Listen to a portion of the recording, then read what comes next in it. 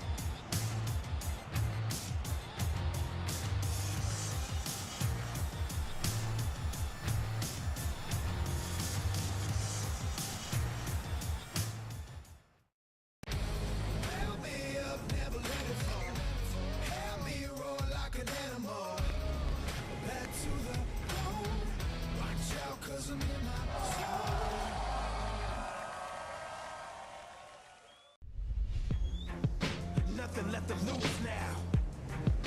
Everything to prove now. Long as I'm alive, I'ma fight back. My fire never cools down. I'm about to catch fire. Yeah, I'm about to catch fire.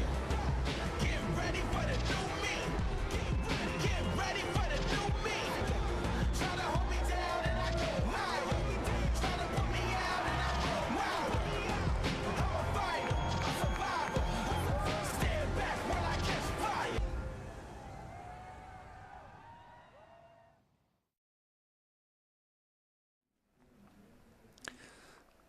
Sawubona is the greeting. A beautiful morning here on the east coast of South Africa. The waves just washing onto the shores as the African sunrise starts to fill in the beaches here in the Bay of Ballito. As we said, Sawubona, the greeting, is the local dialect in the Zulu region.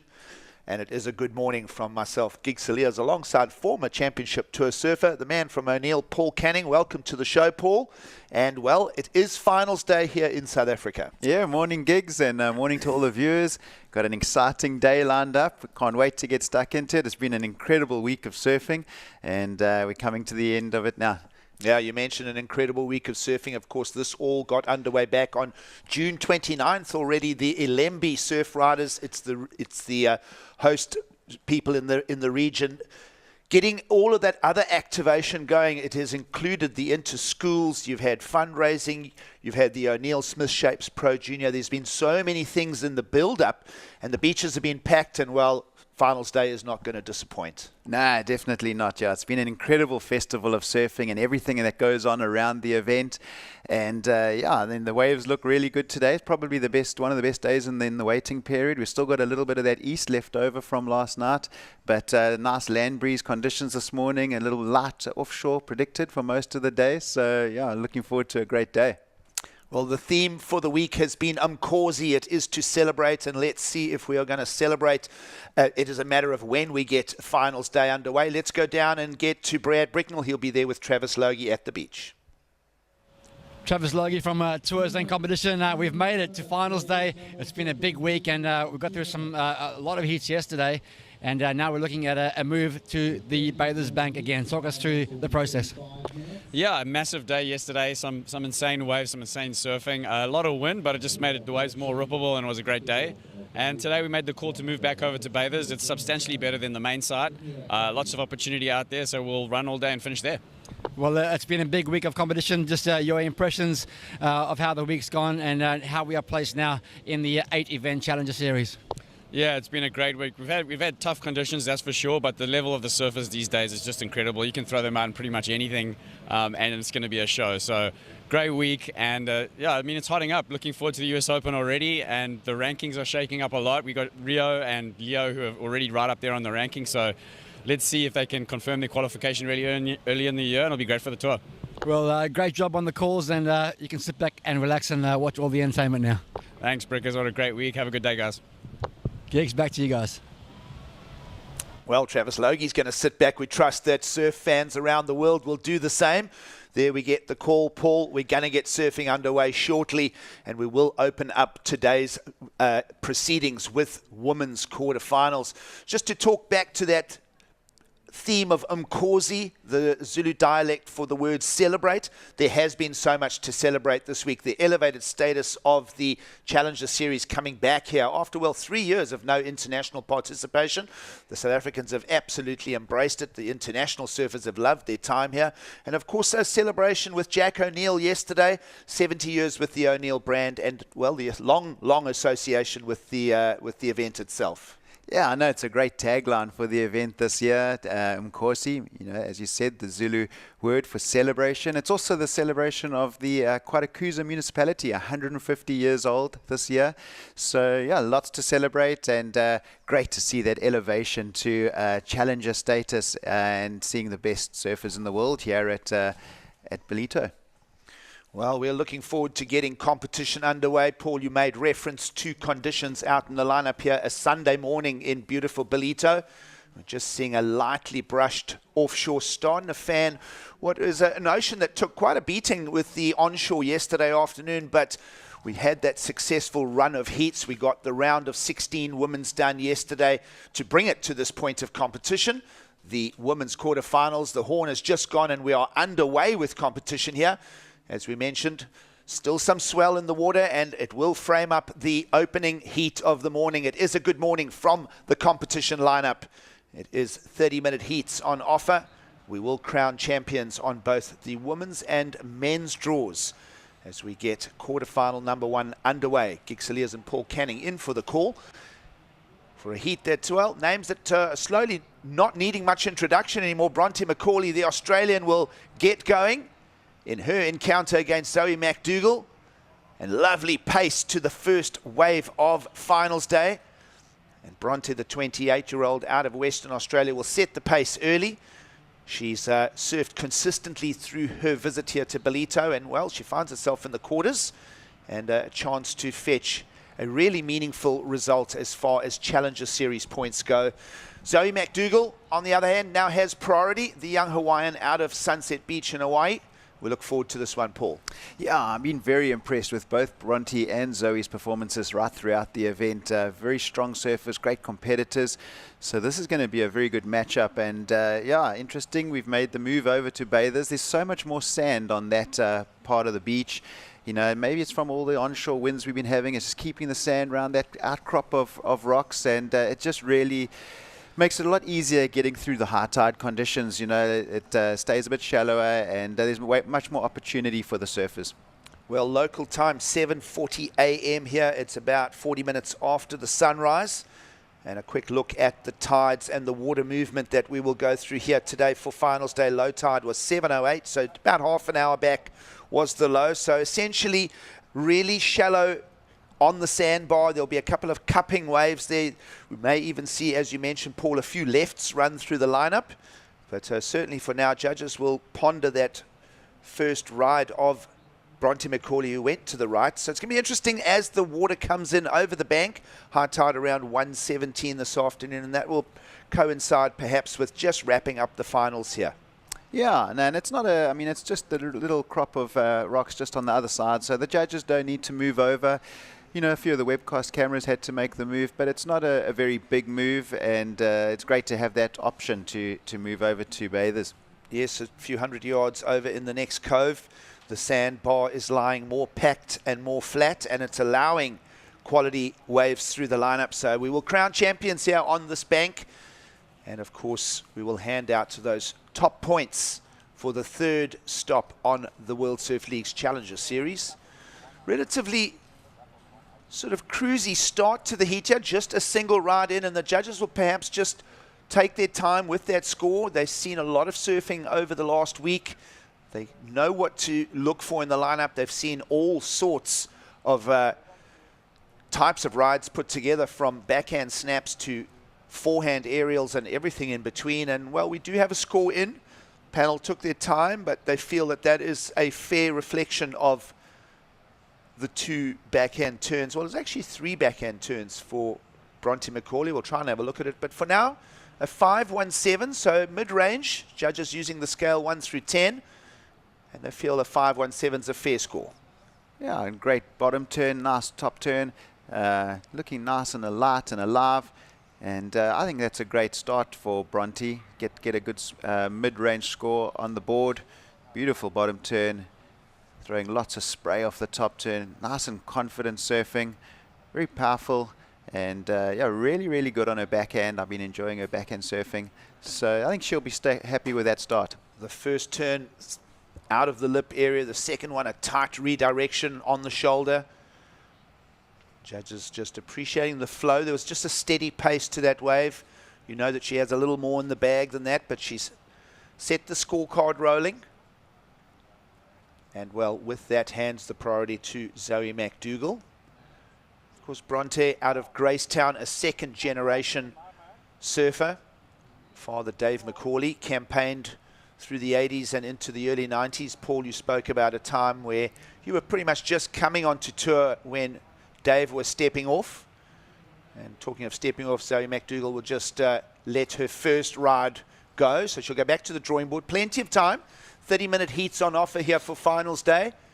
A full 25 minutes still to go. But what's happened is priority back to Bronte McCauley. And we were just talking about, Paul, when you came on tour, mid-90s. It was about the time when Dave was, easing off. Yeah, and interestingly enough, we've actually got Rob Bain, who would have been going head-to-head with Dave McCauley, same generation. He's going to be joining us with a call-in on the webcast in about an hour's time.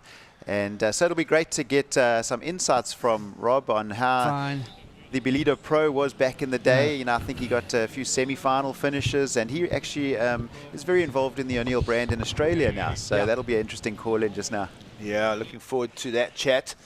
And of course, the long history of the event here, 53 years of competition in South Africa. Back in 1969, the original Durban 500 it was called. Won by a surfer by the name of Gavin Rudolph, who still now is very active and, well, a little older. Gavin is the most active surfer in and around the 70-year-old mark you'll ever meet. And certainly a long history, of course, the 6 wins from 73, I think it was, through to 78 for Sean Thompson. And that long history with O'Neill and competition in South Africa. Let's have a look at this. Under the priority, Zoe McDougall looking to answer to the 517. And she just won't bring completion on that. We'll go back to the drawing board again. Clock slowly moving along, 23.5 still on the clock. And really just the 517 to talk about for Bronte. We're referencing Father Dave McCauley. Of course, lots of talent has always emerged from the Western Australian region. Not only Dave McCauley, many other names as well, Paul. Yeah, it's a great area of the world. I used to love competing at Margaret River. Always used to get some of my best results there. And guys like Taj Burrows, Jake Patterson, lots of very, very good surfers coming out of the area over the years. Well, a lot of really astute watermen from that area. Think of Ant Patterson, Jake's brother, and many other chargers from that entire region. Very wave-rich, similar type of climate to the Cape Town area with their wine, their economy. Of course, every year the Margaret River Pro is such a favourite stop for so many. Paul, you said that you visited there and you got lots of results in the 90s as a championship tour surfer. Yeah, I always sort of relied on that event to get a good result. I think I made it to the semis about 3 times, and back then it was a 6-star, so it was one of the bigger ones on the qualifying series. And who were getting the wins back then? Let's throw a few names around. Taj always seemed to be up in the finals there. He always did, got some great results. But yeah, it's a great wave, and the right-hander that comes off the peak there at Margaret River is really good for your backhand.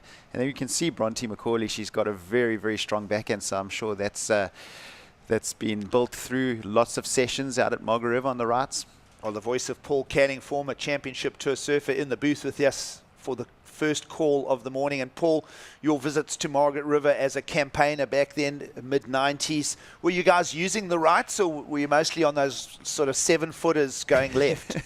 Yeah, it was almost at the time when it sort of changed. You know, we were taking the big sort of guns, the 6.8, 7.0s, and getting those big lefts. But then I think it was almost then that we started looking more at the rights, and now, I mean, you pretty much, the guys just go right. It's that's where all the scores are. You do get the odd left, but the rights is where you're going to get the bigger scores.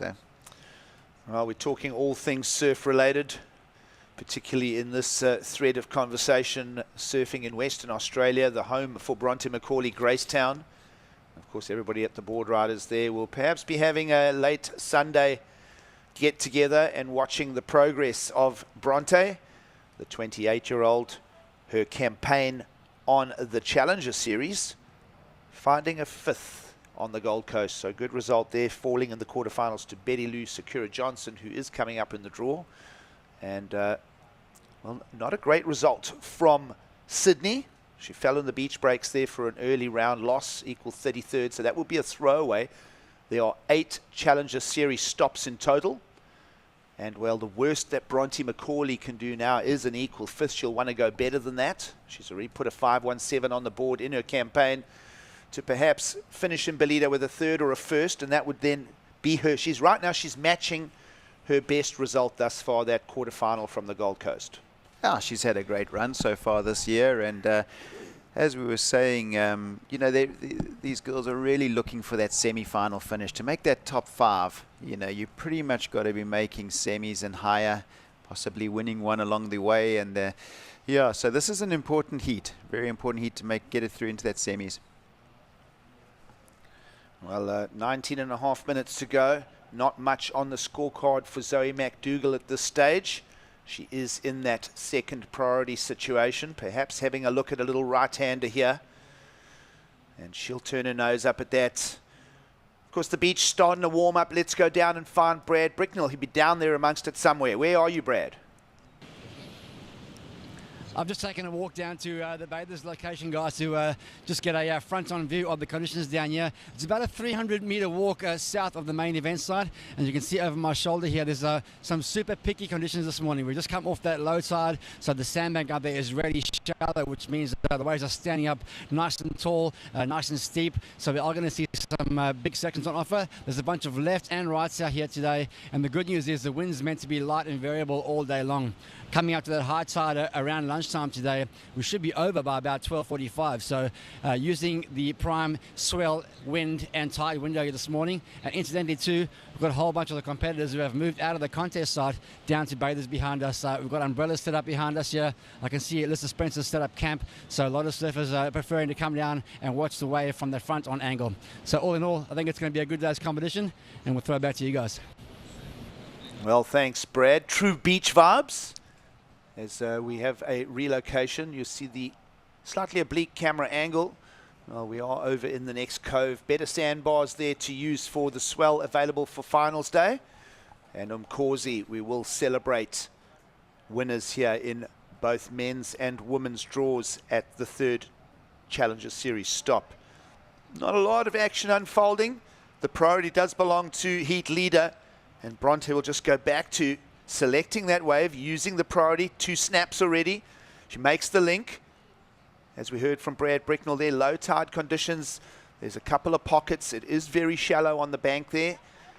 And at the 17.5 minute mark, Bronte McCauley has just stitched up another banking score. She'll make that her second counting ride. So prior to that, just the 5.17. Judges will ponder the score. And for now, Bronte absolutely blocking Zoe McDougall out of any real numbers for her own with that priority usage there, Paul. Yeah, no, great wave. It'd be good to see that replay. But yeah, interesting to see what Brad was saying. A lot of the pros going down and sitting on the beach. And yeah, just as we see Bronte's wave here. So yeah, great first turn. She's really finding these little corners that have got a nice little wall that stands up, and she's surfing very fast and getting great snappy turns. And so that'll add nicely to that 5.17 she's got on the scorecard. So yeah, beautiful bottom turn, nice little snap off the top, and that was a nice turn there, getting a nice little hook in the pocket, and then the third closeout turn. So yeah, that'll be a good wave, I'm sure, coming in for her. But yeah, I think that's going to be really cool for the spectators on the beach. You know, normally the competitors would be sitting in the competitors area and watching from there. And now they're all going to make the move and sit under the gazebos and the umbrellas, and they're going to be down on the sand with the fans. So that's going to be well, it's a Sunday at the beach, right? Yeah. Well, it's good vibes here, and it is finals day. Lots of celebration will unfold during the course of the next hours. Bronte McCauley, meanwhile, waiting for her second number to fall. I like the quick transition out of turn 2. She had to immediately adjust and get over a little buckle into that third pocket. So 3 essentially sound maneuvers. May see the score go just a little higher than her opener of a 5.17, Paul. Yeah, I think so. Yeah, she's really she's been selecting the waves really well. You know, as there's just peaks up and down the sandbank, and it really is just coming down to the wave selection. Here we see Zoe finding a wave of her own, one big hit off the top, but just not having enough of a corner to get that second and third turn in. Well, at the halfway mark, 15 minutes to go, Zoe McDougall finally won reasonably strong turn, and that score in for Bronte McCauley, a 5.1, so just a decimal short of her opener of the 5.17. Interesting spread of scores there. One judge went 4.8 out, the other went 6. So that's a 20% variance right there, but highest and lowest opinions lob off. The remaining 3 average out for a 5.1. And as we hit the halfway mark, we'll take a quick break here from quarterfinal number 1 from finals day at the Ballito Pro. Hi, I'm Lauren Ely McGregor, Senior Board Short Designer at O'Neill Clothing.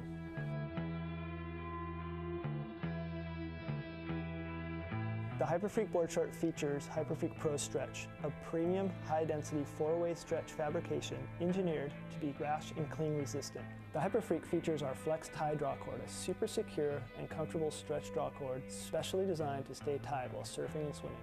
The Hyperfreak has a welded zip pocket with a low-profile, functional design to keep your goods safe and secure. This board short features O'Neill Hyperdry, quick dry water repellent treatment. The Hyperfreak, the ultimate performance board short.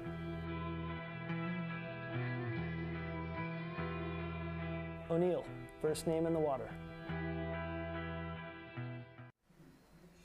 Welcome back to the show. It is finals day here in Ballito, South Africa. The Ballito Pro proudly presented by O'Neill. Gig Saliers alongside Paul Cadding from the brand, former championship tour surfer. It's always so good to have your involvement, Paul, and a great association. 70 years of celebration here with the O'Neill brand. It's a rich history. And then, of course, 53 years of the running of this event. Yeah, morning, Gigs. Yeah, it's incredible. You know, we're so proud and honored to be part of the Ballito Pro and the Quarterfinal municipality. It's a great partnership. It's been going now since 2019, and we foresee it going long into the future. Well, of course, Mkhosi is the tagline for this year's event. The Zulu language, Mkhosi, means to celebrate, and we celebrate 70 years. Of course, yesterday, Jack O'Neill Day. And as we mentioned, the long-running 53rd edition of this event from the shores of South Africa. And of course, all eyes on the continent. Now just 2 days until the start of the waiting period for the championship tour stop, the Corona Open J-Bay, which will feature 4 South Africans on the men's side of the draw. Very exciting news with the success of Luke Thompson here in the lineup in Ballito, getting to the round of 16, the highest placed South African. Gets that wild card call-up care of Tours and Competition. So not only will Luke Thompson be the South African, of course, Geordie Smith, multiple winner, O'Neill team rider, will be in the draw at Jeffreys Bay. Matt McGillivray, the hometown flag will fly. And then, of course, the hometown flag expanding to the other end of town. Jose Faulkner from Pelseris in the suburbs of Jeffreys Bay will be in the lineup. So 4 South Africans in the upcoming Corona Open J-Bay. But today is finals day at the World Surf League's Challenger Series stop number 3. It is Ballito. And we'll go back to the water to focus in on what has unfolded. While we were at break, Paul, a 5.53 in for Zoe McDougall, who has the priority. She remains in second, trailing, looking for the 4.74. We'll pull back the tapes to have a look at the 5.53. And that is going to go slightly higher than any of Bronte McCauley's scores thus far. Yeah, very interesting for Zoe. That was that one big turn. Must have been that way with that one big turn that she ended up getting the highest score of the heat so far. So that'll be sending signals out to Bronte.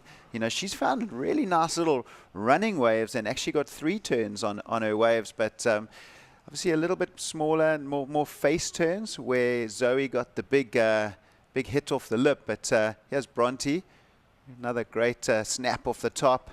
And her waves, as we say, just offering a little bit more. But I think now she's going to be looking for that set and trying to match that one big lip turn that we saw Zoe do. Well, that last rider, Bronte McCauley, a 4.33, not in her top 2. Meanwhile, on the other side of the peak, a look at the left-hander for the Hawaiian. Into the pocket, let's go, a ripping turn. Just buried the toe side rail as she came out of that, but she brought completion. And she'll get rid of a low score of a 1. She'll add it to her scoreline, 4.74 requirements. Care to go into a discussion of opinion, Paul? Do we see a heat lead change here with 10 minutes on the clock? Sure, that's a close one. Let's just see live action here. Bronte will get going again. 10 minutes on the clock. She'll let go of a turn of her own, 2-turn combo. Lovely backlit there, the sunlight filling into the lineup here in the Ballito Bathers Cove. And Bronte McCauley will keep her scorecard ticking. Her previous replay we looked at was a 4.33. Remember, she opened with a 5.17 and a 5.1. So now her wave number 4 we've just seen. Does that up the numbers ever so slightly?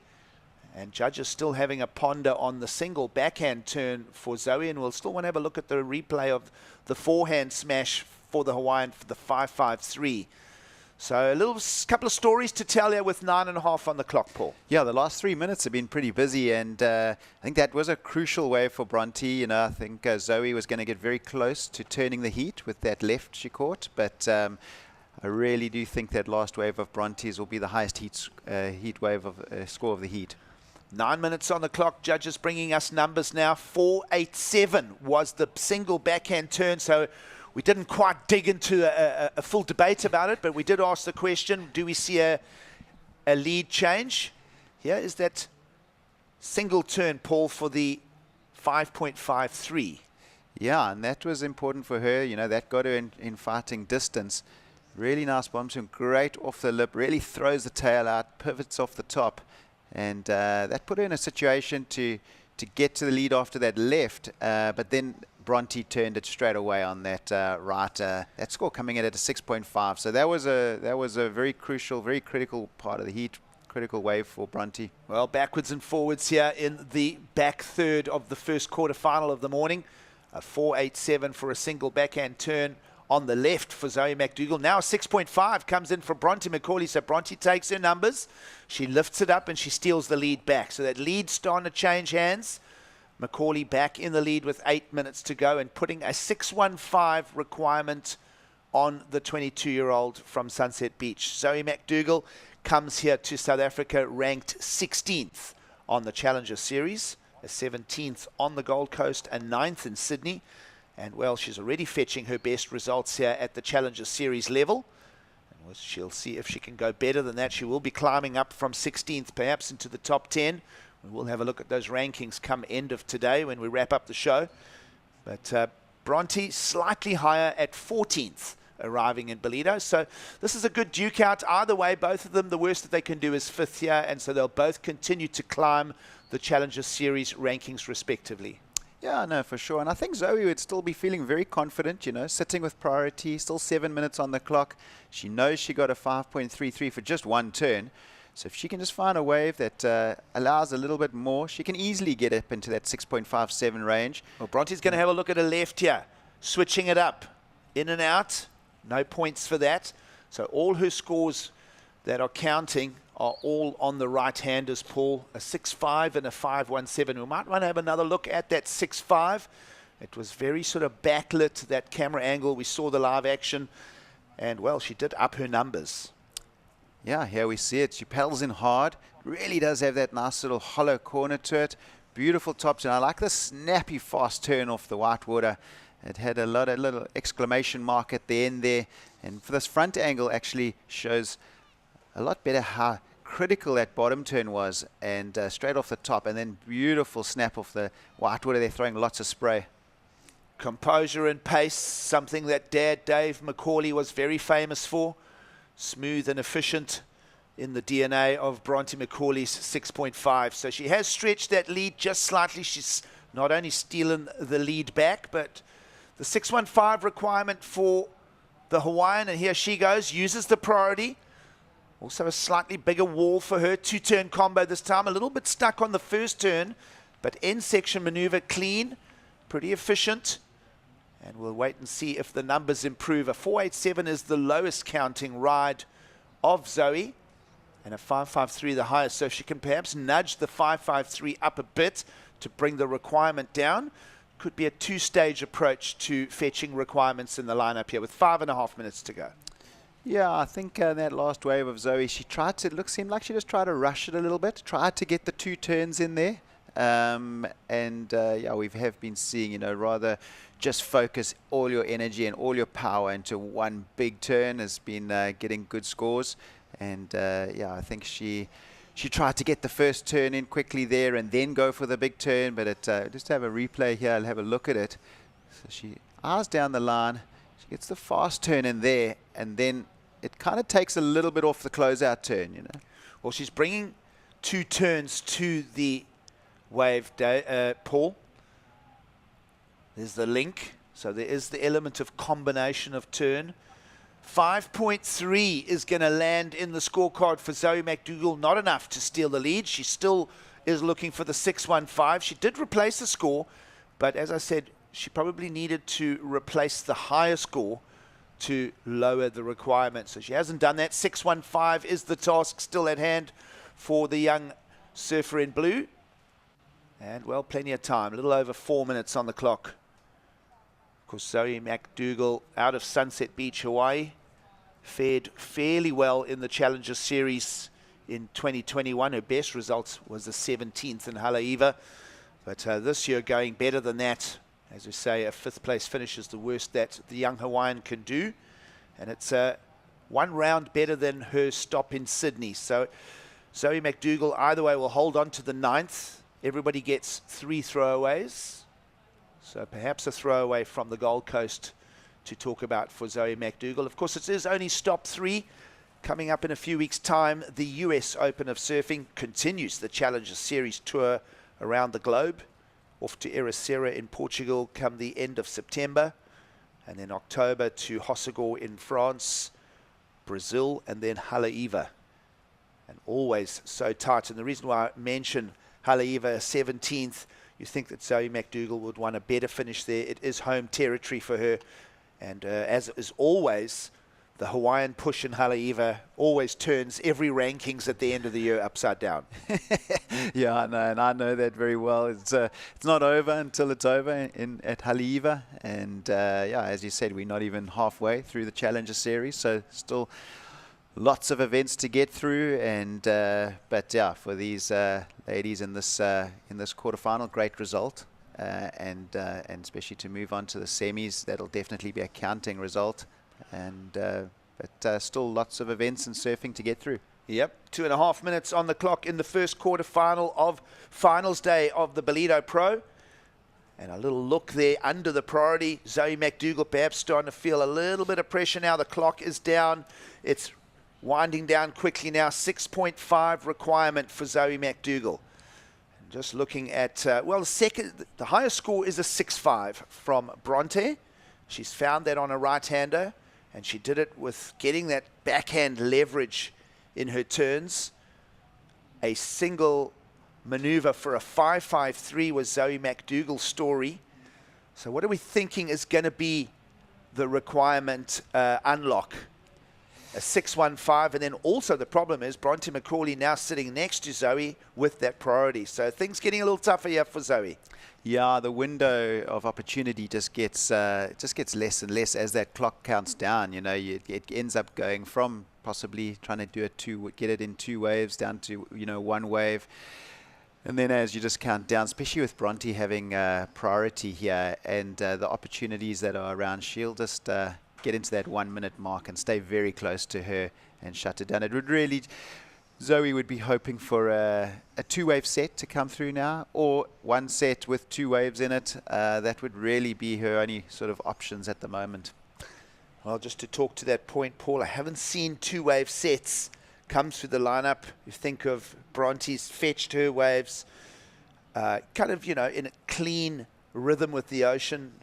No sets, just single waves. We're down to 1 minute. Bronte McCauley perhaps has Zoe McDougall against the ropes here.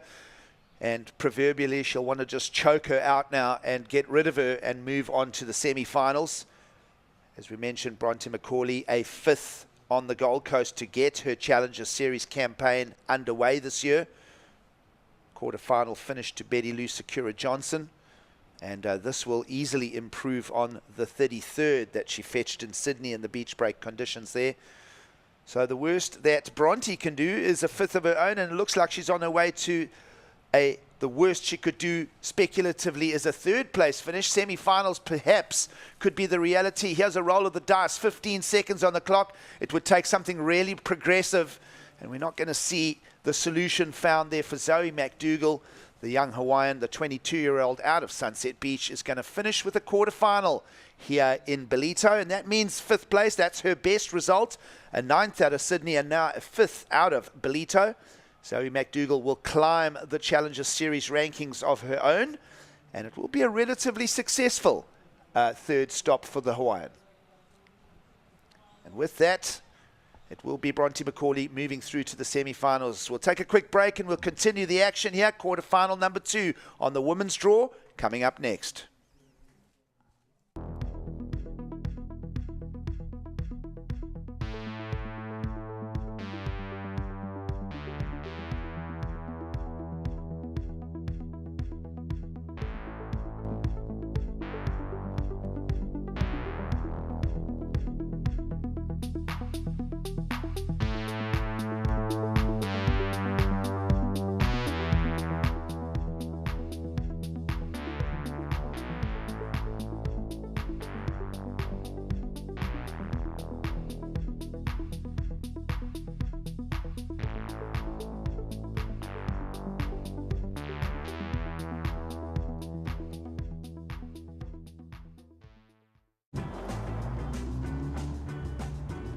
Your love lifted me higher than I've ever been lifted before. So keep it up with my desire, and I'll be at your side forevermore. Calm yourself You know down. your love keep on lifting higher, higher and higher. I said your love keep on lifting higher and higher. Now once I was downhearted, disappointment was my closest friend. But then you came and he soon departed, and you know he never. Sawabona and good morning greetings from finals day at the Ballito Pro, the 3rd stop on the World Surf League's Challenger Series. It's a good morning from myself, Gig Cilliers, now joined in studio by Brad Bricknell. Welcome back, Brad. A big day.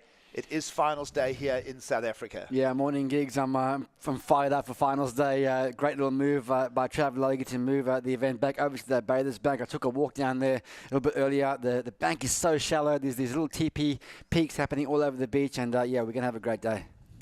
Good morning and welcome back to the lineup. It is quarterfinal number 2. We will crown a champion in the women's draw here. 64 women. The field worked down to the final 8. Now we'll cut it in half again to frame up the semi-finals. We have already established a semi-finalist in the form of Bronte McCauley getting that win over Zoe McDougall. And now we'll focus in on Elisa Spencer taking on Macy Callahan in another heavily loaded Challenger Series quarterfinal heat. No rides yet as you join the action. 30-minute heat set out by Tours and Competition. 27 minutes still remain on the clock. Elisa Spencer, the American in the red, Macy Callahan in blue. Yeah, I love this matchup, Gigs. It's a natural footer up against a goofy footer. We've heard Macy reference throughout the event that she loves going left, so keep an eye for on the Australian from Avoca Beach. She's probably going to be hunting those left-handers, and Elisa Spencer's got a deadly backhand as well, so we'll see which way they decide to go on those opening exchanges. This is not the first time this week we're using this bank, Brad. We were here 2 days back and Macy Callahan was going into the 8s. Yeah, she made the highlight reel on one of those post-show days, Gigs, finding those left-handers. So she's obviously got that championship tour experience, and she knows what it takes to get back onto that elite tour. Relatively windless this morning, just a light, almost a light offshore, we could call it. It's like a little... It's almost light variable. It's hard to predict actually what is going on with the wind. We had a buffeting northeaster yesterday afternoon and a solid lift and swell to bring us a highly entertaining men's quarterfinals yesterday afternoon. Of course, yesterday we woke up to 16 men and 16 women. We've worked it all down, and we did get the men's quarterfinals done yesterday in pretty washy, bowly onshore conditions, and well, we got some value out of that, didn't We've got we? so much value out of that. Do yourself a favour and go and find those highlights, because it was some of the most entertaining surfing we got to watch. Conditions were tricky, but some of the performance levels were through the roof. A lot of aerials, a lot of 8-point rides, excellent rides. So yeah, what a great day. And just talking about picking up on your point around the wind, just got that little morning sickness effect on it this morning. The forecast is for those variable winds, gigs, so we're not going to get those fanned offshores, but the wave faces are certainly super clean. A little bump and a lump here and there, but when some of these come top to bottom, hit that bank, there's some really good waves out there. Well, Brad, when we spoke to you down at the beach for the call, we'd just gone through the low tide. Now the push all day for finals day, well, for the window of competition, we've got that high tide out at after lunch. So we should, if there is any energy left from that swell of yesterday, it will show itself, you know, in sort of fits and starts through each heat as we crown champions today. Yeah, the finals day, everything, you know, after 5, 6, 7 days of surfing, it all comes down to just fitting all the heats into this final day, and it's been awesome that we can actually time it with that pushing tide and be done by the time that high tide rolls in later on after lunch. So a good call. It's like putting a jigsaw puzzle together, these events, just making sure you just don't have one piece left out at the end. And yeah, Trav Logie done a great job all week long. Yep, he's picked the eyes out of it. It's probably been one of the more challenging, excuse the pun, challenging sets of charts to work with for such a high intensity level of Challenger Series event. But not only that, a massive draw, 96 men, 64 women. That's a lot of heats to get through, and we didn't have a huge amount of throwaway time. So Travis had to pick it, and he's called it spot on. That's like having one of those puzzles that fit on the whole dining room And then there's table. one last piece of wood that just has the last triangle doesn't fit somewhere. Yeah, and then we're going to turn the lights out halfway through the building of the puzzle too with load shedding. So I think everyone's done an amazing job to get this event done, navigate all those twists and turns, and here we are on finals day. It's been a great spectacle for South African surfing. It's amazing to see international surfing back here since the first time, 2019, the last time we had it, and it looks like we're going to get this heat underway. Well, here we go. Callahan, we said that she loves the left-hander. She held the inside position, and the tall frame of the Evoca surfer will nail an opening score, and that sends a strong shout-out to the rest of quarterfinal number 2. Yeah, what a way to start a heat. We know Macy is so strong on her backhand. She's from that Central Coast region. Evoca, the Evoca Beach board riders are such a strong community down there. She's honed her skills in those beach breaks. She's gained experience on the championship tour, and now she's here at Ballito Bay and opening up this quarterfinal with an absolute hammer. Wow. We'll wait and see what number comes for that. I don't mind getting into a little debate over it, Brad. I'll debate it. I'm all about it. I think it's going 7+. Okay, you're going 7+. I'm agreeing with you. Do we see an 8 though? Well, I think I'm going to say no right now. Well, we've got to put it out there. We've got to be decisive. Let's take a look at it. It's a bigger set wave, so she waits nicely for this opening turn, gets it up in the hook with some nice spray, and then perfectly timed second bottom turn to get up and over that section beautifully. So you'll see timing super critical here. May's just waiting for the perfect opportunity to pounce. There it is. Gets her body in a nice position, able to kick that back tail out, and then critical turn on that closeout turn. So I think definitely 7 points, and I don't mind putting my name and reputation on the line if I get it wrong. I was trying to get to, well, we painted you into an opinion for 7. I'm saying maybe as high as 8. Well, oh, come on. Who's going to get the debate right? 8.83? I said 7+, so that means I opened the door. But Giggs, you called it the first excellent ride. I love it. And a well-deserved score, you know, like waited patiently, picked off a beautiful-looking left-hander, and then absolutely didn't waste any opportunity. I think I liked her, Giggs. There was no downtime between that first and second turn. Beautiful transition in that bottom turn. We'll review it one more time. So, again, bigger set wave. That's a big tick. Squares off the bottom here. Big opening turn right back into that power source, and then no downtime in between turn 1 and 2. Hits it up there for the vertical crack, and Giggs, I don't mind giving you the extra point there for calling 8 on the nose. We're just the commentators, Brad, but why not go into the excellent category? The transition, Brad, you spoke of transition between the turns, and each turn had so much amplitude in the lips. So there we go. The pace is set for quarterfinal number 2. And now, how does Elisa Spencer reply to that? Well, I'm awake. I'm awake, if anybody's wondering. I'm on the edge of my seat thanks to Macy's opening. 8.83 too, so that almost went up into that 9-point range. And reviewing it again, I think that is a very good call. You know, we've seen this event grow over the last few days, and we've seen those scores being quite consistent in that sort of 6.5 to 7 range for those two-turn combinations. But this one had a bigger set wave and a really solid closeout turn for Mace. So solid score, and this is going to put some pressure on Spencer straight up. Well, Macy Callahan feels like she's been around for ages, just 21 years of age. The surfer from Avoca on the New South Wales Central Coast, setting the pace here in quarterfinal number 2. Brad, I think you may have been part of it, the call down in Kiama, the World Juniors in 2016. To me, that's when she really shot to limelight. Prior to that, she'd obviously done a lot of hard work to get to that point. But, well, Callahan now really setting the heat alight. Yeah, I mean, that's incidentally, that event was a running left-hander, so she really does love surfing on her backhand, does Macy. And then we saw her also catapult onto the championship tour a few years ago. From memory, I think she made a final, you know, so she knows what it takes to maintain. Of course, you know, it is a cutthroat world, that championship tour. She did fall off the tour, but now I think just had an opportunity to sort of regroup and regather, refocus herself, and I think she was lying 9th coming into this event, if I'm not mistaken, Gig. So this will be a big result for her as far as that overall ranking is concerned. Top 5 women will go through to the championship tour. Well, no matter the outcome, Macy Callahan will fetch her best result on the Challenger Series. Here she already goes with a second ride, switches it up, carve in the pocket, comes around the bowl. This right-hander not with as much wall and run down the bank as the left-hander. And another right into the lineup, and Spencer will get going. Backhand approach, deep. It's a big pocket, and she lets go a lot of spray. We saw Bronte doing this in the first quarterfinal, and she'll hold it together. A couple of little stitches popping on the seams there, but she holds the picture together. Oh, I love this. This is a great exchange. 19 minutes to go, and it's game on here in quarterfinal number 2. And, well, Callahan just keeping her scorecard moving. Macy's put a second ride on the board.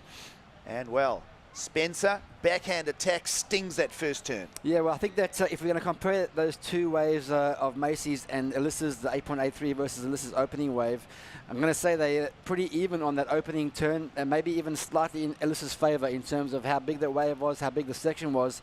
The thing that goes against Alyssa Spencer is the second turn. She had a bit of work to do to get across that section. You mentioned that the seams were starting to stretch there. She was trying to hold it together, and that second turn not as dynamic as Macy. So I don't know if it's going to go higher than Macy's wave, but it's certainly going to be a good opening exchange.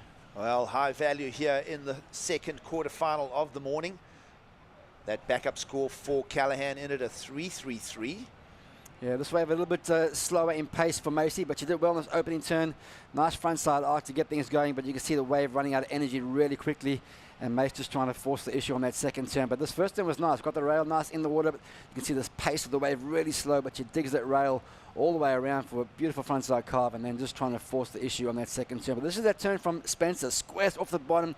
Vicious top turn on her backhand, then gets up and over the section, but has to really work it to get down that section. So not as dynamic on the second turn for Alyssa, but I'm giving her props for the first turn, bigger than Macy's. Well, watch how she loads this one up. We saw Bronte get a 6.5, and that is a hammer from Elisa Spencer. And the judges are going to go 7.5 here, Brad. Could have been a touch more, but as we say, two-turn contribution. And back into action is Elisa Spencer, building her second counting ride of the quarter. 7.5 to start. So 2 backhand attacks, one in the natural foot of Callahan, and now the goofy foot of Spencer. So 8.83 plays a 7.5 for the opening 2 counting rides. Oh, what an amazing exchange. I love this. This is such a great matchup. 2 incredibly talented young women, and they're just playing to their strengths here. They're very strong on their backhand, and well, that big spray kicked up from Alyssa Spencer, and that 7.5, well, you know, I think it's a fair call. Macy's two-turn combination a little bit stronger, primarily based off that closed-out second turn. So, well, we're in for a treat now with 16.5 still to go. Well, not a big requirement at this stage. Elisa Spencer just on the look for the 4.67. She's going to get a 2.5 and go back to the drawing board. Priority with Callahan. Both surfers campaigning in the first 2 stops of the Challenger Series in Australia.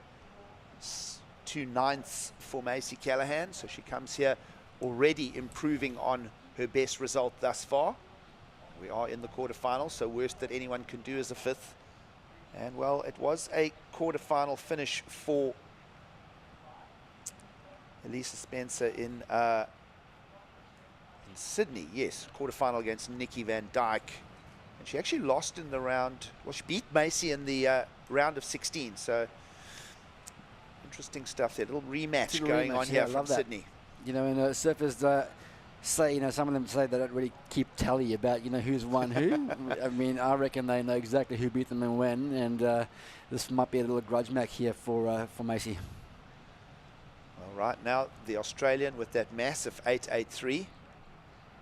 And you think if Macy can just fetch, you know, a 6 in the lineup, it's going to really stack up a big requirement for Elisa Spencer, who just speculate the second half of this quarterfinals. We're at the halfway mark here, and quarterfinal number 2 unfolding with an 8.83 and a 7.5. We'll throw to a quick ad break, and we'll be back for the second half of quarterfinal number 2. It is the Ballito Pro coming to you from South Africa.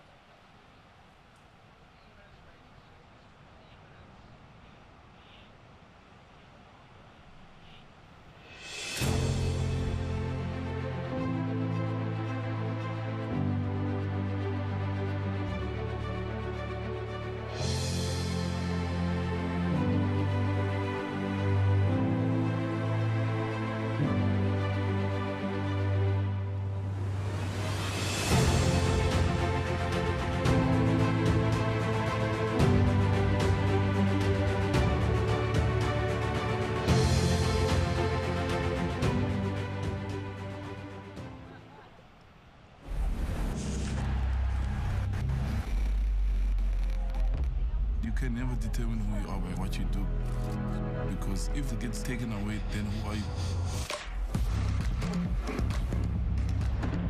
My circumstances do not define me, I define me. Just stay true to who you are, and if they don't like it, stuff that.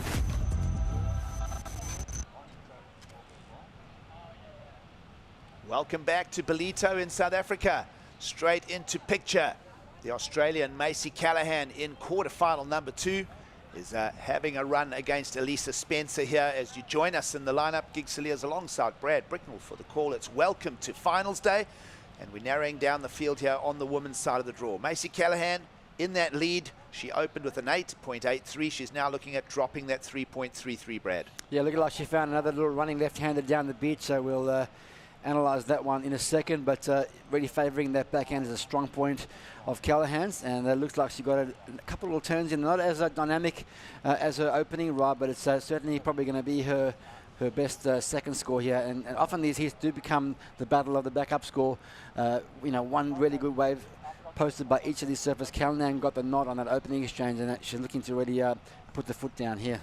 Well, we speculated that if Macy could just, you know, step a 6 into the scorecard, she'd really put Spencer under pressure. She's not going to go that high.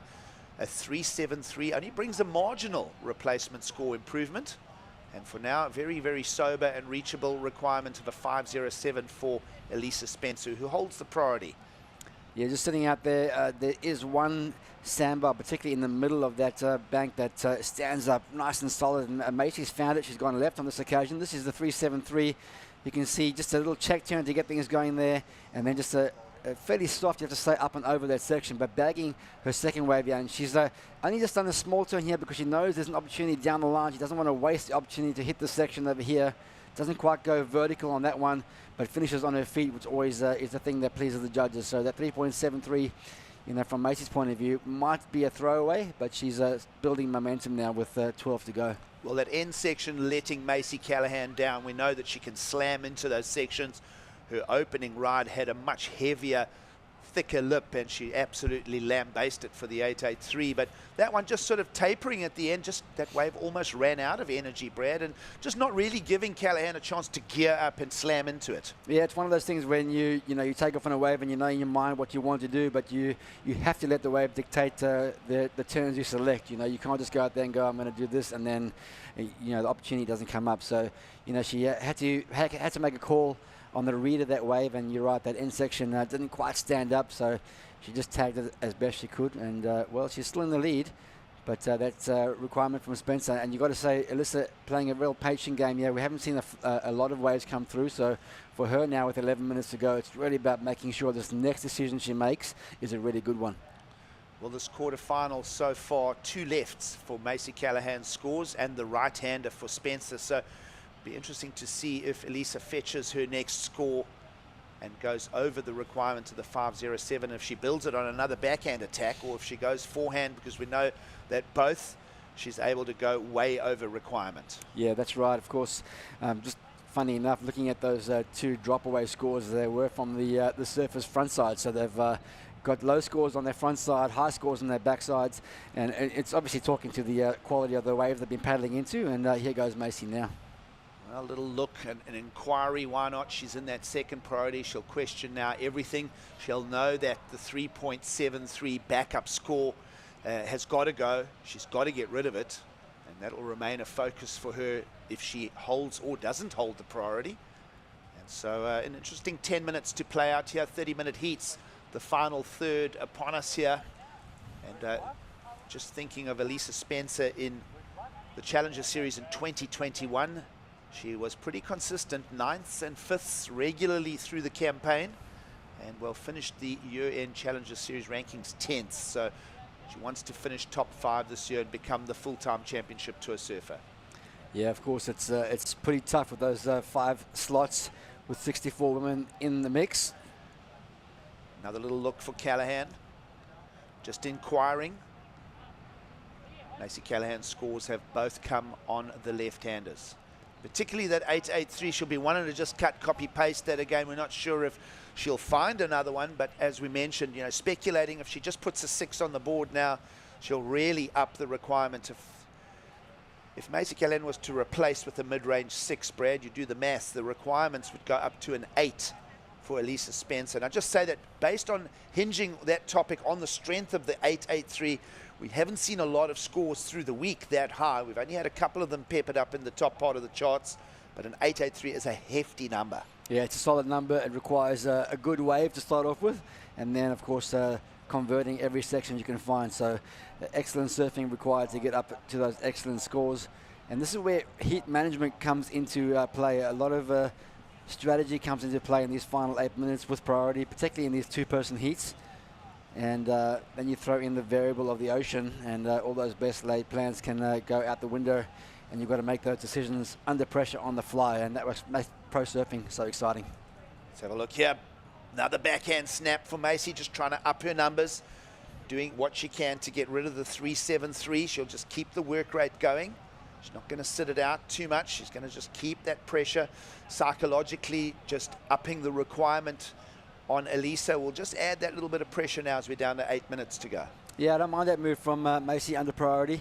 She knows that second score is not an absolute banger, the 3.73, so she's really trying to just work that number up like you mentioned, and I like the vertical hit on that wave. Opportunity stood up a bit more for her.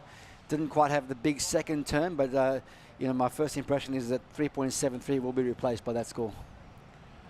Wait for the number to land. Meanwhile, priority just not pushing Elisa Spencer into any substandard wave selection. She's just sitting it out. She'll just lend an ear to the new requirement, which has climbed to a 684 because last of Macy Callahan improves her numbers, a 5.5, so it's getting closer to that 6-point backup speculative discussion, Brad. Yeah, I think Macy made a very good decision there to hunt for something under priority, and now some more pressure building. She's got such a solid backhand attack, and I just love the way she took off on that wave and went straight into that lip line maneuver, just really kind of punctuating that first turn. So solid surfing, but also solid strategy here from Callahan.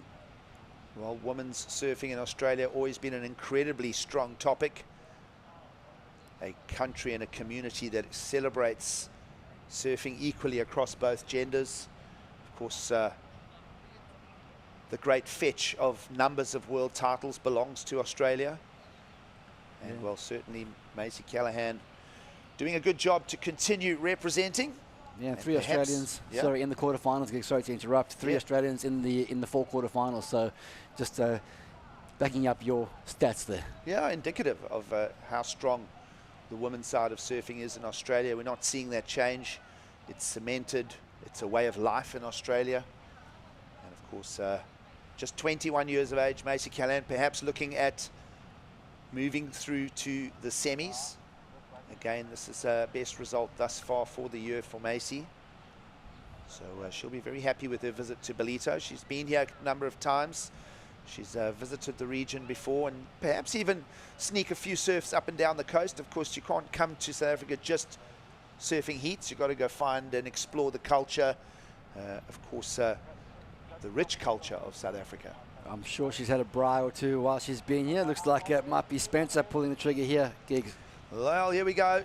Live action. Back in the top corner, that lip just not pushing as hard as her opening score of the 7.5. End section, a better connection than her first ride, and she'll get rid of her 2.5 just like that. And we're down to 5 minutes to go. We'll see where that number goes, what story comes from it. 6.84 requirement. Let's open up the discussion and the speculation again, Mr. Brad Bricknell. Well, I'd love to see that wave again. You know, my first impression was, oh, here we go. That first turn is going to be very similar. But it was similar in the first part of that turn, but then she caught a little bit of an edge, and I think that knocked her confidence a little bit, because I feel like that second turn was a little bit softer from Melissa Spencer. Not too much aggression thrown in here, so let's have a look. It looked like a similar bowl to her first one when she got going, Brad. Beautiful bottom turn. You can see it just got stuck there. There was a little splinter in that wave, and she managed to tag that section nicely, but it wasn't an aggressive turn. You know, no drift to the tail. But let's have a look here again. You can see this wave has a little splinter in it, so the bottom turn, beautiful. First turn, great, but you can see a little bump in that wave, which enabled her, well, didn't enable her to go all the way around. Maybe just threw her confidence off at that point in time, and she's thinking in her mind, I need to finish this wave on my feet. So just, I'm going to use the word conservatively, hits that end section, but a good completion nonetheless. Yeah, something that came out from that replay to me, Brad, is how well structured her back arm is. We may even do another replay of Spencer, because you look at all the great goofy footers, that back arm, they just keep it trailing. It just stabilizes every bottom turn. Here we go for live action. Look at that back arm again. Let's go of the turn. This is a hunt for numbers now. Lovely flexing turn from Elisa Spencer, the Californian. Trying to get some momentum here in the back part of quarterfinal number 2. She's chasing the 6.84.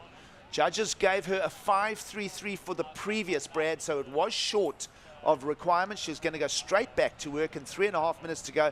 Expect even more from the American in red. Yeah, now that closeout turn is exactly what I was asking for. You could see a lot more aggression in that closeout turn from Spencer on that last wave.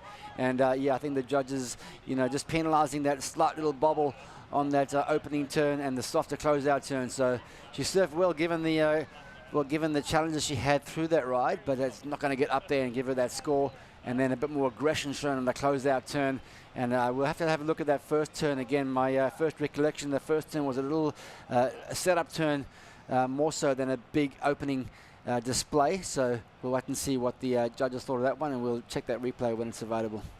Well, we're waiting for numbers to land. 2:45 on the clock. We feel that Spencer will still be looking for waves in the lineup, because this is going to come in at a 6.07, Brad. It's still short. Yeah, you can see this turn was cut a little bit short, just so she could make sure she could get to that second section, which she did amazingly at. A big, aggressive closeout turn, and unfortunately she couldn't get onto that third section that ran off down the sandbar. So very well constructed ride. Points probably just coming in under the requirement there, because she had to cut that first turn a little bit short. Well, 0.8 short. 6.07 found, 6.84 required. 2 minutes 10 on the clock, and well, have a look where Macy Callahan is. Yep, with priority, sitting shoulder to shoulder with Elisa Spencer. And I just think Macy's has controlled this heat nicely as far as her strategy is concerned. She banked that early score early. She hunted under priority. And you always want to come into those final few minutes with the lead and priority in these two-person heats. Finals day here in Ballito. The beach starting to pack out. The temperature's rising local time just after 8:30 in the morning, and considering it is winter, well, it is kind of early for a winter morning, but people are already down here and they're soaking up the action with now 90 seconds to go in this quarterfinal number 2. 6.07 for last of Spencer, and Macy Callahan still sits with a 5.5, but it's enough to put that pressure of the 6.84 on the American. And we'll ask the question, is Spencer going to just try and snake around the lineup and get away from the cover of the priority of Macy? Yeah, well, That's the traditional strategy. When you're in that position, you've got to put some space between yourself and the surfer with priority. It's the only way you're going to get an opportunity to strike for that lead. But you know, Macy's a long-time competitor. She's very soft-natured on land, but I know in the water she loves to compete. And we'll see what happens here in these last 45 gigs. Well, a little bit of movement in the lineup. You see now backwards and forwards. Spencer now paddling towards the north. As we say, just trying to get away from that cover of the priority. Heat leader is not going to try and allow any opportunity for Spencer to find a wave.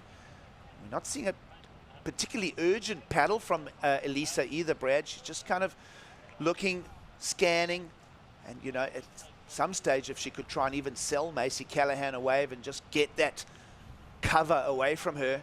But it looks like it's going to be a countdown with 10 seconds to go, Brad. Macy Callahan has done a great job. The 8.83 at the start of this heat was the strength of the discussion, and Macy's lent on that because she only found a 5.5 as a backup, but it's going to be enough to get the result and move to the semis. Yeah, Ocean went a bit sleepy there, unfortunately, from the Spencer camp.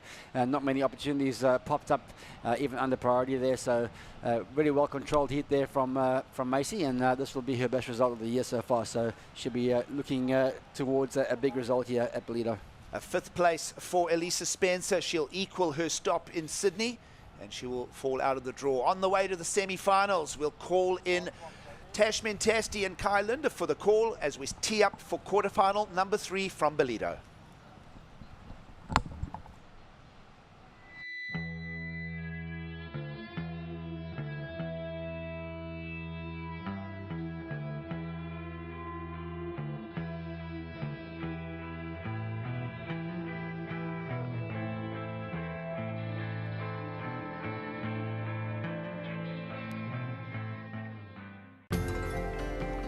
We're the WSL. We travel all over the world, chasing the best waves and surfing the nicest beaches.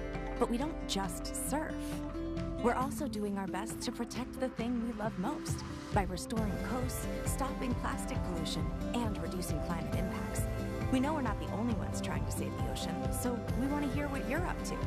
Use #WeAreOneOcean and tag WSL to share your sustainability story.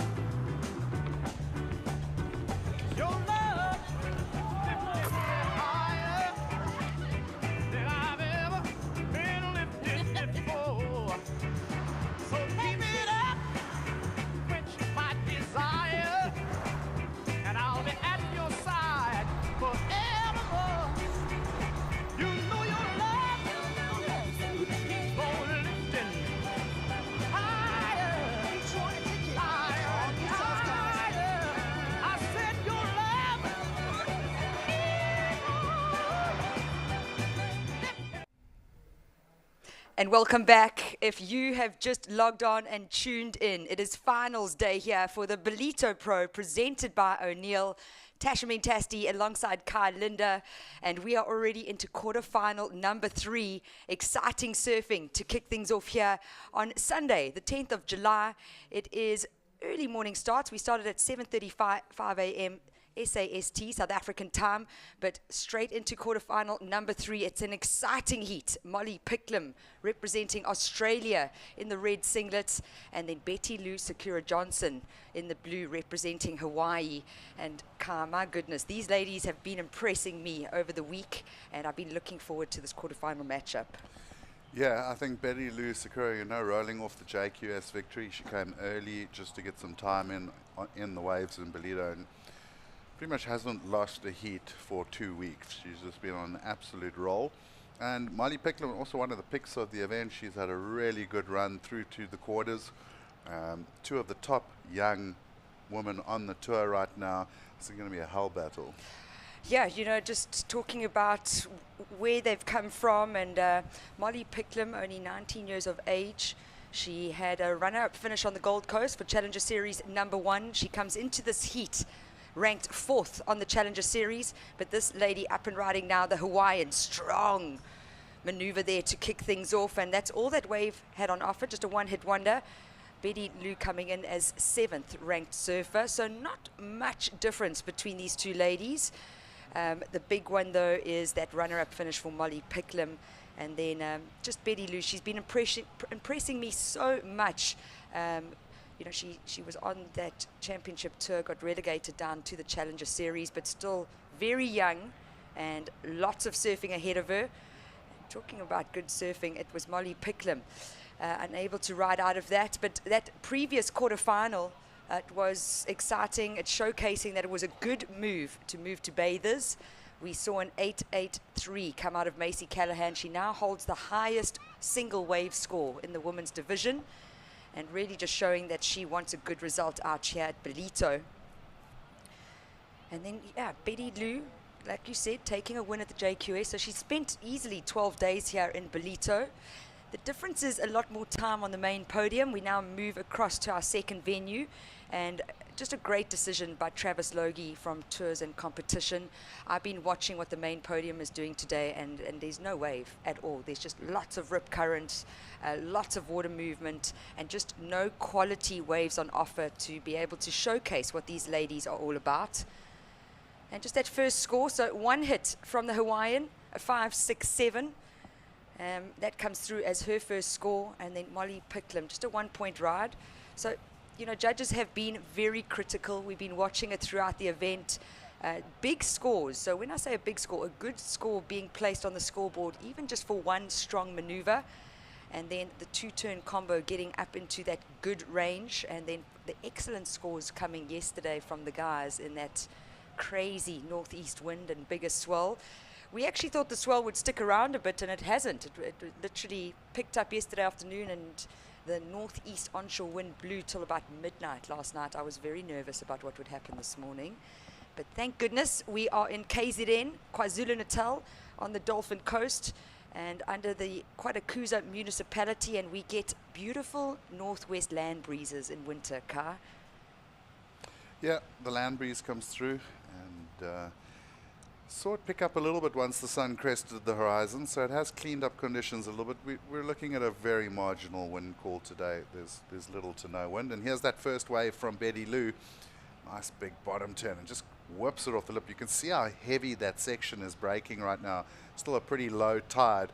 I love how you can just see her focused on where she was going. It's a good point of reference for any groms out there wanting to know how to go and attack the lip at a challenger level. You've got to be looking where you're going. It's incredible through this event to watch the top ladies and men. They'll be up in the lip, and they're not looking at the landing. They're looking at where they're going down the line. Yeah, I believe surfing is one of the most technical sports in the world. We've got a forever changing playing field, and then we're having to adjust to what Mother Nature throws at us. And just looking at that, I mean, it's a quick adjustment very quickly. This wave is breaking very shallow on the sandbar, and you need to be able to adapt very quickly. And answering straight back, Betty Lou Sakura Johnson. So a nice two-turn tag from both ladies. The Australian is in red, Molly Picklum, the Hawaiian in blue. And just looking at some research on Molly Picklum, I mean, only 19 years of age. She is the 2019 Junior Australian Series winner.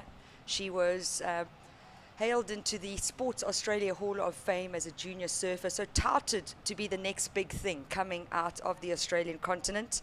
And then the Hawaiian as well, Betty Lou Sakura Johnson, absolutely dominated on this at the start of this year in Hawaii. I didn't expect to see her relegated down to the Challenger Series, but I just think that's how it showcases, you know, how surfing has been elevated and what the World Surf League is doing for the sport of surfing. And this Challenger Series, no easy heat on paper. We've also been seeing the surfers, I mean, on the first couple of days, I was saying it to you, I've never seen so many claims for a 6-point ride as I have been seeing through this Ballito Pro, especially in the early rounds. But reflecting on it, just realizing that that is how cutthroat this Challenger Series is, and it is how important every heat means to these surfers. You can't have a bad heat. You can't be off. You need to be on your best the whole time. So not just from a physical preparation point of view, but from a mental health point of view as well. Yeah, and you speak about, you know, Molly coming through the Australian sort of development and junior program. They've got a very solid program in Australia, but also Betty Lou, you know, had an incredible junior career on the NSSA in America. They've also got a strong junior program that's been running for many, many years, and I think that's why you see like such strong surfers coming out of both the US and Australia. Of course, Brazil has certainly picked up the pace, but I think also in Brazil you're looking at a situation where that hunger for success is so high, so that really pushes the Brazilian surfers. And then of course a lot of Europe, Japan, they're all starting to catch up now, and it has become a truly international sport. Maybe in the early days, you know, you had kind of South Africa, Hawaii, America and Australia. Those were like the big four. Now that's simply not the case anymore. So live action right now. Gets the first turn off the top is the Hawaiian, and a nice lip line floater to complete wave number 3 for Betty Lou Sakura Johnson. Just catching up on the heat. Betty Lou in the lead at the moment. The highest wave score for her, a 5.67, and currently the backup a 3.67. That's what brings us to the 9.34 total. But Molly Picklum finding a 6.4 out there on her second ride. We might be able to get a replay of that one, because that currently is the highest wave score of this quarterfinal number 3. We will be waiting for scores to drop in for the last ride from Betty Lou. And yeah, Kai, I wanted to know, do you think maybe it might be also, well, let's go to the replay first. Let's watch this replay. This is the 6.4. So Molly taking off, lovely big bottom turn, really attacks the lip there, and she did well. Couple of bumps on the way out and straight up into turn number 2, and that's why she's getting rewarded, is linking the turns. You don't want to see any hold-ups. The judges want to see nice smooth surfing, and can see Glenn Micro Hall being hard at work on the coaching there. Yeah, the biggest point of difference there was, even though it was such a critical first turn, she almost got hung up by the lip. When she dropped down, she hadn't lost her speed and went straight into that next bottom turn, and that's where that 6.4 came out of. But before we saw the replay, you know, I wonder if we're seeing more different surfing nations coming into play because of coaching as well. We see a variety of coaches from different nations coaching other nationalities. So you're not stuck just in your country coaching South Africans or coaching Australians. You're getting an awesome flavor of different coaches with different experience from their previous career experience. And maybe that's a factor as well. Yeah, I think in the old days, you know, you had maybe mentors in surfing, especially in pro surfing, like you had managers for teams, and they kind of filled that role because they were on the road and they were looking after a couple of surfers riding for the team. In the last sort of 10 years, you've really seen a couple of the surfers starting to actually get a coach. Yes. That is what the role is. It's not a manager, it's a coach. They work together with the surfer on improving their surfing, and improving their strategies. And as we've seen more and more surfers like Carissa Moore getting those coaches on board, and Betty Lou as well working with some of the top Hawaiian coaches, and love that first little turn, and then got the float over the top. So, you know, it's a good wave. I love that bottom turn, gets a little snap, and then just gets up and over the lip. So nice surfing, radical. Excellent surfing, not, but that's why the score came in the mid-range. And wow, how's that first turn? Molly Picklum going vert, finding another 2-turn combo here. So she's answered back to the Hawaiians 5.27. Betty Lou securing that 5.27 in the replay we just saw. This was live surfing action from Molly Picklum. She's currently sitting in second place. She was only looking for a requirement of a 4.54, and with that 2-turn combo, yeah, I'm not a judge, but I'm going to comfortably say that she definitely got that requirement. Let's see what the judges thought. I just enjoyed that first backhand re-entry. It was vertical. It had power through it. She pivoted quickly, so the timing was good. So let's check it out, Kai. Well, she hung on that left bank just off the rocks and goes straight to the lip on the first turn. Really nice surfing. Got a little bit of air out on the second turn, and this is a nice tight angle. Watch, straight off the bottom, up into the pocket, very critical, right near the lip line, and on the second turn too. Could she have gone more critical on those turns? Probably a little, but the judges really liked it, and it's a big score that's just come in. So an 8.67 for Molly Picklum. These ladies are on fire. We saw an 8.83 in quarterfinal number 2. We're now seeing an 8.67 getting dropped by another Australian. So the Aussies wanting to take big results out here at the Ballito Pro. We're almost halfway through this heat. So quarterfinals for the ladies are 30 minutes. This is quarterfinal number 3. We have one more ladies heat, and then we move into the men's semifinals. Wow. I'm so stoked to be here. It's just such great surfing, and conditions are contestable for sure. Look, we've got some decent sized sets moving through. Bathers, for once, has come to the party. It's often you look on this angle from the main tower while you're working, and you're like, oh, there's some really fun waves there. And then the comp will end, you'll go for a free surf, and it's a complete hoax because there'll be a really big, solid closeout on that bank at Bathers. And that's why it's not a main break here in Ballito. But this year, yeah, just after the floods and the movement of sand and stuff, it seems to be that Bathers has really picked up a nice piece of sand. You can see how heavy some of those closeout sections are still on the end of the rides. But good call from Travis. Certainly way more contestable down there. And we're seeing 8-point rides. Look at this one, though. Surfer in blue. Nice big bowl. Oh, big power hack. Comes around, gets a little whip there. And unfortunately, just really needed the closeout turn there. But I love the first turn here. Watch how she just powers into that tail. Beautiful. Really driving the turn. And coming out of that turn was so critical because the wave was bottoming out.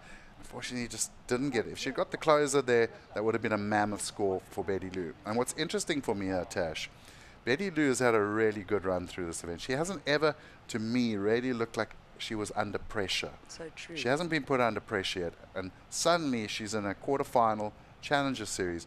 Molly Picklum is really putting the pressure on. Yeah, so true, Kai. And while we wait for these girls to find some more waves, we're going to head down to the beach to interview our quarterfinal number 2 winner, Macy Callahan, alongside Mike Frew.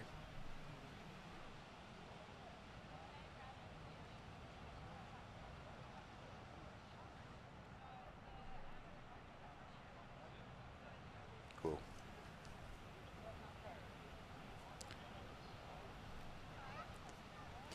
So unfortunately, we just had a little technical glitch there. No audio for that interview with Macy Callahan, and it is live action right now. 14 minutes, 10 seconds on the clock. We see a change in situation with that 867 that Molly Picklum dropped for wave number 3, putting massive pressure on the Hawaiian Betty Lou Sakura Johnson. Now looking for a near perfect 9.4. We haven't seen her in this situation throughout the 22 Ballito Pro. And I didn't see that coming, Kai. I really didn't.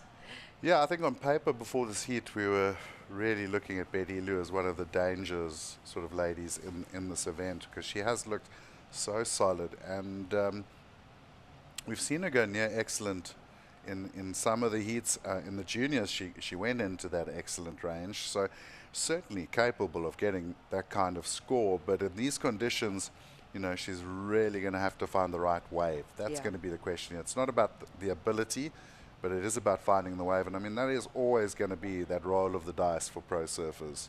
And taking a look now, so she has second priority. She's going to have to keep busy, hunt, and find those opportunities. You're going to find Molly Picklum sitting close. She knows what Betty Lou's capable of. But 13 minutes, I mean, there's still loads of time on the clock.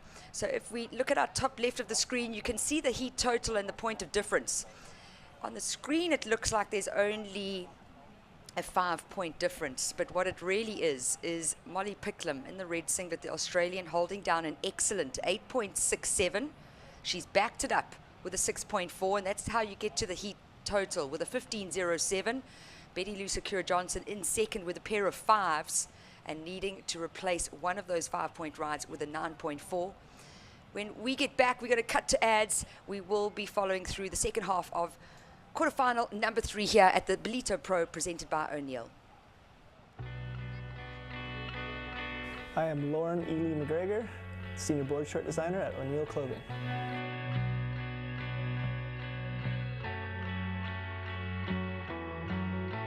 One of the most important features of the Hyperfreak Hydro Comp is that there's no inseam.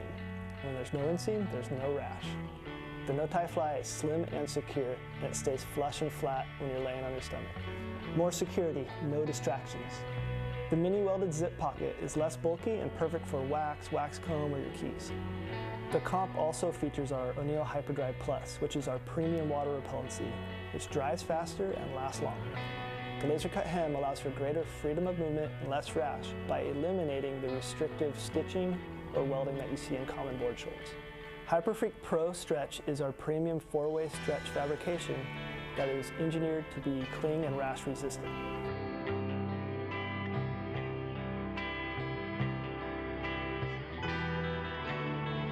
O'Neill, first name in the water.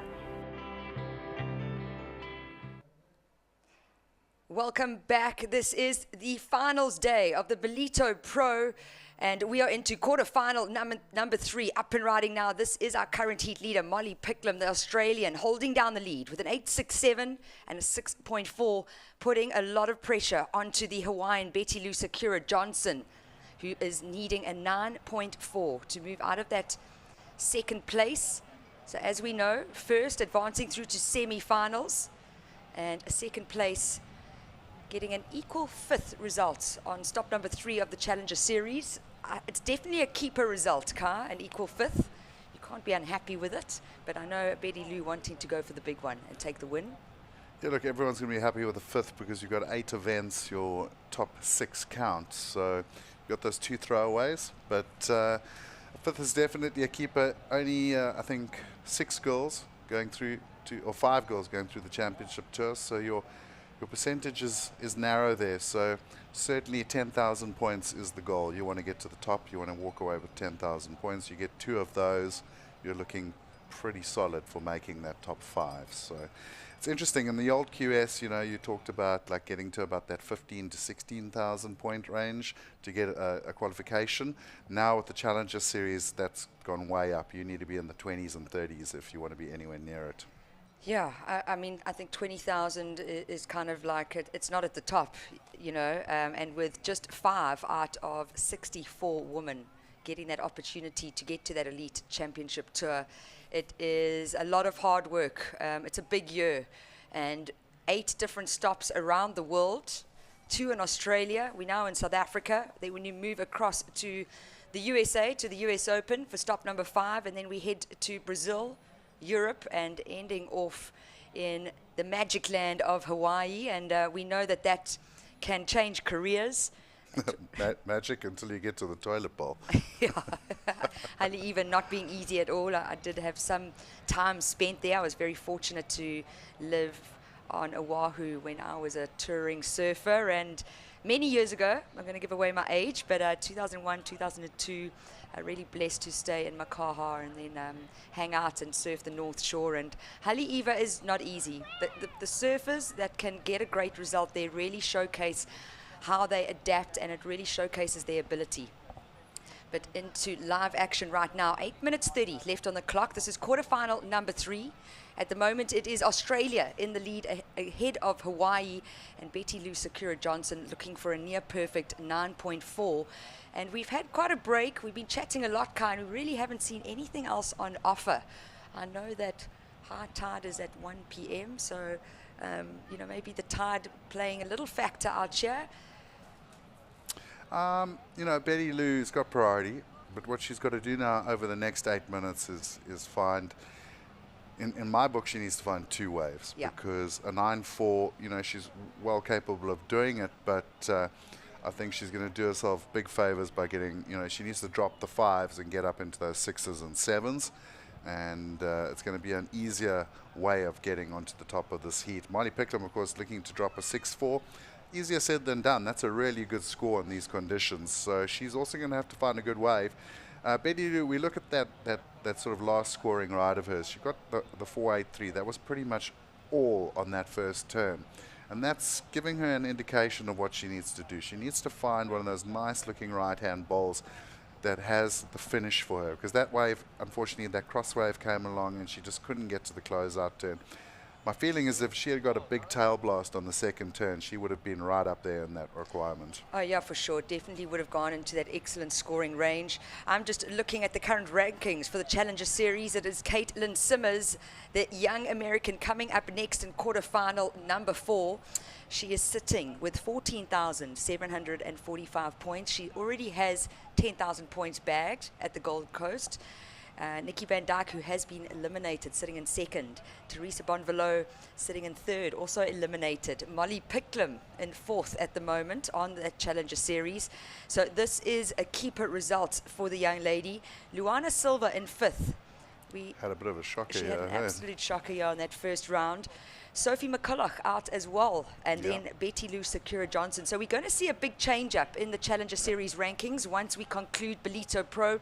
This is finals day. It is an incredible day down here. We have moved location. We've seen some excellent scoring rides coming from the ladies to kick things off. Quarterfinal number 3 in the water. One more heat of the ladies before we transition to the men's semi-finals. 2 heats of that, then back into the women's semis, men's finals, and then ending off the 2022 Ballito Pro presented by O'Neill with the women, which is not something that we always see. I think it's great, especially since we have not had this caliber of female surfers on our shores for over 10 years, Kai. It's been a long time. About time. About time. Very true. Very true. 5 minutes, 35 seconds on the clock, and Molly Picklum just sitting on Betty Lou. Yeah, although she better be careful not to get a leash wrap there. We saw that go down yesterday. That was sad. So, you know, it's one thing to put pressure on your competitor. I think all of these surfers got a reminder yesterday that you don't want to be like too close, because, of course, Federico had lost that heat, and that wave he was paddling into, I had my doubts on whether he would have been able to get the requirements. So big mistake from the young man in the heat with him. But also, just, you know, you mentioned Nikki van Dijk there. I mean, it was an interesting one. She was one of the form surfers of the event, and Caity Simmers just managing to get it over her. Molly now, oh, that was a lovely down carve. Really got the rail stuck in and gets the second connection. So is she looking now at dropping the 6-4? Here goes Betty Lou. Oh, Betty Lou, just nice quick turn off the top, gets that closeout floater, but not as much control right now. And these judges are critical, Kai. They don't miss a beat. They've got multiple angles of replays. I mean, you can't showcase that you're not in control in any way, because you will get penalized. They're like that very strict schoolmaster. Sure, yeah, very much so. And that's what's elevating the surfing, though. You can't miss a beat, and you can't make a mistake. Sometimes I almost feel like even seeing, you know, we didn't see an excellent scoring ride on the first day of competition.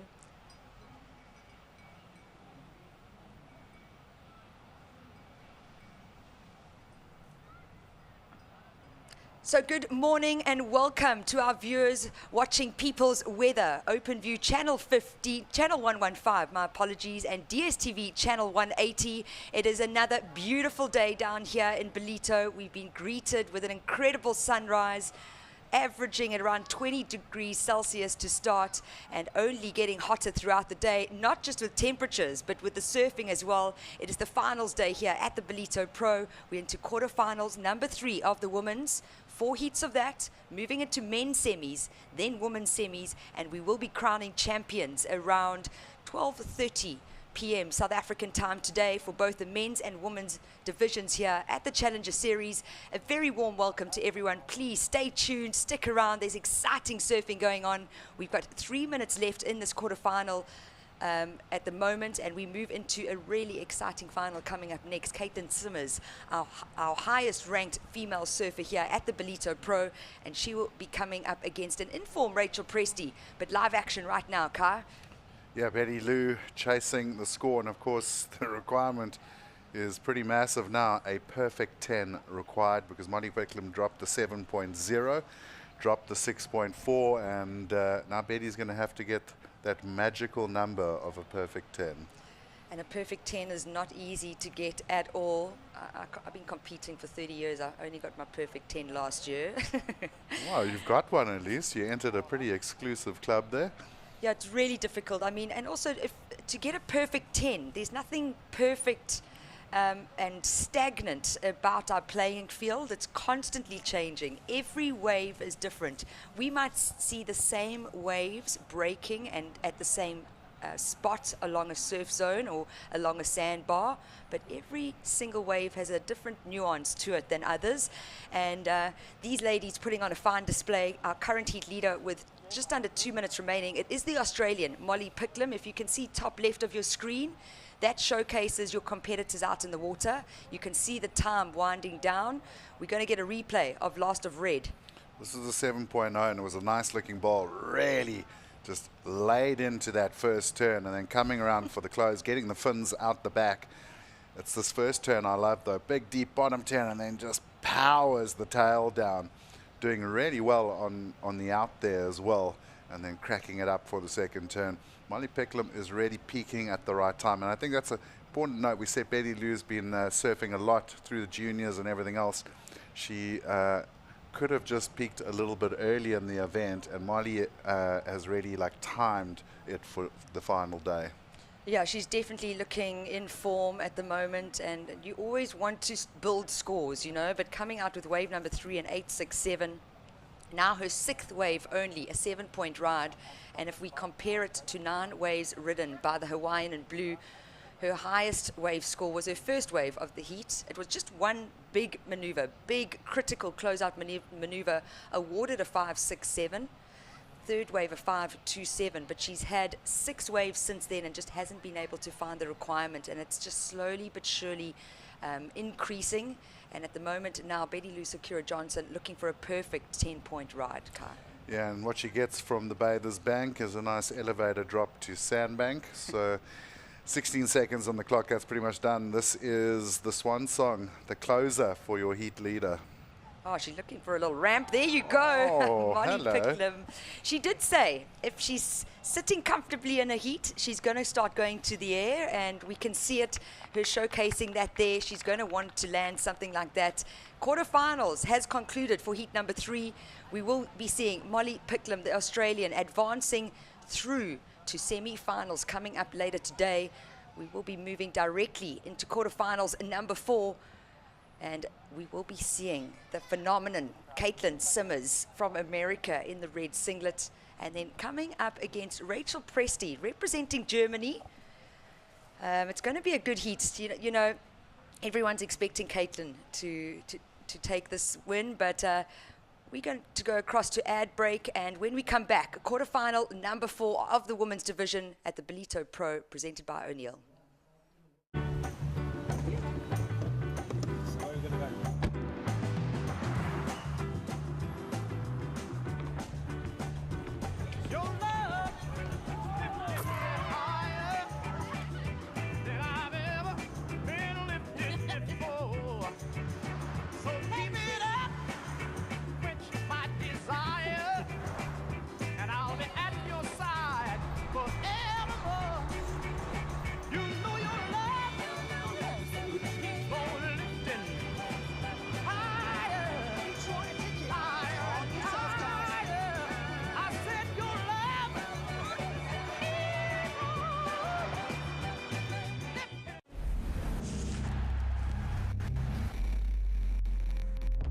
You can never determine who you are by what you do. Because if it gets taken away, then who are you? My circumstances do not define me, I define me. Just stay true to who you are, and if they don't like it, stuff that.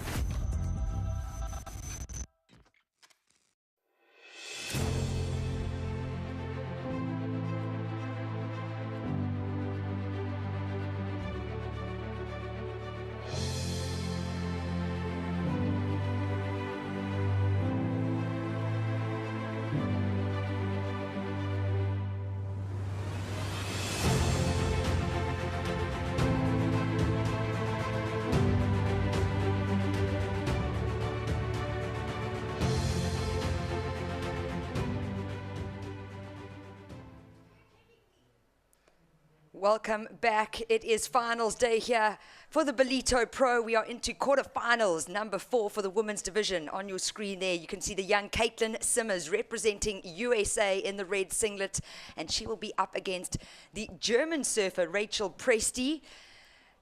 Heat on paper that everyone's been looking forward to.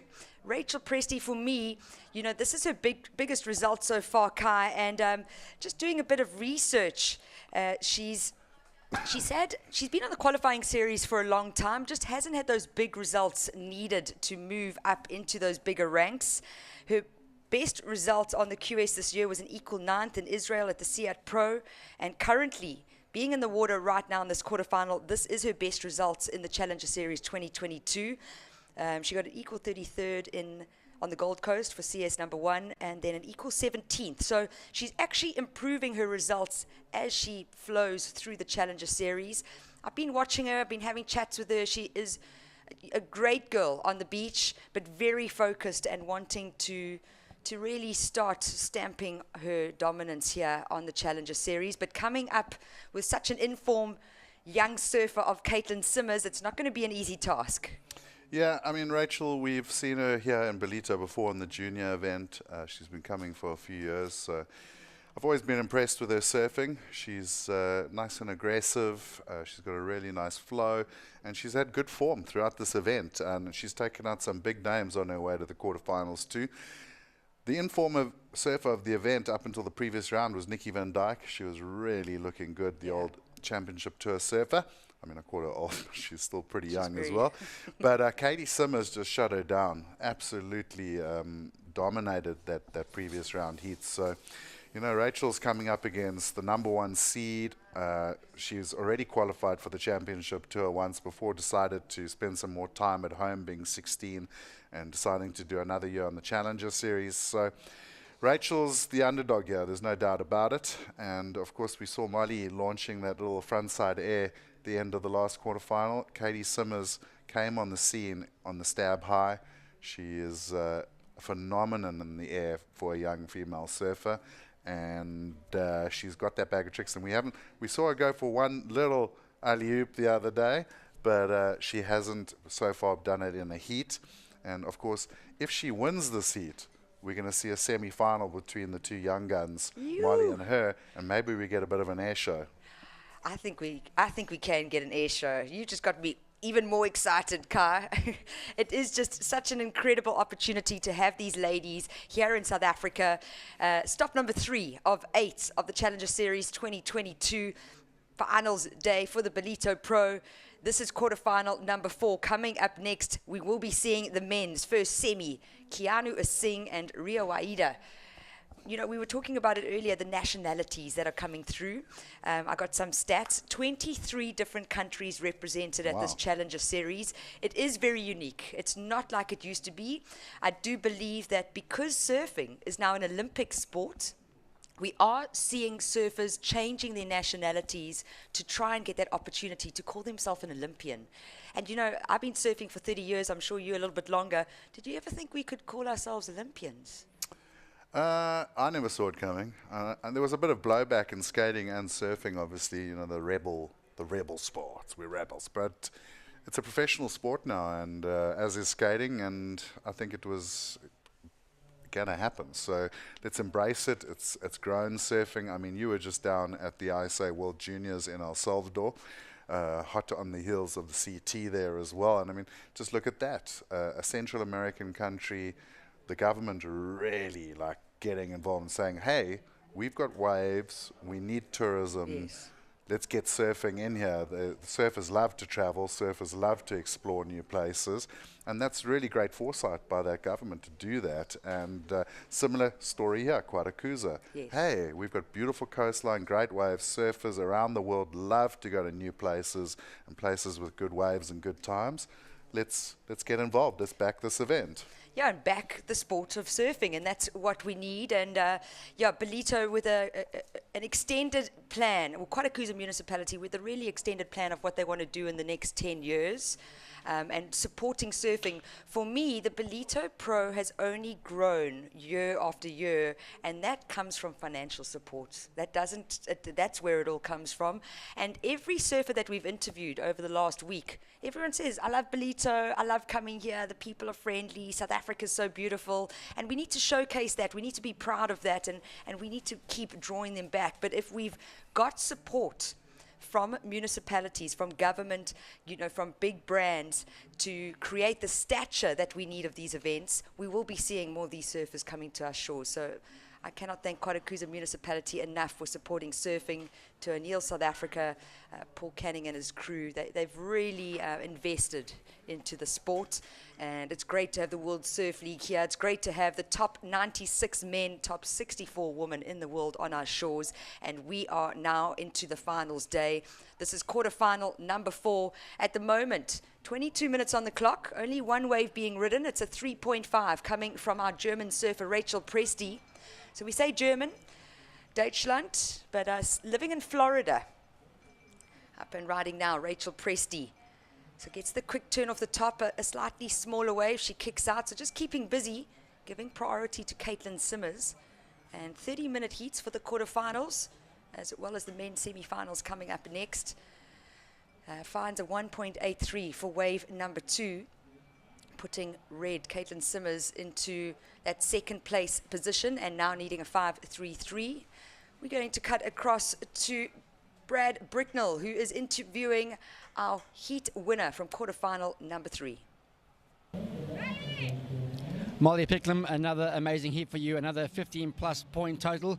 You seem to be building momentum and peaking at the right time, just in time for the finals coming up soon. Yeah, for sure. I think through events it's a little bit tricky to get started because, you know, sometimes the waves aren't that great, but today there's great waves, and happy to open up on a couple. I kind of was just doing one turn, so to get 2 turns and get scores for them is always nice. And that was a tough heat as well against Betty Lusakura Johnson. She's an amazing competitor in her own right. Your thoughts on Betty and her performance so far? Yeah, Betty Lou's incredible. I think she's one of a kind of a competitor that will try literally till the end. Like, she was comboed at the end and like tried and didn't say anything until literally the hooter went. So all respects to her, and I really love her surfing, and I think she's got a big career ahead of her as well. And yeah, I don't know, I love surfing against her because she brings out the best in me. Well, you're through to the semi-finals now. 2 more heats to go. Yeah, 2 more heats. 1 more and then hopefully 1 more. So let's see how we go. All right, all the best. You're looking great out there. Thank you so much. Back to you guys. Oh, Molly Picklum, I mean, 19 years of age, just got so much maturity and level of professionalism. I love her beach interview. She's very analytical. She's really focused, and just also showcasing that, you know, her competitor brings the best out of her. I mean, that for me is just so inspiring on its own. And yeah, it's going to be an exciting semi-final for the ladies, but we do have to get through quarterfinal number 4 out in the water. We are still just sitting with a total of 5.33. It is Rachel Presti, the German surfer, holding down the lead. We see a slight change in that heat total, 6 points now. What that means, her first wave a 3.5.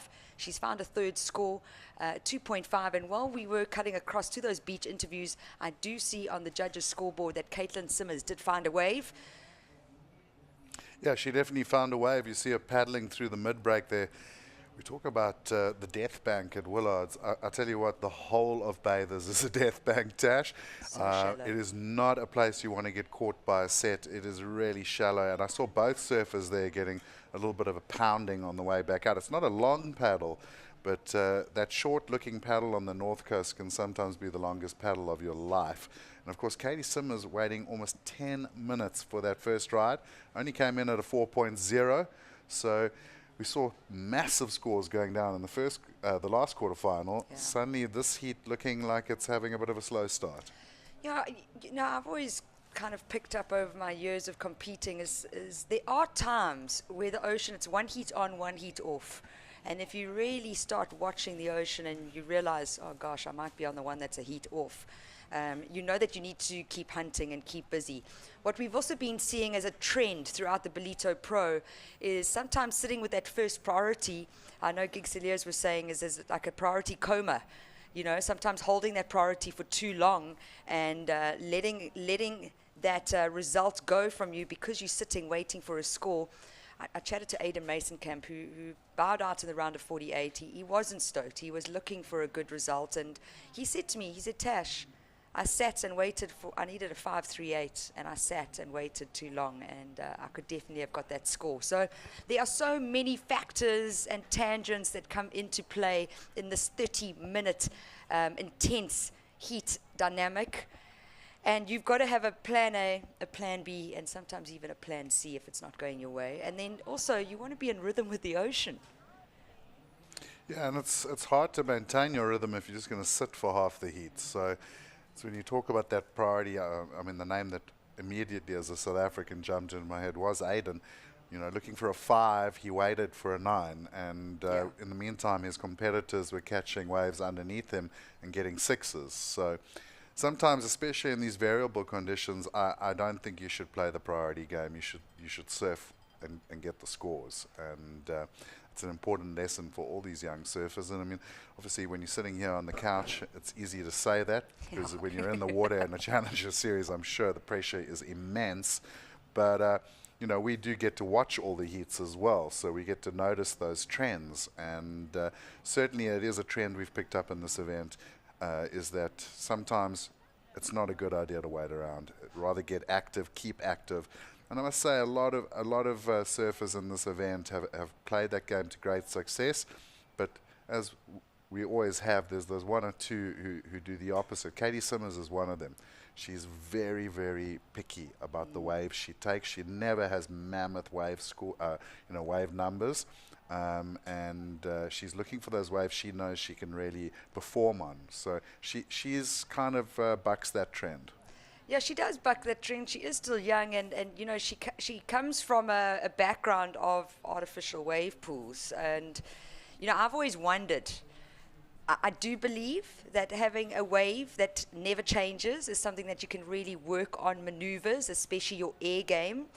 But then you get into an environment that is forever changing, and for me, sometimes sitting too long waiting for the perfect wave, can she change that mindset and kind of get into, you know, getting hungry and starting to hunt, you know?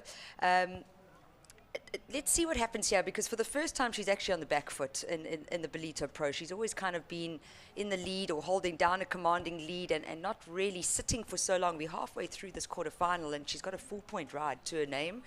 Yes, she knows what she's looking for, but, you know, Rachel Presty, can she get into that excellent range? We haven't seen it yet, but we have seen good scores on the board for her in previous heats. And if Caity Simmers, the American, is going to sit for too long, time could not be on her side. And I think that's another factor you've got to bring in. Yeah, well, I mean, everyone, you know, speaks about the phenomenon. She's 16.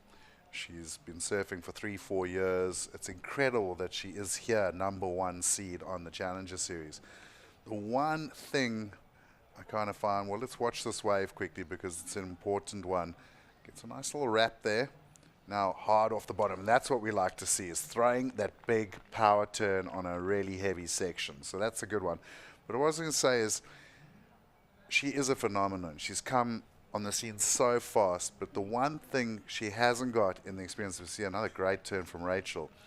Rachel Presty on the other side has come through that junior career. Yes. She has hours upon hours of heat experience.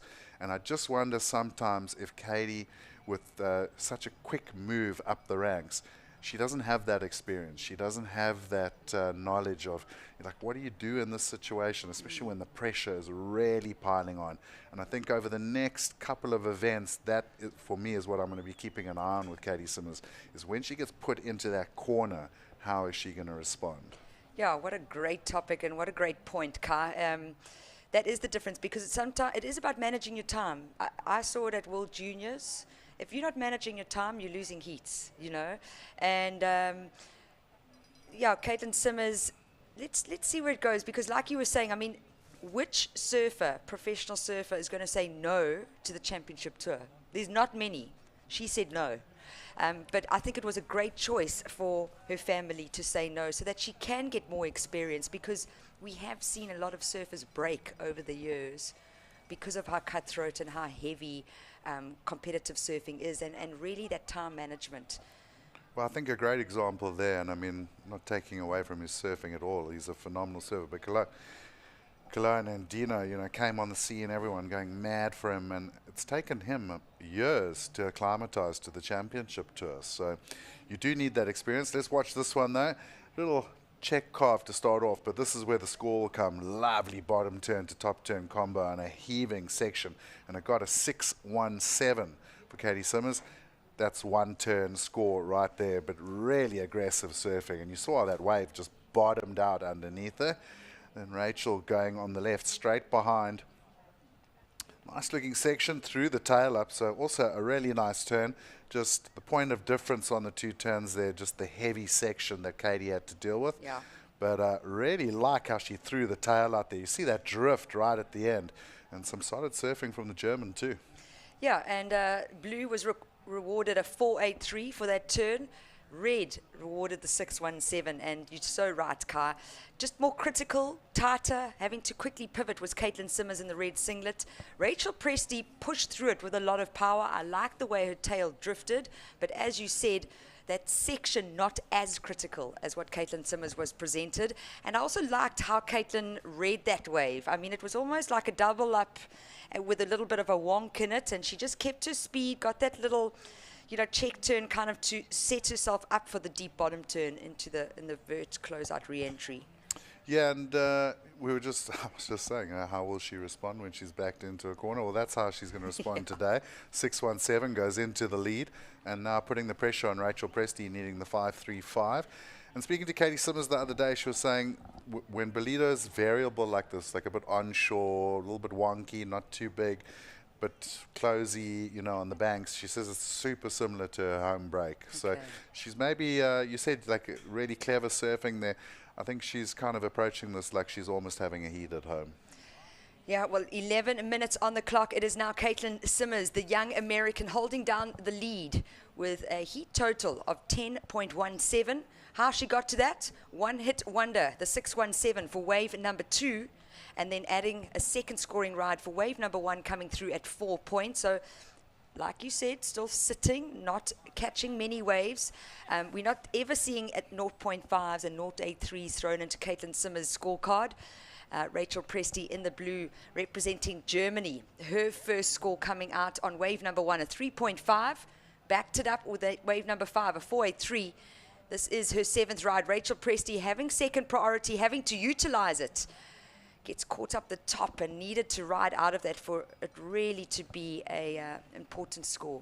And interesting there, you know, I think Caity Simmers has got ice in her veins because she is so calm and cool in these heats. Had a look at that wave, was like, nah, not looking good, and she just let Rachel go. She had made that decision quickly, and I think, you know, she's got a very cool, calm head on her shoulders for a 16-year-old. Wow.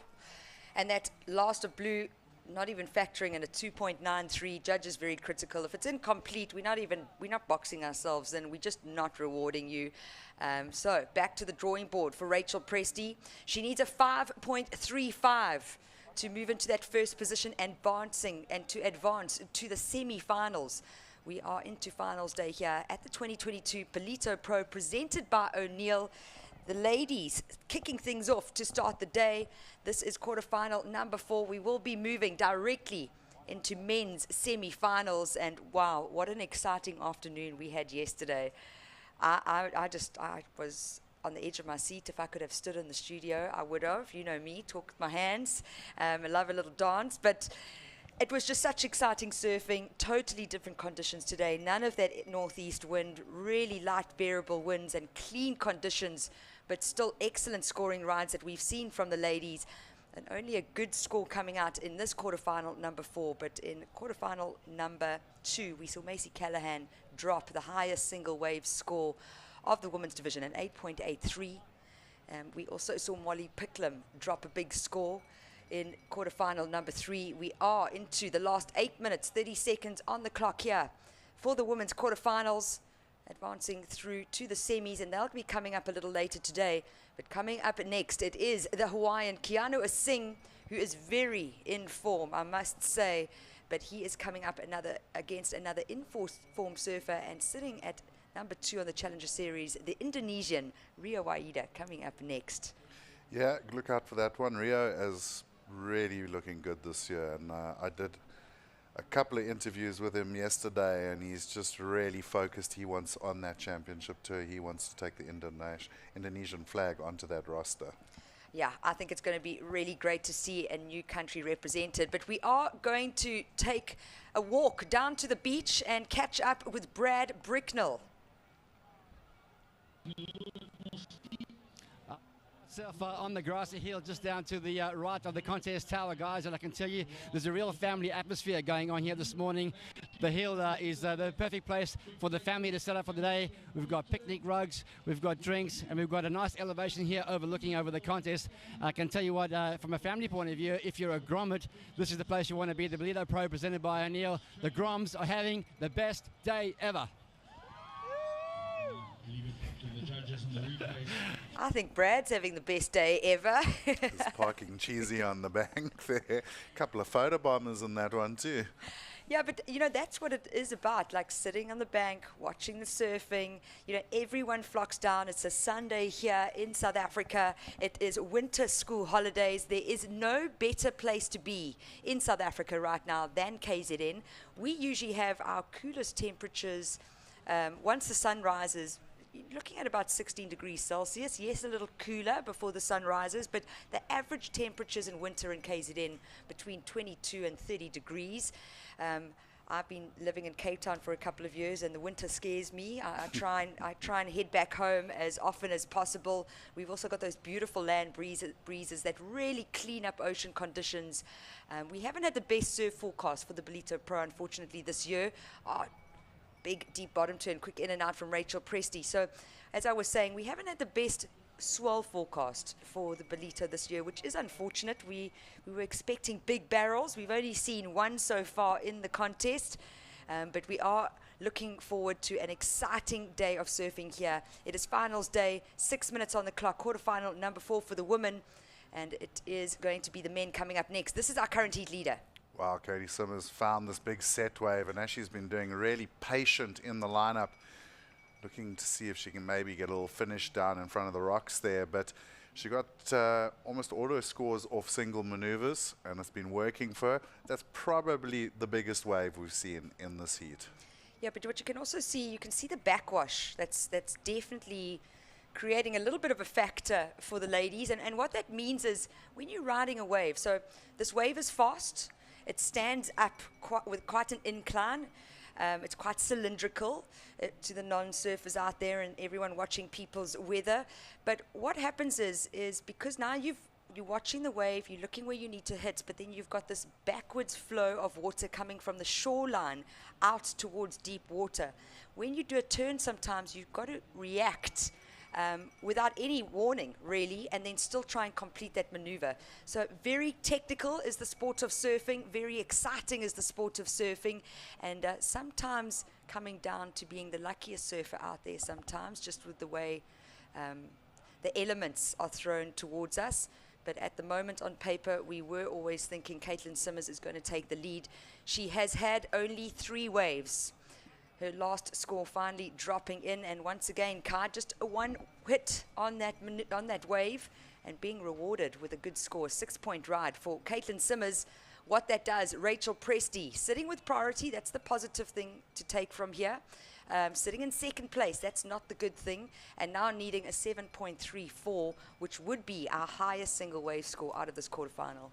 Yeah, and you know, we have the advantage of seeing the actual judges' sheets on our off-camera screen, and one judge out of the 5 going all the way to a 6-7 there, while the rest of the panel going flat 6. Of course, that high score and the low score chucked out. The 3 in the middle get scored, and now suddenly she's woken up. Got a little caught up on that first turn, but still doing so well to recover and get to the second turn. 16 years old. 16 years old. I wish I could have surfed like her at 16. Me too. But it does inspire me. I think surfing keeps us young. It's a youthful sport. And we are so connected to nature. That's the most beautiful thing. I always tell all the grommies, the parents, whoever comes and spends some time with coaching, is we can leave all our problems on land. We're out in the water, we connect, we've got to be very present. Totally different situation right now that's happening in the water. But it's still exciting to watch. We have 3 minutes left of quarterfinal number 4 for the women's division. It is Caity Simmers, the young American, holding down the lead with a 6.17 and a 6-point ride. She has Rachel Presty representing Germany, a little bit up against the wall, looking for a 7.34 to move from that second position up into first. The winner advancing through to the semi-finals, second place surfer, finishing with a great result, an equal 5th place overall for the Ballito Pro. It is Challenger Series stop number 3, and this will be a counter for whoever places second in any of these quarterfinals. An equal 5th, the ladies taking home, and some very valuable points. A keeper result, I would believe, if you're competing on the Challenger Series, an equal 5th result. Yeah, for sure. Caity Simmers, of course, already got that 10,000 points in her bag with the win in the first event. So she's looking to get a second. And must be said, if she gets another win on the Challenger Series, I think she's pretty much looking golden for another qualification for the championship. Another tour. qualification.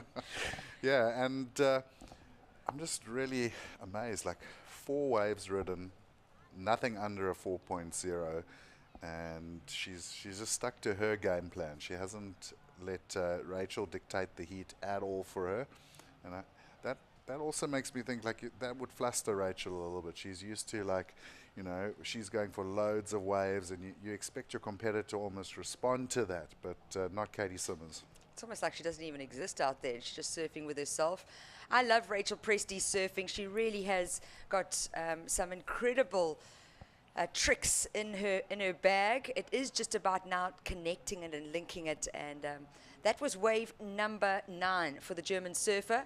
We're down to 1 minute, 10 seconds on the clock. She needs to replace the low 3.5 sitting on her scorecard, and she needs to replace it with a 7.34. I don't think she's going to have found the score on that one, Kai.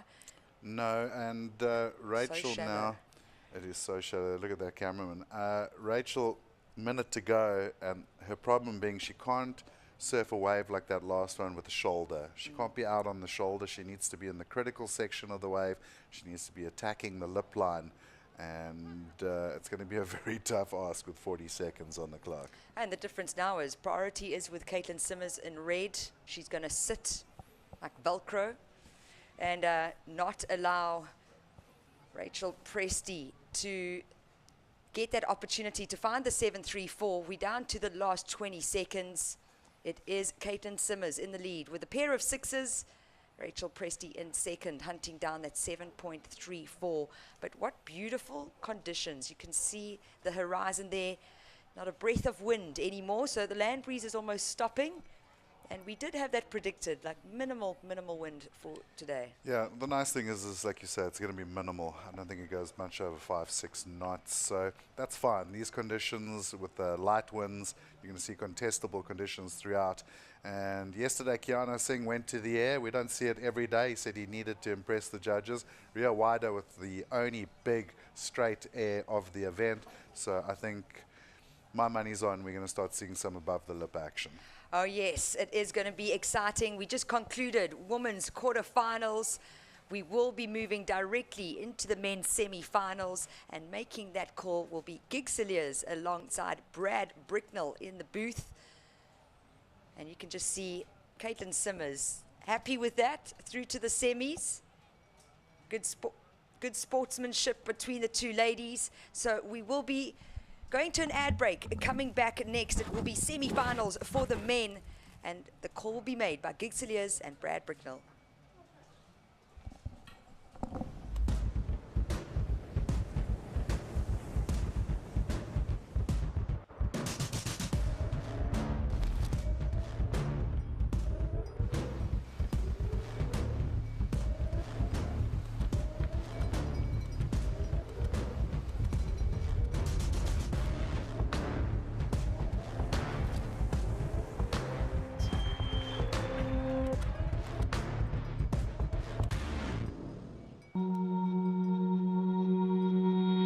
Meeting Jack O'Neill for the very first time, I remember going down to Santa Cruz and meeting up with him at his house, and then just kind of saying to him, you know, like, hey, the water's really warm at the moment. And he just looked at me and said, you're welcome. And I laughed and didn't really think much of it at the moment. But then, you know, kind of when I thought back on it, it was just such a cool saying, and obviously I'll be forever grateful. The story of Jack O'Neill is very special, being just ahead of his time and inventing the wetsuit, building that first surf shop. It's just so inspiring, and I also really like the man he was. You know, he was very adventurous, and it's just very inspirational for me. As far as Jack O'Neill's story, he is the innovator, the perfecter, and somebody that I really think of as an icon. How will you be celebrating Jack O'Neill Day? Welcome back to the show. It is finals day from the World Surf League's Challenger Series, the third of 8 stops. And it is a good morning from myself, Gig Cilliers, alongside Brad Bricknell for the call.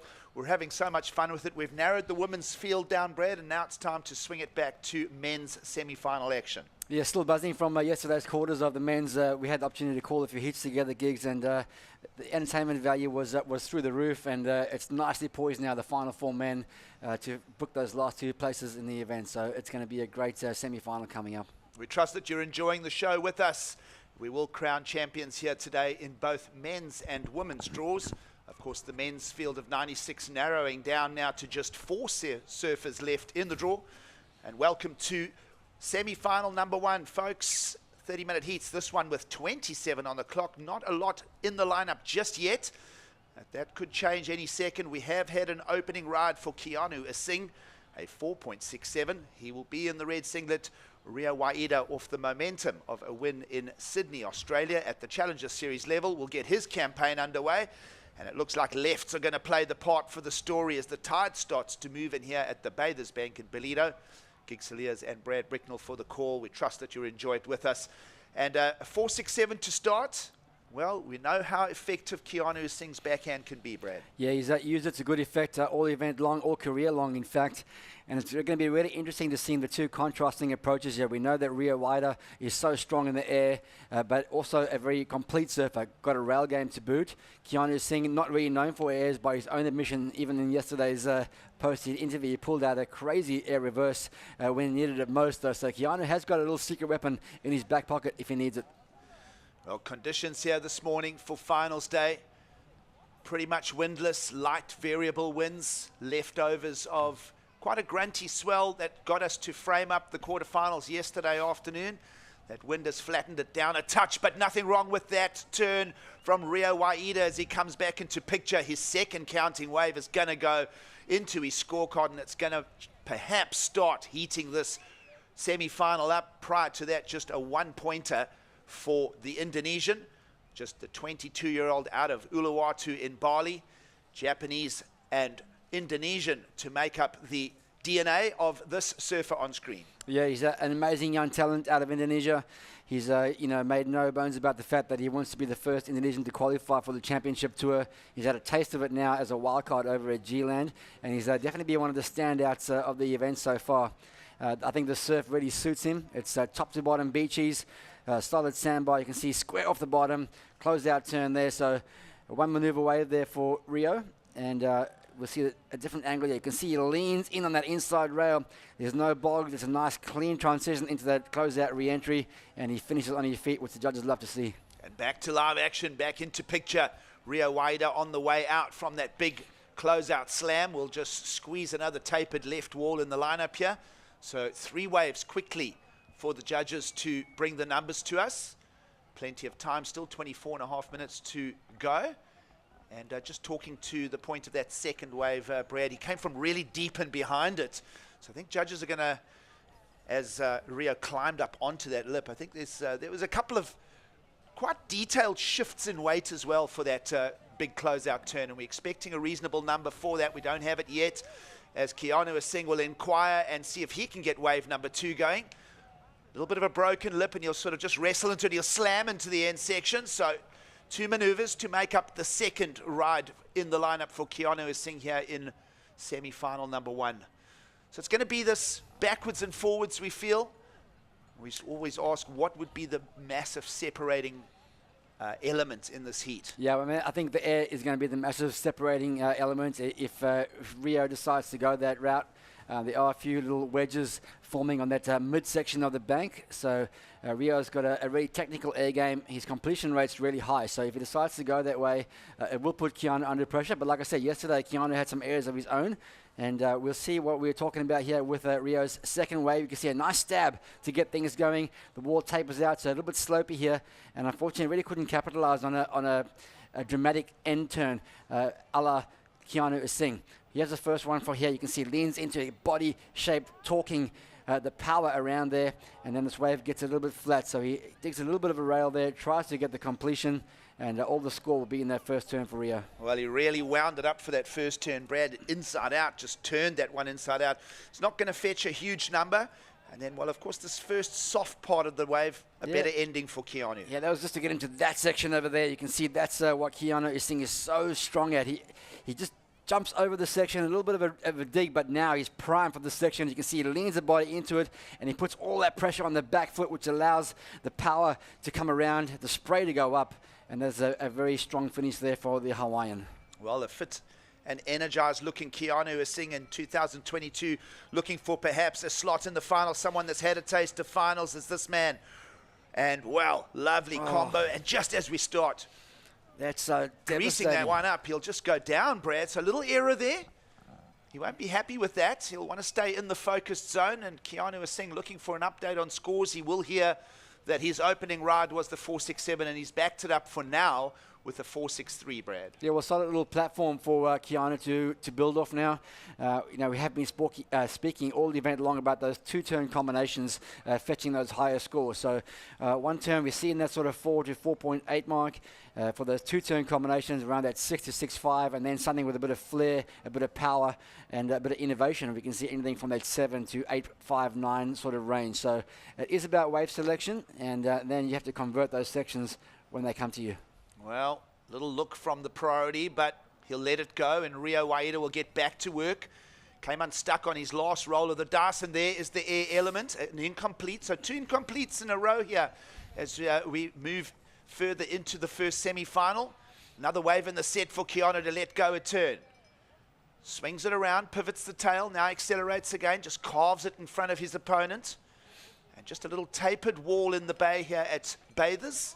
But efficient work from Keanu Singh, who'll post a third ride for us as we hit the 21-minute mark. Yeah, I feel like Keanu is surfing a more composed first half of the season up against Rio Waida. Rio looks a little bit more frantic. He's really trying to force his turns, trying to force the sections, while Keanu just seems to have settled into a nice, comfortable rhythm.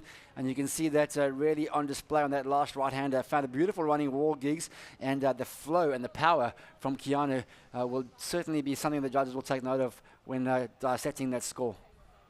Well, the best wave thus far, that single backhand turn of Rio Waida for the flat 5. We'll see if Rio's previous wave, the one he fell on, is going to join his top two, Brad. He's going to add a 5.4, so already we can hinge a little discussion on the fact that if he'd brought completion to that, he may have gone mid-range 6 and started to find a meaningful number. Yeah, he was looking really good on those opening two turns gigs, and then I think just trying to force that that third turn, and I've got to say quite uncharacteristic for Rio, certainly at this level of competition. He's normally someone you can always bank on to get those completed rides early on, and not sure if it's pressure or if it's just that Keanu just has this aura about him, so calm and collected and slowly building scores. Well, we know the lethal backhand that can take down many of the world's best. Little inside left-handers. They've been honed in the Koala Basin in Honolulu and Hawaii for years and years. And, well, Keanu now 29 years of age, looking polished, looking fit and looking focused in 2022. He hasn't let that competitive fire burn out. He feels that there's still some career left. And, well, as he approaches his 30th birthday, he is still keeping his sleeves rolled up, and, well, easily a keeper result in the context of a year on the Challenger Series. He's in the worst he can do as a third-place finish here, Brad. So a great effort. He didn't partake in Australia too, by the way. Yeah, he didn't qualify through the North American region this year. He's had a bit of a shift in focus in terms of the career, working with one of his sponsors in youth development, so really giving back to the sport. And then when this opportunity opened up for him to compete here in Ballito, he came there with no pressure on him. And now that he's here and getting the result, he's got his eyes set on a possible, well, I know he's putting his hand up for a wild card over at the US Open based off this performance here. Well, he also got a qualifying series win in the Jack Surfboards Pro a couple months back. Getting a win there will just have kept him sharp. I remember taking out Brett Simpson in the semi-finals of that. And perhaps taking out Tyler Gunter, I think it was, in the finals. Let's have a look at action in the semi-finals of the Ballito Pro. There it is to the air. That's the one we've been waiting for. We asked the question a couple of minutes back, what's going to start bringing separation? And, well, Rio Waida, for the first time of perhaps many over the next hour or two, has gone to the air. Yeah, well, this is what we knew Rio could dig deep in to find if he needed his back. He's pretty much up against the wall with those opening exchanges. Keanu Singh getting the lead over him, but then, you know, that section popped up. His eyes would have lit up with that oncoming opportunity, and he converted the first air reverse of his heat. So looks like he might have switched into the lead with that one, Gigs. Well, slipping under the 20-minute mark, 17:45 to go. Let's break this one down. Yeah, winding down with the speed. You can see a perfect little ramp for him there. Gets the rotation beautifully. And the whole art of the air reverse is making sure that your fins land towards the beach with enough momentum that once they dig in there, you see they grab now, and he puts his nose, his front foot towards the front of his nose to lift that tail out the water, which then gets that revert out. The board spins, and he lands nice and smoothly on his feet. So nice technical surfing there for Rio Waida. Well, we saw a great air show yesterday afternoon between Leo Fioravanti and Federico Moraes. It was a highly entertaining affair, and a lot of airs composed and constructed that heat together. And of course, our segue to the discussion coming up next will be Leonardo Fioravanti, who got that win yesterday afternoon. And he'll take on a relatively lower profile name in the form of Gatian Delahaye. And Brad, to talk to that point, Rio Waida comes here second on the Challenger Series. Leo in first, and less than 100 points separate them, so they could meet in the final to decide who stays or who keeps at the top of the rankings. Amazing, of course, Leo on top there, but he hasn't won an event this year. He's got a 5th and a 3rd. Rio started with a 25th, but then he got the win down in Manly, so it's so tight between these two, and this event will be the separator. Plenty of time remaining here in semi-final number 1 as another roll of the dice now for heat leader Rio Waida. Goes straight to the air again. He does those in his sleep. He'll just crack that one out. His last one, by the way, in at a 6.4. So numbers slightly edging ahead for the Indonesian. 6.4. That one perhaps not as high as the previous, Brad. Yeah, we'll break that one down. He's just finding these little right-hand bowls, just one maneuver waves, and he's converting every section. Here goes Keanu. Well, Keanu's going to look to the right-handers. He's been bringing his scores, and he'll go for it as well. We love it. Oh, yes, so little fist claim as well. Looks obliquely across to the judges panel and goes, well, hey, you know what? I'm not left out of the topic. I'm not left out of the discussion. I just love this because, you know, we know that Keanu is not known for his air game. He's known for his strong backhand attack. We know that Rio can do what he does, but we'll hold that thought. Well, it's going to be rapid fire now at the judges, and in and out just to create a breathing space. Judges will owe us scores for last of Rio Waida, well, the previous for the air. And then, of course, a little air showdown. Both of them going to the air. Same approach to the lineup, similar size waves. Yeah, so here we go. I think this is the second one here from Rio. You can see he puts the board facing out towards the beach. Nice projection on that air reverse. A bit of a different section to work with there. And you see Keanu just having a little look over his shoulder. He's saying, you know what, if you can do it, so can I. I'm not going to be left out of this conversation. Finds the bowl, hits it up, gets a little touch on the rail there, and also gets his revert out nice and clean. So I love this response from Keanu Singh. Well, judges owe us scores for both the replays you've just seen. We may even try and stretch the tape back to the 6.4, 2 waves previous for Rio Waida, just to bring it all into a collective discussion. But as we're at the halfway mark in the heat, a 5.6 will come in for Rio Waida, so slightly less height. And, well, Keanu Singh's one. We're still waiting for the number, Brad. Yeah, waiting for that number there. And, well, you know, Rio's 2 scores now are 2 air reverses. So he's gone to his strong point. Keanu is still keeping in touch with the conversation. He's in second, but he's going to the air himself, you know. So, well, we've got a great second half. Well, while the judges calibrate that score and we compare the air rotations from both Rio and Keanu Singh, we'll take a quick break and we'll continue here with the semi-finals from Ballito.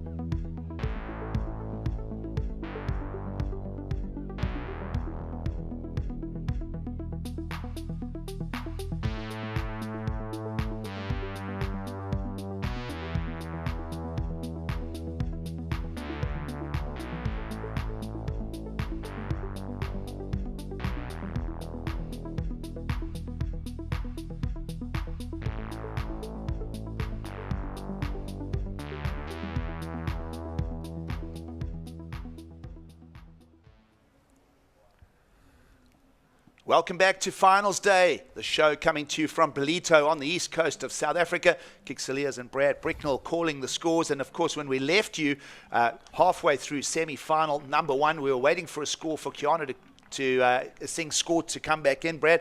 A full showdown going on in the lineup in the air from Keanu and from Rio Waida. Yeah, well, Rio threw the gauntlet down. He asked the question of Keanu, and Keanu responded with an air reverse of his own. And looks like Giggs is jumped into the lead, just glancing over at that leaderboard. So, love the response from Keanu. He's just on a roll. He's feeling nice and light. He's energized, and he's loving this moment. And really, you can see it coming through in his surfing. Well, there's a polarity to this heat as well. The experience we saw Keanu back in 2015 into the Championship Tour jersey, a win in France.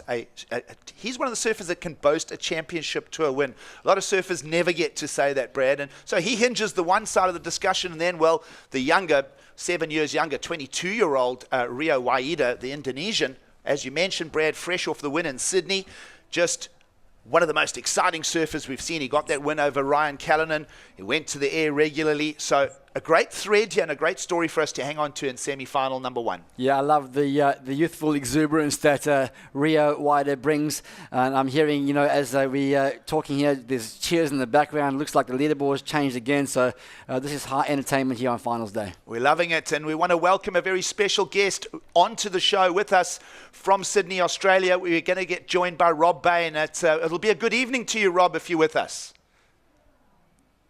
Howdy, Giggs. How are you, mate? Hopefully you can hear me. Rob, we're hearing you loud and clear. It's a good morning from Ballito. Brad and I are calling the scores, and great to have you with us. How are you keeping? I'm good. I actually just ran in the door to get here in time for the call. I've just come into the spare room, so you can probably see a couple of pillows in the background. But I'm fantastic, mate. Just, good as gold. Well, Rob, of course, you're heading up a lot of the key decisions for O'Neill over on your side of the planet. Just looking into what's going on here on the ground from the O'Neill Brands point of view, just wonderful the association between your company and the Ballito Pro itself. Yeah, I have a history with PC. I have a history with O'Neill South Africa. I mean, obviously, I went to compete there early on in the day in the 80s, but I also worked with the South African business for a number of years, so I really miss it. I wish I was there right now. I love South Africa, so we have a great relationship.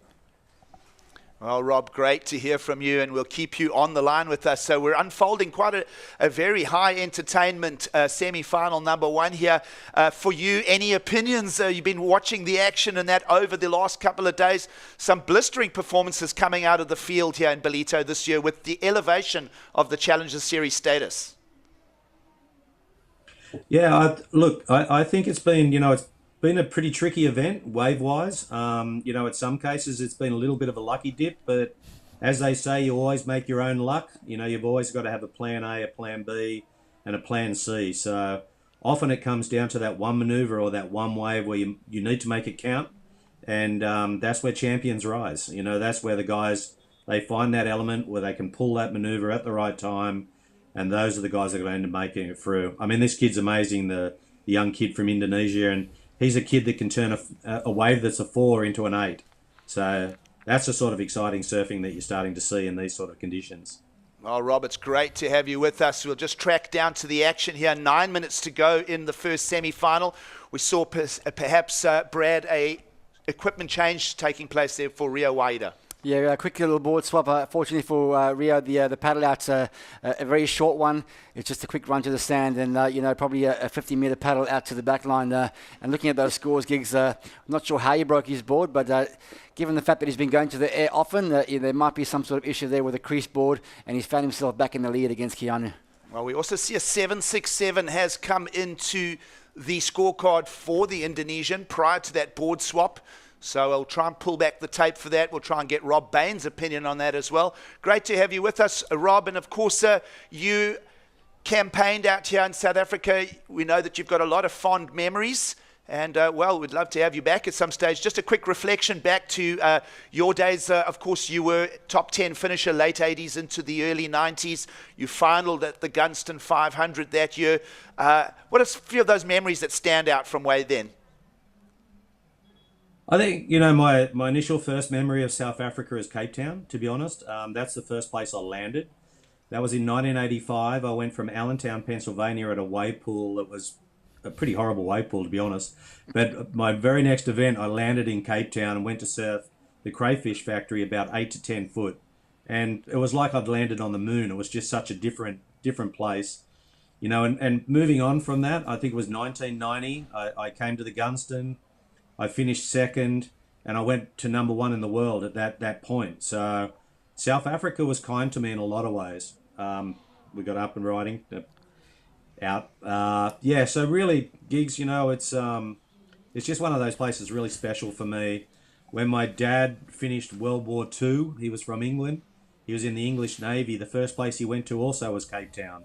He climbed Table View Mountain and he made his way up through South Africa and lived in Rhodesia for many years. So, you know, there's a bit of a history there for our family. So it just felt right for me when I went there. And yeah, as I said, I just really love it. Fond memories. And Rob, you mentioned making the finals of the Gunston 500 back in 1990. I'll just track some live action with you. Of course, you were on the show with us. Keanu goes back to the air. Oh, almost a complete. So that'll be a throwaway score. We'll stay with the conversation. Let's just have a look here. Rio will inquire. And Rob, that year, your finals, of course, in a different location down in the city area of Durban. We're now 50 kilometres north. Who were you up against in that final, by the way, and any memories that stand out from that? You know what? I just had a complete brain fart, and I can't actually remember who I was in the final with. Doesn't matter. They came second, Brady. It's all right. Hey, listen, I think no.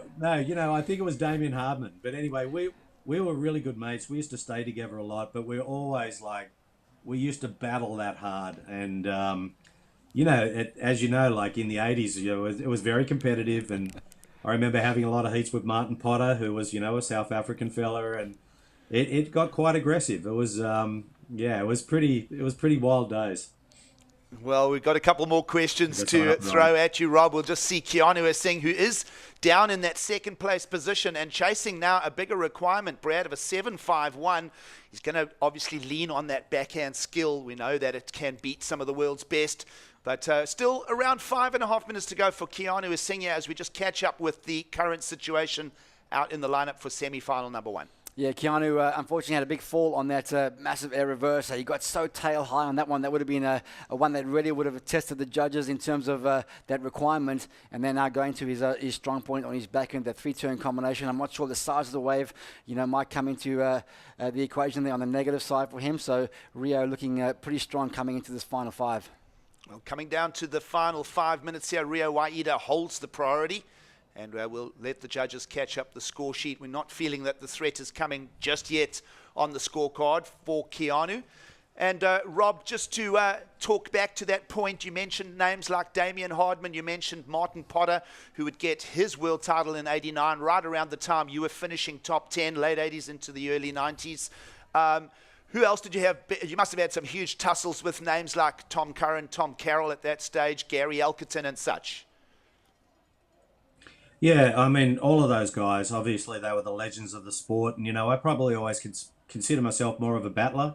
I challenged, but, you know, it was really difficult to get on top of those guys. Tom Curran was probably my main adversary, and he won the title, I think, either in 90 or 91. And I battled him a lot. And in the early days, I was one of the higher ranked back 16. So when I went into the top 16, he was number one. So I drew him every single event. And it became like just this incredible mission. I dream about it. I know I was going to, if I get through a heat, I'm going to get him at the next event. So I always found that really made me rise to the occasion. It really brought out the best of me in a competitive sense. But the first event I ever won in Australia, the first main event, was in Wollongong. And I came through the trials and I surfed against Curran in the final. And I actually beat him 2-0.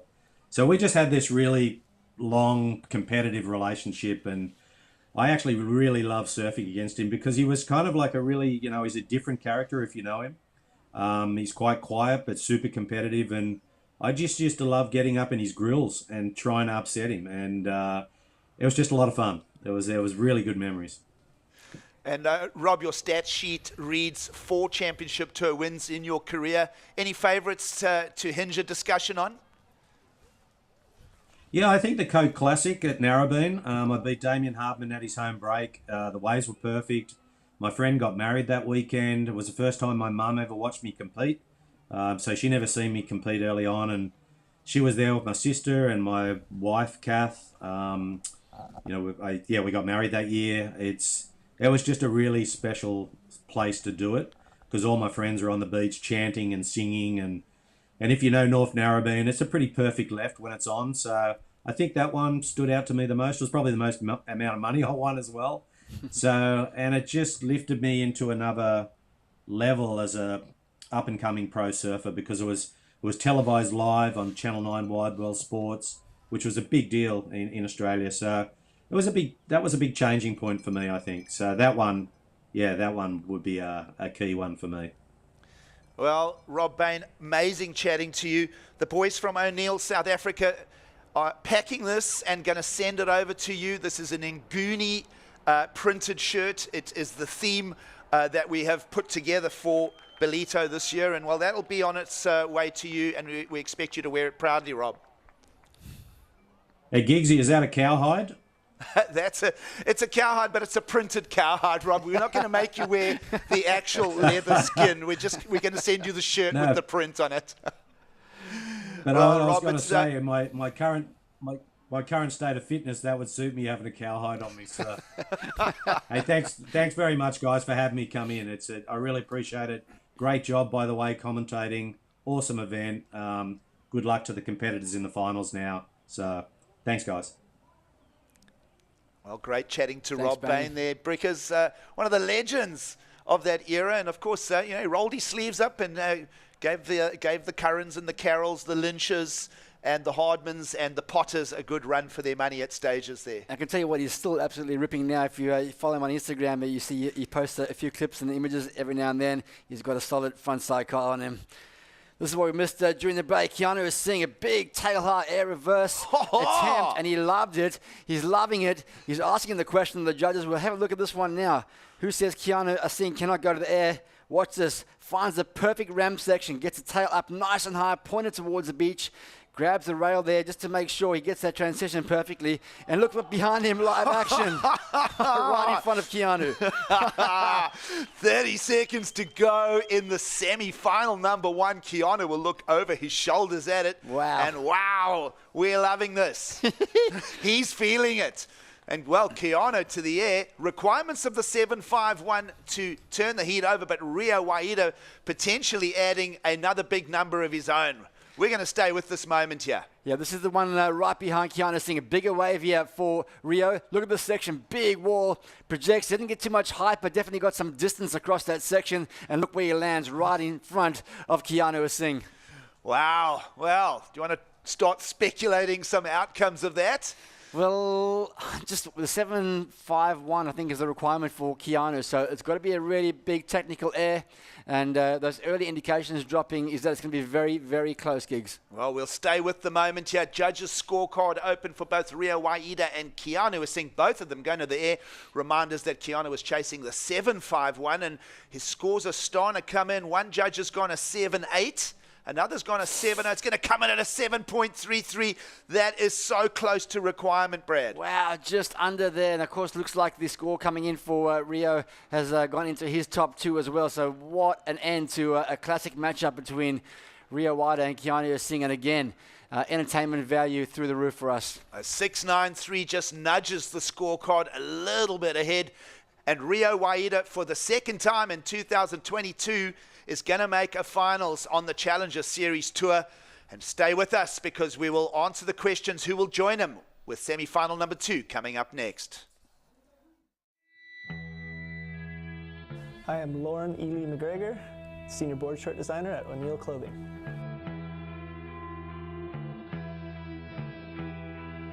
The Hyperfreak board short features Hyperfreak Pro Stretch, a premium high-density 4-way stretch fabrication engineered to be rash and cling resistant. The Hyperfreak features our Flex Tie Draw Cord, a super secure and comfortable stretch draw cord specially designed to stay tied while surfing and swimming.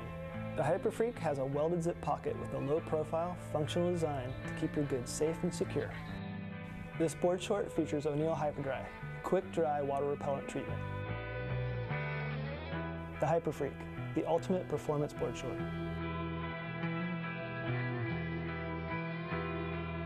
O'Neill, first name in the water.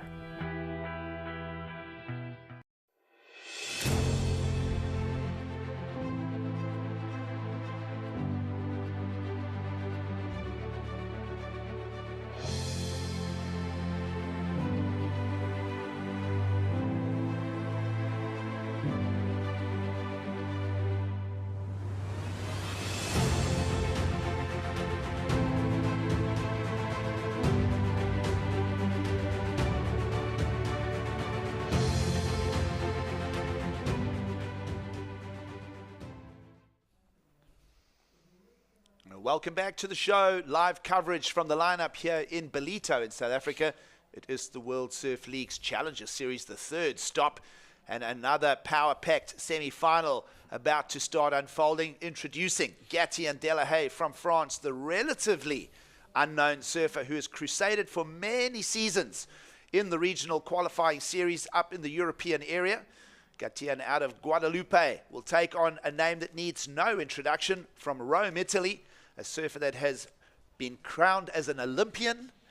He has a great set of stats, and well, Leonardo Fioravante, for the second time this year, will look for an opportunity to take a win here in Ballito. Yeah, this is a tasty little matchup on paper, of course. Like you said, Leo, the better known surfer, he's been all class this weekend, and over the earlier stages that he's been surfing in, the cream rises to the top, and you can see with Rio Waida and Fioravante here, both in the semis, Rio now in the finals, that the top two on the rankings are here. But Delahaye, for me, is the story of the event so far, absolutely having a breakout event here. He's been sitting in the 70s, the 90s, well below any conversation around that top 10, and now he finds himself in the semi-finals up against the world's best. He'd be feeling really stoked to get this far, Gigs. Absolutely. More than a keeper result. We've speculated that you need to win a Challenger Series event, and you need to quarterfinal a couple of times at least to, put that top 5 results come year end together, and certainly a keeper for Caity, as he will now look to find his way perhaps to the finals. We know that Rio Waida is there waiting for whoever wins this semi-final number 2. It is a mid-morning greeting just after 10 a.m. local time. We got going at around 7:30 this morning. The tide just starting to push. Water filling into the coves here in beautiful Ballito. It's a mellow Sunday with lots of people in attendance at the beach. There's a great feeling. There's a great festival atmosphere. Rock concerts, skate demos. There's been all sorts of stuff. The cider gardens, the food gardens, and everything in and around the Ballito Pro has been cause to celebrate. And, we'll look to celebrate our second finalist. We'll know that in around 26 minutes' time. Yeah, conditions have been pretty fun today. Obviously, the move over to that Bathers Bank, just a few hundred meters south of the traditional Willard Beach Bank, has provided so many opportunities, good lefts and rights in the middle, and we're on that pushing tide all morning long, so there's going to be consistent opportunities for our surfers. Well, the inside with no priority, Caity and Delahaye will find the first wave of the semi-finals, and he'll go straight to the air, taking a leaf out of both Keanu and Rio Waida's book, and a little inquiry from Leo. So priority early on to Leo Fioravante, and an incomplete for Delahaye. And let's just speculate, if he had made that, well, it would be straight into the 6s and 7s right there. Yeah, at least I'd say, Gigs, just the height of the tail above the lip there was impressive. It was a really bowled out section, so difficult one to find that landing point. But well, I think that's what Caity got to do. He's really got to fight fire with fire. We know Leo is a complete surfer. He pulled off the first big alley-oop yesterday. And well, here he goes today, coming off the heat of a very exciting quarterfinals yesterday against Frederico Moraes. He'll just warm it up. About 2,000 revs there on the motor. We want to get it up to 5,000-6,000 and start redlining for Leonardo Fioravante. So a little throwaway score, just warming into it. That one perhaps just offering him and tantalizing him for a launch pad and then just backing off. Yeah, I think he made the decision to pretty much eject on that turn midway through it. So that first one goes incomplete. So 2 incompletes for those opening exchanges, but looks like there's plenty more opportunities now as we see some lines starting to roll into the bay. Well, structure to the swell here, evidence of the tide push. Couple of peaks and bowls, perhaps one of the bigger we've seen. And Gatien doesn't like how that wave is twisting, Brad, so you'll just leave it alone. You'll want to hold on to the priority and pull the trigger on perhaps another cleaner wave in the set. And even that too. So I'm quite surprised. There was a bit of energy that moved through the lineup there. But that is a positive sign as ladies semi-finals are teeing up to follow this men's semi-finals. Yeah, it's coming down to the business and the pressure's on.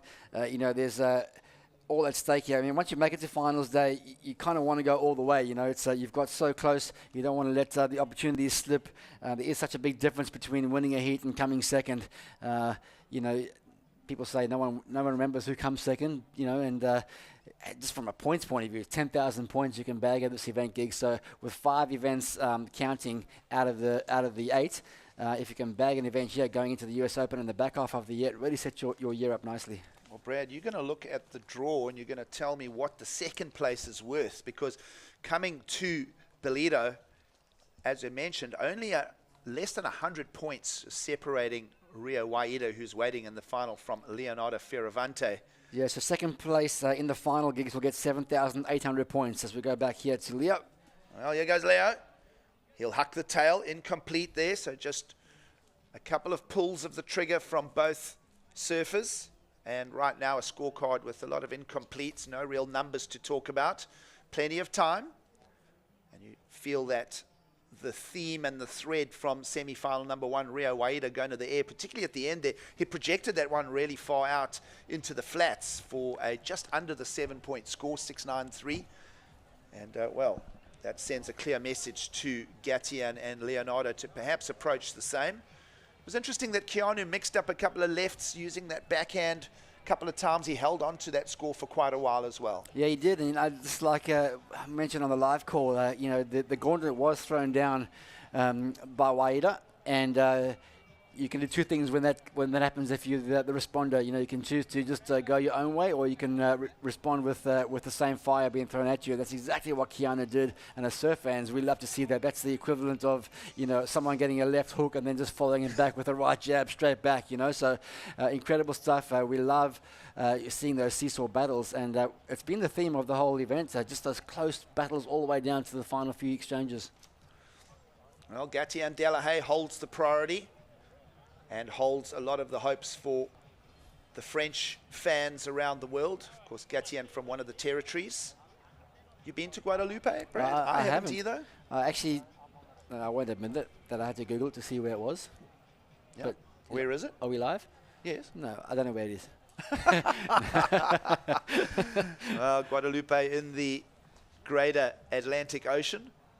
And of course, we haven't had French representative at the championship tour level for a little while. Jeremy Flores fell out a few seasons ago, retired, hung up the jersey. Juan Duru also tapered off. And so perhaps Gatien Delahaye at the end of this year's Challenger Series will be amongst that top 10. You never know. Yeah, what a springboard he's going to have after this event, even if he doesn't get through the seat. An equal third here. Equal third is going to give him it's going to give him 4,745 points. No, I beg your pardon, 6,085 points. So it's going to give him a great springboard when you consider 10,000 points for a win. It'll give him a chance now to reassess the back half of his year. So a few years ago at the qualifying series 10,000s, 10,000 would be the win, 8,000 would be second, and then I think it was about 7,500 would be a third, but they've stretched it out to, sort of the high 6,000s, just to sort of make that separation between first through fifth. So a little bit of a stretching of the rewards as far as accumulating points on the tour. Yeah, I like that. It's a lot of these surfers do a lot of hard work to get into these finals day positions to make the quarters and the semis, and you really want to make those opportunities count. You are starting with a field of 96 surfers in the men, so to get all the way to the finals day in those last, brackets, it's nice to be able to earn the just reward in terms of those points. Well, a lot of scouring the lineup taking place here. Yeah, is Gatien. He's used priority for that. He'll just sit down and then recover that layback snap. Lets go the fins, groups the feet together. And just a little ricochet of whitewater backwash through the lineup there as the water just slowly starts to fill in over the bank. About 2.5 hours into the tide push now, Brad, and still nothing special coming out of maybe just the lineup going through a little bit of adjustment now. Yeah, and we do see that from time to time, especially in these beach break kind of conditions. The ocean will take a little bit of a breather. Fortunately, though, that we have seen those heat times extended out to 30 minutes today, with the finals will go 35 minutes, so extra 5 minutes. Just taking into account it is finals day, and we want to make sure the surfers have the most opportunity they can, and that'll also build in any of those tidal fluctuations or breather fluctuations that we might see throughout the morning. Well, Rio Waida is in the finals. Perhaps try and get a chat with him. We haven't managed to track him down just yet. So the question is, who will join Rio Waida? And Rio will be, as we mentioned, finaling for the second time on this Challenger Series. So that is huge. Yeah, well, you know, you started with the 25th, and then you backed it up with that first place, you know. And so that was down in Manly up against Ryan Callanan in that final from Australia. And now he's going to be sitting patiently waiting for, well, to find out who his opponent's going to be. And I think no matter who it is going to be, Rio will stick to his own game plan, and we'll see fireworks again in that final heat. So second place finish in the final will fetch around 7,800 points. Correct, yep, 7,800 points. And if I think of the points difference, it was about 11,800 for Leo and 11,700 for Rio. That means that they're both going to jump to the 20,000s and put quite a big separation between first and second from the third, fourth, fifth, and sixth, as we'll look at those adjusted rankings at the end of today's finals. Yeah, it's a big year ahead. Currently, there is one double qualifier in that top 10 in Callan Robson. He's sitting inside that top 5, so effectively it's the top 11 surfers right now, and Jet Schilling is that surfer in 11th place. But like you said, event 3 of 8, it's a long year ahead, and we will see these top 2 surfers, you know, almost solidify that spot on the 2023 tour for next year. Well, it's finals day and lots of questions to ask and lots of answers to bring over the next hour or two. Of course, ladies semi-finals teeing up to go next. 17 minutes to go in this second semi-final on the men's draw, and really not a lot to hang our hat on for a chat. Can look over into the coves here in Ballito. The beach starting to pack out. A couple of surfers on the free surf down in bogs. We call that the Bog Bay.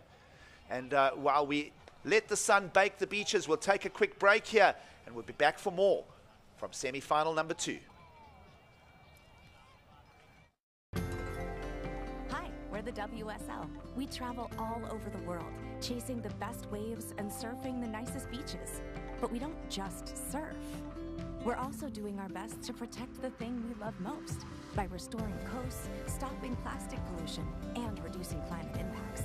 We know we're not the only ones trying to save the ocean, so we want to hear what you're up to. Use hashtag #WeAreOneOcean and tag WSL to share your sustainability story.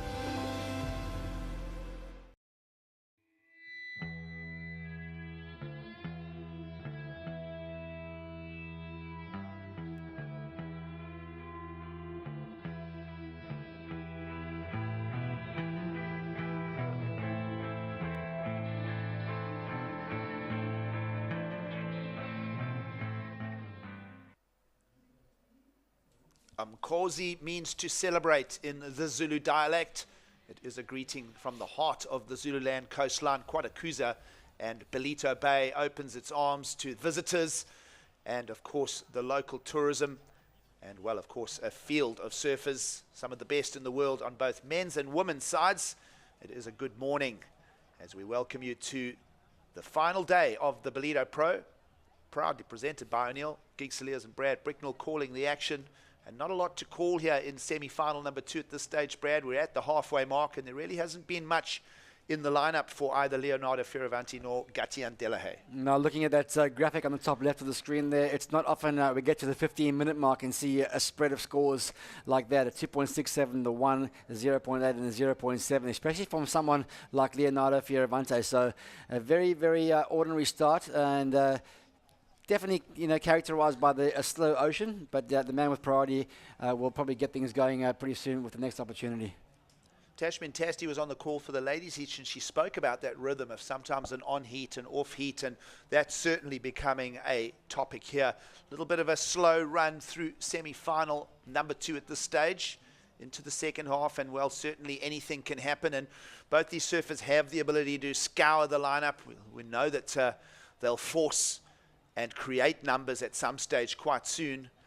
But thinking of Caity and Delahaye charging through the draw here in Ballito, Leonardo Fioravanti, as we mentioned, with that very exciting quarterfinals to finish off yesterday afternoon, and Leo's going to find the opportunity under the priority, and perhaps that could be part of the solution, is to stay on the inside bank, and Leo's going to squeeze that one and perhaps post the best number of the semi so far. Yeah, well, there's his first score, locked in. 2.67 is high. 0.8 and 0.7, so it's definitely going to be his best score.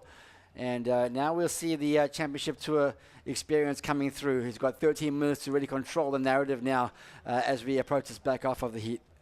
Well, straight back at it. The answer will come from Caity and Delahaye, who perhaps should have just set a line over that lip. He could have just completed that maneuver. It'll become a throwaway instead. And, well, you're referencing the experience, perhaps just big match temperament there, just perhaps letting Caity and Delahaye down, because that was a mistake. Yeah, I mean, my ankles are tingling just thinking about that.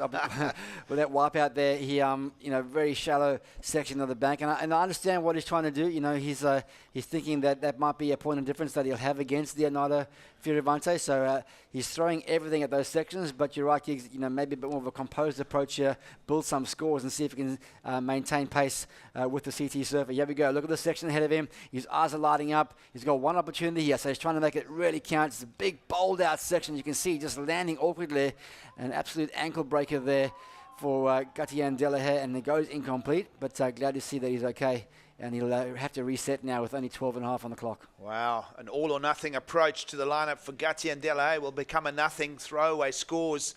Meanwhile, the two-turn forehand combo just working the score sheet up slowly. Leonardo Fioravanti, a previous ride for a 4.17, and well, last roll of the dice also not factoring in. So a low scoring affair here. You do get heats like this, and it is all about number crunching.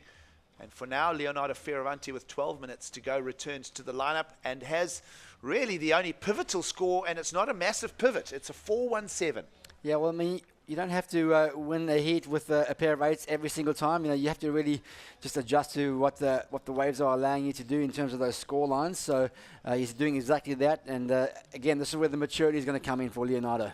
If Caity had just read that lip line, he would have had right now a 5 or a 6 in his scorecard. Yeah, I agree. And then then the pressure goes back to the CT surfer, who's going, with my experience, I know what it takes to win heats. We don't have to throw the kitchen sink and the car and the laundry in on that particular turn. If he had done that, just one big closeout turn, landed it, he would have had a better base now to work off, and a little bit less pressure on him with 11.20 on the clock. Well, of course, Caity and Delahaye knows the European competitive scene very well. In fact, has made a final earlier on at the qualifying series regionals, a finals in Siat, Netanya in Israel. I think he got the runner-up to Ramzi Bukaim. And with 11 minutes to go, let's go down and hear from Rio Waida, who is waiting in the finals for the winner of this current heat in the water. 1, 2, 3. Wrong clip. Well, we'll get Kai teed up and Rio hydrating there. We'll see if we can throw it back to them. But just back to the situation out in the water. Just the 4.17 for Leonardo Fioravanti at this stage. Gatian chasing a very small number, 2.31. And, well, Rio Waida is ready for us. Let's go down and hear what our first finalist has to say. All right, Rio, we spoke yesterday about how your #1 goal is to qualify for the championship tour. Your #2 goal is to represent Indonesia and fly the flag. I got sent images last night from friends traveling in Indonesia, whole villages sitting outside, big screens, watching this event and really backing you, and you're not letting them down into the final.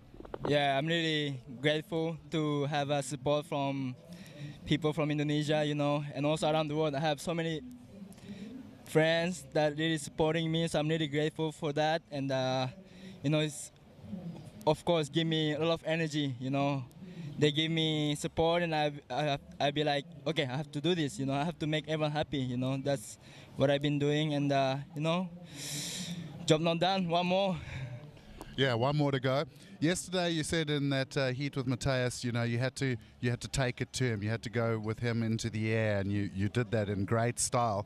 Looks like you literally took off where you left off in that semi-final.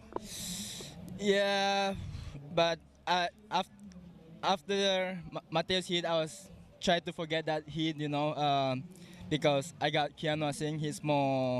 He knows how to compete. He been in championship tour, and he's a full good at any condition, So I was just trying to focus on myself, try play the game with him, But surprised that he went for airs, and I don't really see him doing airs, so I kind of did a mistake, let him go on that little wave, and he went for full rotation. I was so surprised, and I got a little bit of panic, but I was like, okay, Rio, calm.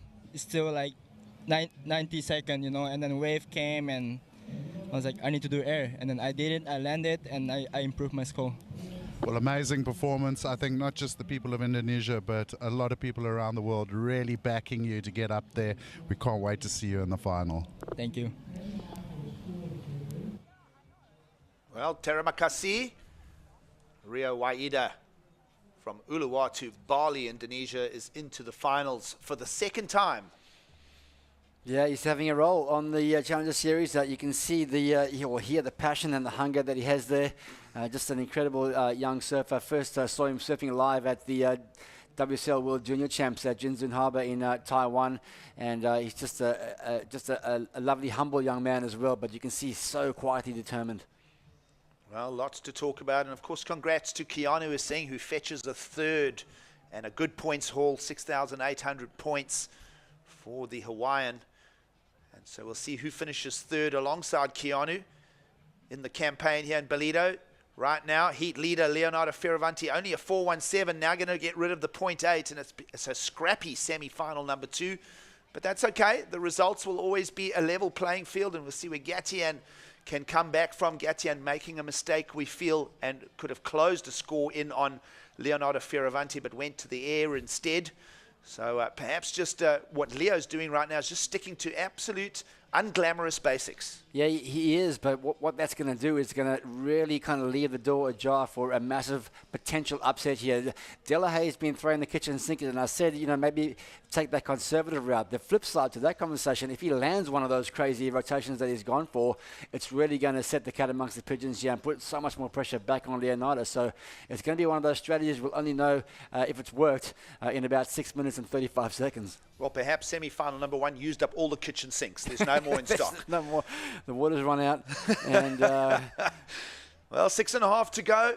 Let's see where the fundamentals can carry Gatian Delahaye. Snap to release. Comes around the section. And nicely done. And he'll just glide it out. So there we are. That's just ticking the boxes, Brad, with 6 minutes to go. Perhaps a little bit of scorecard pressure to come. Best wave before that, the 4.17. We're waiting for, well, the backup score for Leo was just a 2-pointer, the 2 little backhand turns. So Gatian, perhaps best wave of the heat now. Yeah, that'll be his best score. We saw Leo's wave, a real soft left-hander that he wasn't able to really put any big punctuations on. But in contrast, Delahaye found a nice little opening section for a frontside carve and then did a nice little air reverse. Obviously nothing crazy, but it's definitely going to be, well, it looks like the highest score of the heat. Yep, as we speculated, a 5 in the scoreline now. So you see both surfers still holding 2s. Top left of screen, numbers are updated. Let's have a look how the 5 was put together. Beautiful inside wedge. You can see smooth face, nice little click out the gates to go, and then he finds a little perfect section for the ramp, does a little air reverse, gets that tail towards the beach and reverts out nice and cleanly. So nothing crazy in terms of innovation or progression, but solid surfing, and now he's really showing some of that composure that we called for. And it's just executing a 2-turn combination, which puts him right in the lead. Well, nice little cushion for Gatian to land on there as well. And a little bit of heat in the lineup as well. Yeah, well, we did see the priority change there. So we had Delahaye with priority. There was a P next to his name. He had a paddle for that one and didn't end up going. So rightfully so, that priority does switch over now to Leonardo. And that could be, we talk about moments in the heat gig with 4:42 on the clock. This could be a defining moment if Leo now holds his priority, uses up a bit of time, and then, fires the opportunity to get that score and put the lead over Delahaye with only a few seconds to spare. That'll be his hope as the last 4 minutes plays out now. Did the turning point just happen in the heat? Priority switch, Fioravanti lying second, searching for a 3-5-1. Uncharacteristically, both surfers sitting with 2s in their scoreline. Let's have a look at the replay of that priority situation. So you'll see now it looks like Red has priority. And because Red is paddling for the wave, Leo decides to pull back on it. And so does Red pull back. So Red had priority. He made a solid indication that he was going to absolutely paddle and go on that wave, effectively blocking Leonardo Fioravanti. So he's pulled back on it now, and that priority does switch around. Either way, the priority has flipped. A little look. And, well, Gatien will get away from his opponent. And a little error. So this has been one of those frustrating semi-finals. A complete opposite to the airfest that we saw between Rio Waida and Keanu Singh, who was very happy to go to the air and keep us entertained in that first semi. But we used up all the wow factor there. We feel that we are owed a couple of sets, and here's a lump in the lineup. Leo will turn his nose up at it with a little over 3 minutes on the clock.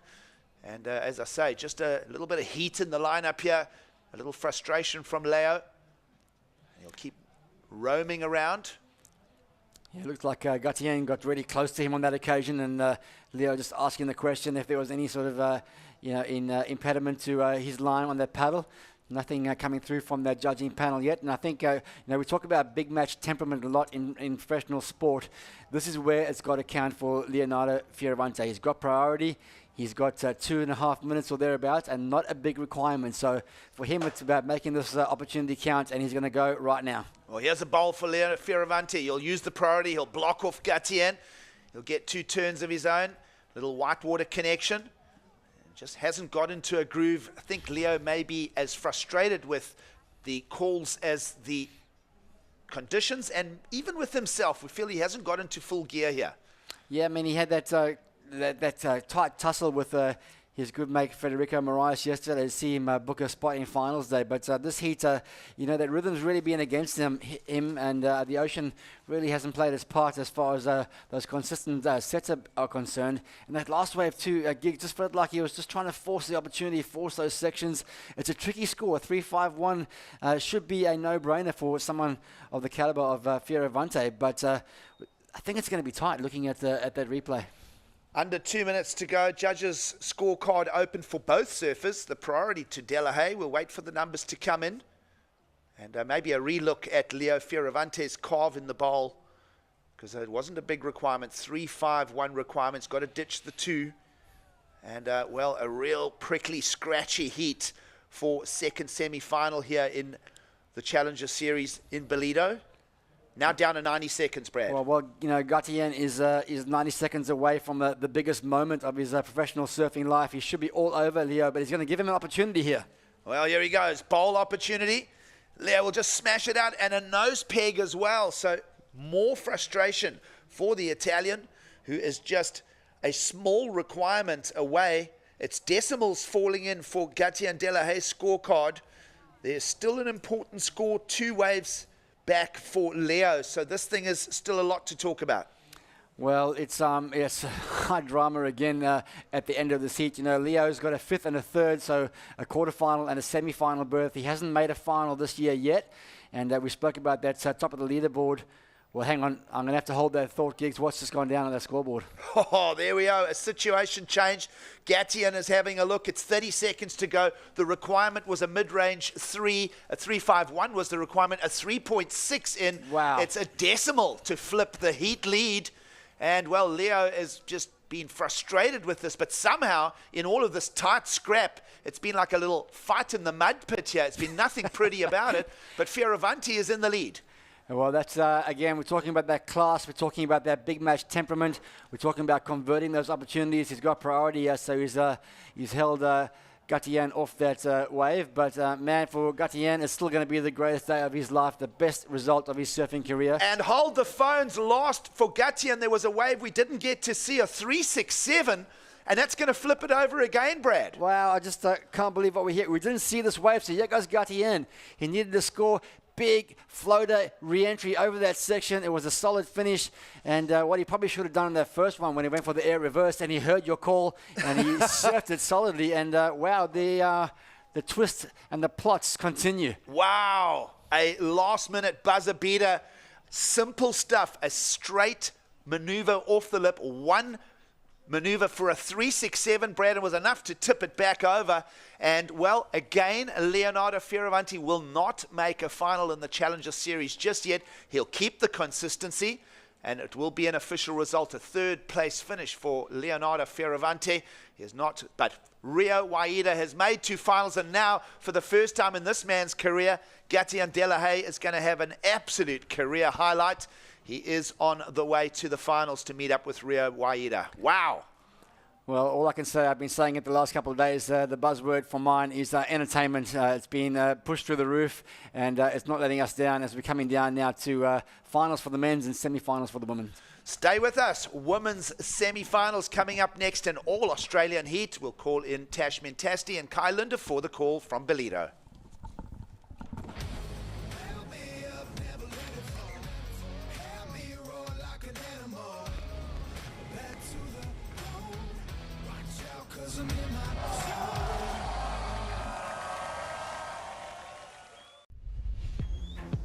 Nothing left to lose now. Everything to prove now. Long as I'm alive, I'ma fight back. My fire never cools down. I'm about to catch fire. Yeah, I'm about to catch fire. Get ready for the new me. Get ready for the new me. Try to hold me down and I go higher. Try to put me out and I go louder. I'm a fighter, a survivor. Stand back while I catch fire.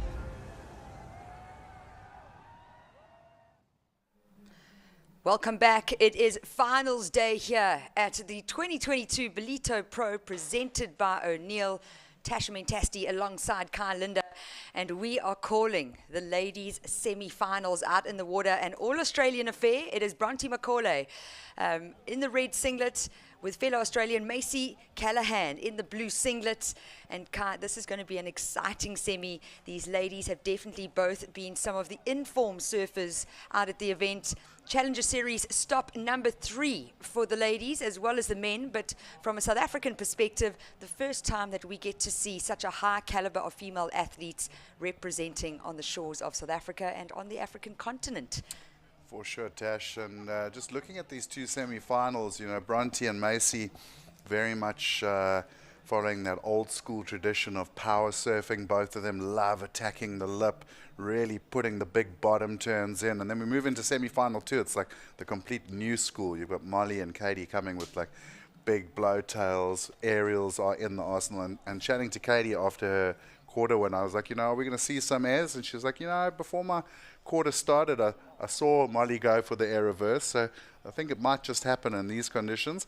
But coming back to this heat, Bronte for me and Macy, 2 of the standouts throughout the event and really putting in solid power surfing. Yeah, exceptional surfing coming from both these women, and on paper, I wouldn't know who to call it. It's going to be an exciting semi-final, 30-minute heats. This is semi number 1, and just a small start for both ladies. This is wave number 2, Macy Callahan. Strong backhand vertical hit, and that's all that wave had on offer. So she started off with a 1.5. This is wave number 2, which could feature into the scoreline. Up and riding now, Bronte Macaulay, a quick in and out. Her start for semi-final number 1 was just a 0.5. So maybe the girl's just trying to get the nervous niggles out the way. Challenger Series, a great result to be in the semi-finals. Whether you advance through or not, it's still going to be a keeper result for these ladies. And if we just look at paper, Macy Callahan is the highest seed out of the 2 right now, sitting 9th on the Challenger Series before entering into the Ballito Pro. She's had an equal 9th at both the stop number 1 on the Gold Coast and stop number 2, the Sydney Surf Pro, equal 9th for Macy Callahan. Bronte Macaulay 14th on the Challenger Series, but that equal 5th, so quarterfinals finish on the Gold Coast. Both these ladies having their best results in the Challenger Series so far. Yeah, and Bronte's been solid through the event. She's won every single heat. There's been no number 2s there. She's been coming through on the first, as has Macy. Macy also with the biggest heat win of the event so far, so she's really been working those numbers. Maybe looking at the stats, Macy slightly ahead, but I think if Bronte finds some of those really solid looking right bowls and can get that backhand of hers going to work, she's going to be very tough to beat. Yeah, and we definitely saw the move from the main podium at Surfers now to Bathers, which is a little cove literally a couple of yards across. What has happened though is we had a very strong northeast onshore wind blowing yesterday, and it's pushed a lot of sand into this cove, and we've had some exceptional waves coming through. I've been watching the main podium and there's absolutely nothing happening there, so a good call from Travis Logie from Tours and Competition. We're into the business end of this event. One of these ladies will be at the finals of the Ballito Pro, and up and riding now, Bronte Macaulay, wave number 3, 2 small scores to her name. This will definitely be helping her situation and hoping to get to finals here in the women's division. We are still waiting for a score for wave number 2 from Macy Callahan, and it has dropped in. So wave number 2, a 583. From what we've seen, that is going to be a keeper score as your backup score. But we saw in the quarterfinals, which started with the woman this morning, we saw an 883 from Macy Callahan, now holding the highest single wave total in the women's division, and she found that in her quarterfinal matchup. So she knows what she needs to do out there. The difference from this morning to mid-morning now is the tide change. Yeah, the tide has changed, and you know, we saw that first men's semi-final absolutely light up, just aerials all over the show. I laughed with Keanu as he came past. I was like, dude, that must be the most airs you've ever pulled in a heat, and he was like, most definitely. But he was feeling the vibe, he was feeling good. Also Rio going through, and then the second semi-final, you know, we look at those scores there. Gautier winning on an 867 total. That was like one of the scores in the first semi-final, and Leo Fioravanti just could not find a rhythm at all in that semi-final. So earlier today you said, you know, sometimes you have those heats on, heats off. I think there are still plenty of good waves out there. Just looking while I was on the deck through those heats, watching with the naked eye, not through the camera lens, there were certainly still beautiful little bowling waves. The guys in the last heat just didn't seem to be in the right place, though. Yeah, and that's our sport, really, having to not just be physically prepared, mentally prepared, as well as having preparation with your equipment, but then also having to be with a rhythm with the ocean. And we saw it there. I mean, Leonardo Fioravanti, he had one of the highest wave totals or highest score totals in his quarterfinal. I mean, an 8.5 and an 807. So having one of the highest heat totals of the event, and now not even being able to make it to a heat total of 10 points. It's sad. It really is, because he was looking so good. I was really excited for that semi, and it had nothing to do with the talent of Leo, but really just not being in rhythm with the ocean. Yeah, and you could see the frustration. He was definitely frustrated, and you know, went down on that last wave, needing a score. So he's a phenomenal surfer. He's already had a great start to the year, and I mean, he's still sitting easily in that top 10 on the Challenger Series. So job done, but of course he would have liked to go to the final. But pumped for Gauthier too. Like, young guy. I interviewed him yesterday after his quarterfinal win, and almost had to take a step back. He was like so intense, but that's how passionate he is. And you know, for a young guy trying to break onto the scene, this is that moment for him. And then of course Rio, you know, in the final with him for Indonesia. He's already had a win this year, so he's got a 10,000 already. This is, if he can take this one, he is really looking good for getting on that championship tour. Yeah, we've got top 10 surfers on the Challenger Series at the end of 2022. Getting onto the Elite Championship Tour. And for the ladies, where the focus is right now, it is your top 5 women on the Challenger Series. And just taking a look at the moment, it is Macy Callahan sitting at 9th, Bronte Macaulay sitting at 14th. So there's going to be a big jump up in positions. We're going to see a big change up at the end of Ballito Pro, but we're down to semi-finals. It is 20 minutes, 45 seconds on the clock. Up and riding now, Macy Callahan. Nice strong turn off the top, sets up for that second closeout maneuver and rides out of it nice and completely, Kai. She's got a 5.83 right now on the scorecard. She had a backup score of a 1.5, so that's going to get thrown out the window. She's going to replace it with her third wave, and what that does is just put a little bit more pressure on our surfer in the red singlet, Bronte Macaulay. At the moment, looking for a 3.51, but that requirement will jump up after this last wave. Well, that requirement's going to go pretty high, I think. That was a good wave from Macy. She was patient. She waited for it. She's been targeting those lefts on her backhand. And where she got the 5.83 for one big close-out maneuver, two very good-looking turns on the backhand there. So I think the judges are going to come out and reward that, especially when we look at what's been happening over the last two heats. We haven't seen too many clean linked rides, and Macy coming out and blasting two big backhand turns there. And sorry, Tash, just on the beach, looking at that crowd, I know you were out there now too. It is hot out there. Yeah. It is really warming up. So let's take a replay. This is wave number 3, the last wave from Macy Callahan. Lovely little backhand snap. Love how she waited for the section here instead of pushing, you know, maybe trying to push for 3 turns. She was like, no, I'm going to wait for that section. And she really got off the bottom and activated the turn straight into the lip. Look at that nice first carve. Then waits for the lip and throws the board up. And the scores are starting to come in, Tash. I think the judges agree. Yeah, scores are starting to drop in. We are able to see off screen what the judges are thinking. And Last of Blue coming in at a 6.83. What that does for her fellow competitor, Bronte Macaulay, an 8.83 requirement. But with 18 minutes on the clock, there's more than enough time for this young lady. And utilizing her strong backhand, it's a one hit for her, wave number 4.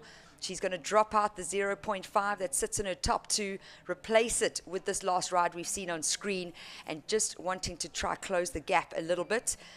If you look on your top left, if you've just tuned in and still learning about the sport of competitive surfing, we have a priority system that comes into play. When you see the P next to the color, you know that the surfer has first priority, and what that means is that they have got any choice of wave out in the lineup. They can be sitting anywhere in the surf zone. They can drop in on their competitor and not get penalized. And what it's really done is kind of equal the playing field a little bit and allowing both surfers. We've got 2 in this heat right now. We have maximum of 4 surfers in a heat. But what it does is it allows the competitors to get the opportunity to be on the best wave out in that heat and showcase what they're made of. Yeah, and scores coming in for that turn from Bronte at 5.17. Be really cool if we could get up the 2 replays of the 5.83 from Macy and the 5.17 of Bronte, because both backhand turns in the lip. I was almost feeling Bronte's maybe better. She really attacked the lip line, but we'll see what it looks like when we get the replays. And a really tight exchange, really. If you look at the 5.17 and the 5.83 for Macy, both taking off, both one turn on the backhand. Macy, though, getting the nod from the judges, just a slightly better score. But what Bronte has done is she has lowered the requirement down to a 7.49. And here we go, the guy's giving us this. So this is the 5.83. Big bottom turn, really attacked the lip, lovely turn. And next up, we'll take a look at Bronte. And watch this, I think, slightly bigger wave. Came off the bottom, you see that backwash. Threw it up and getting the little dropouts. So. Sure. Really marginal differences there, but I think the judges maybe just going slightly in favor of Macy because she threw just a bit more spray and maybe getting the board a little bit critically more into the lip. I mean, it really is, it's splitting hairs right now, honestly, between those 2 turns. I enjoyed what I saw from Bronte Macaulay with that 5.17, and maybe the point of difference was there was more power off of Macy's top. You could see how she pivoted her tail a little bit more. And then you also saw the white water once she hit that lip. And really, nothing in it. I mean, it's so close. Semi-finals in the water. Heat number 1 out at the moment. It is Australia versus Australia. And we see, with these 4 ladies left in this event, 3 Australians. Yeah, Australia is a powerhouse of surfing, but they have the systems in place, Tash, and have for a long time. You know, they've got these clinics and schools built around surfing in Australia. And of course, they also have the strongest club scene in the world, where all the towns have 2 to 3 clubs and they have national champs. So a big system in place. And of course, this young lady out of Western Australia is part of that system. As we see her working the turns down the line, that wave just maybe a little bit wonky. Yeah, and just to highlight what you were talking about, I mean, Australia's got the High Performance Centre, and yes, you've got this massive club status and multiple surf clubs along the coastlines, the various coastlines. But what that does is you are competing in heats from a very young age, and you're learning how to manage your time, manage heats. Because I think some of our best surfers in the world are better free surfing than they are in heat surfing, and it's just because of the management, the time management needed. We are going to go down to the beach and be interviewing our winner from that men's semi-final. What an exciting semi-final that was. Let's tap into our beach interview. Caity and Delahaye, your dream run at the Ballito Pro continues. Is this the greatest day of your professional surfing life? Guarantee the best day of my life right now. I'm over the moon. I can't believe it. I can't believe that heat happened like this. I thought we were gonna be able to put on some scores, some really good scores on the board, and nothing really came through. The ocean went super quiet, and we did a lot of mistakes, both of us. So yeah, it just came my way. Luckily, I got that one wave at the end of the heat. I didn't know I needed that 3-point something, and I just went for a wave without knowing anything, and then that score ended up coming my way. So I'm so stoked, so happy. A few falls from you in the beginning, going for some of those big aerial maneuvers. You're going to come up against Rio Waida in the final, who you know can stomp those air reverses at will. What's going to be your approach now going into the final against Rio? I think it's going to be an air show. I'm going to try and stick some too. He's been doing a lot of airs this contest. I've been watching him, and he's been really on point. So I need to get him in his game, you know. And yeah, just gonna have fun now. Nothing to lose. It's just a real pleasure to be here on finals day, and yeah, just loving it right now. Yeah. Well, you've got 35 minutes left in this event. It's already the greatest day of your life. You could walk away as a Challenger Series champion. So we'll let you go and rest up, and all the best for that final heat. Thank you guys so much. Thank you guys so much. See you in the final. What a stoked Caity. I just have been loving his surfing, loving his energy, and you know, just taking something away from that beach interview, just saying how they both did make mistakes, and also how the ocean just went quiet. And I think that's something that's so brutal about our sport. Those two guys really wanting to put a fine display of surfing on, and then the ocean going a bit dead. And you can't do anything about it, Kai. You've got your different game plans, but if those waves don't come through the lineup, it's not going to offer the scoring potential that you need. You need to find waves with a canvas that has a potential for scores. There's no point in going for something that's going to offer you a 2-point ride. And yes, it was a low-scoring semi-final for semi-final number 2 in the men's heat, but we still get a first-in-place surfer, and it went Caity and Delahaye's way, and we're going to see him in the final. Up and riding. This is live action. Bronte Macaulay getting caught up with that lip and going down. So still sitting in second position. There's 2 scoring rides, a 5.17, the throwaway 383 that she's trying to get rid of. She is looking for a 7.49 to move into that first position. Priority is with Macy Callahan holding down the lead with a 683 and a 5.83. And for me, the point of difference here is 3 waves ridden from blue, 6 waves ridden from red. Trying to keep really busy as Bronte Macaulay, but she's also been on the back foot from the start of the semi-final, Kai. Yeah, and feeling the frustration, much like Leo. Just that interview with Caity and getting goosebumps on my arms, because you can feel the emotion from that young man. And this is why we love professional sports, never mind just surfing. It's seeing those guys come out of nowhere and have the dream run, and like suddenly doors are opening for them, and you can see he's just stoked to have gone that far. But also, I liked what he said about, you know, if you're going to be a professional athlete, like you said, you have to be able to be honest with yourself. You have to know when you're making mistakes. And he pretty much admitted he got a little bit lucky at the end there.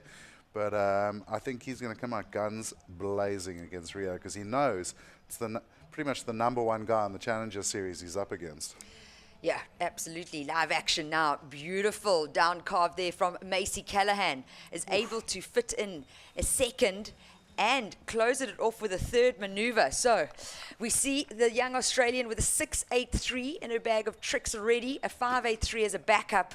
She might just replace that 5.83 and really start pushing away from Bronte McCauley, whose requirement as it stands, before we get the score for this last of blue, Bronte looking for a 7.49. And somehow Macy Callahan finding that three-turn combo.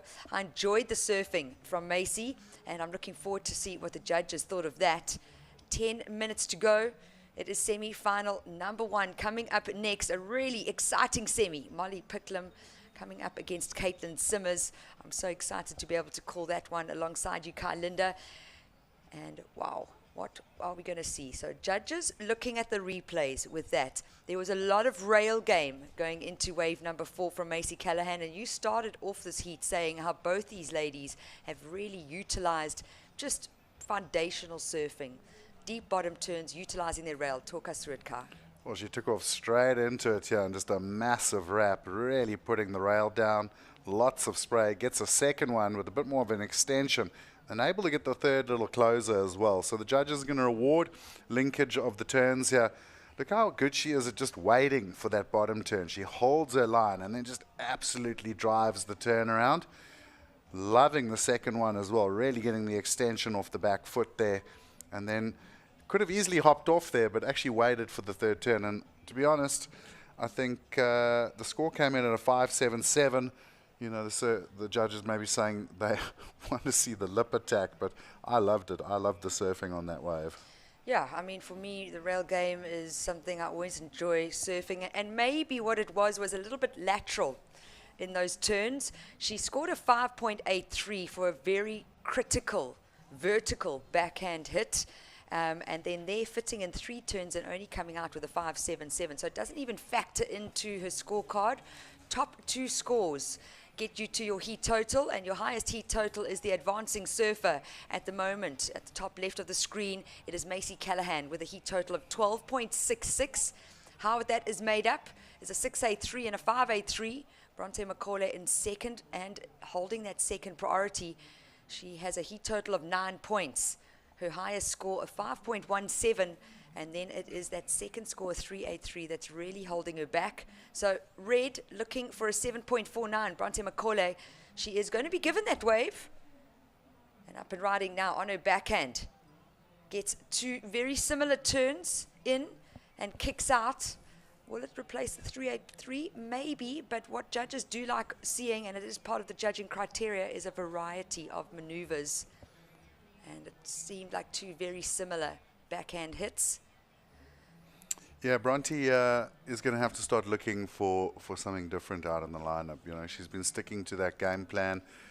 It's getting her like scores, but it's not going to get her a 7.49 right now. She needs to mix it up a little bit. And, you know, you say that word variety, it is very important for the judges. I think also that last of Blue Macy, the 5.77, you know, 2 of the same turn. So that's also probably where the score was pulled back a little bit. And Bronte now, I don't know, maybe mix it up, maybe move down the bank, look on the left, go on your front side. Just come with something a little bit different to what you've been doing. Give the judges something different to think about. And lastly, you're going to need a bit of wow factor. Well, she's keeping busy. She's up and riding again. That was a closeout. But with second priority, it doesn't mean anything for her.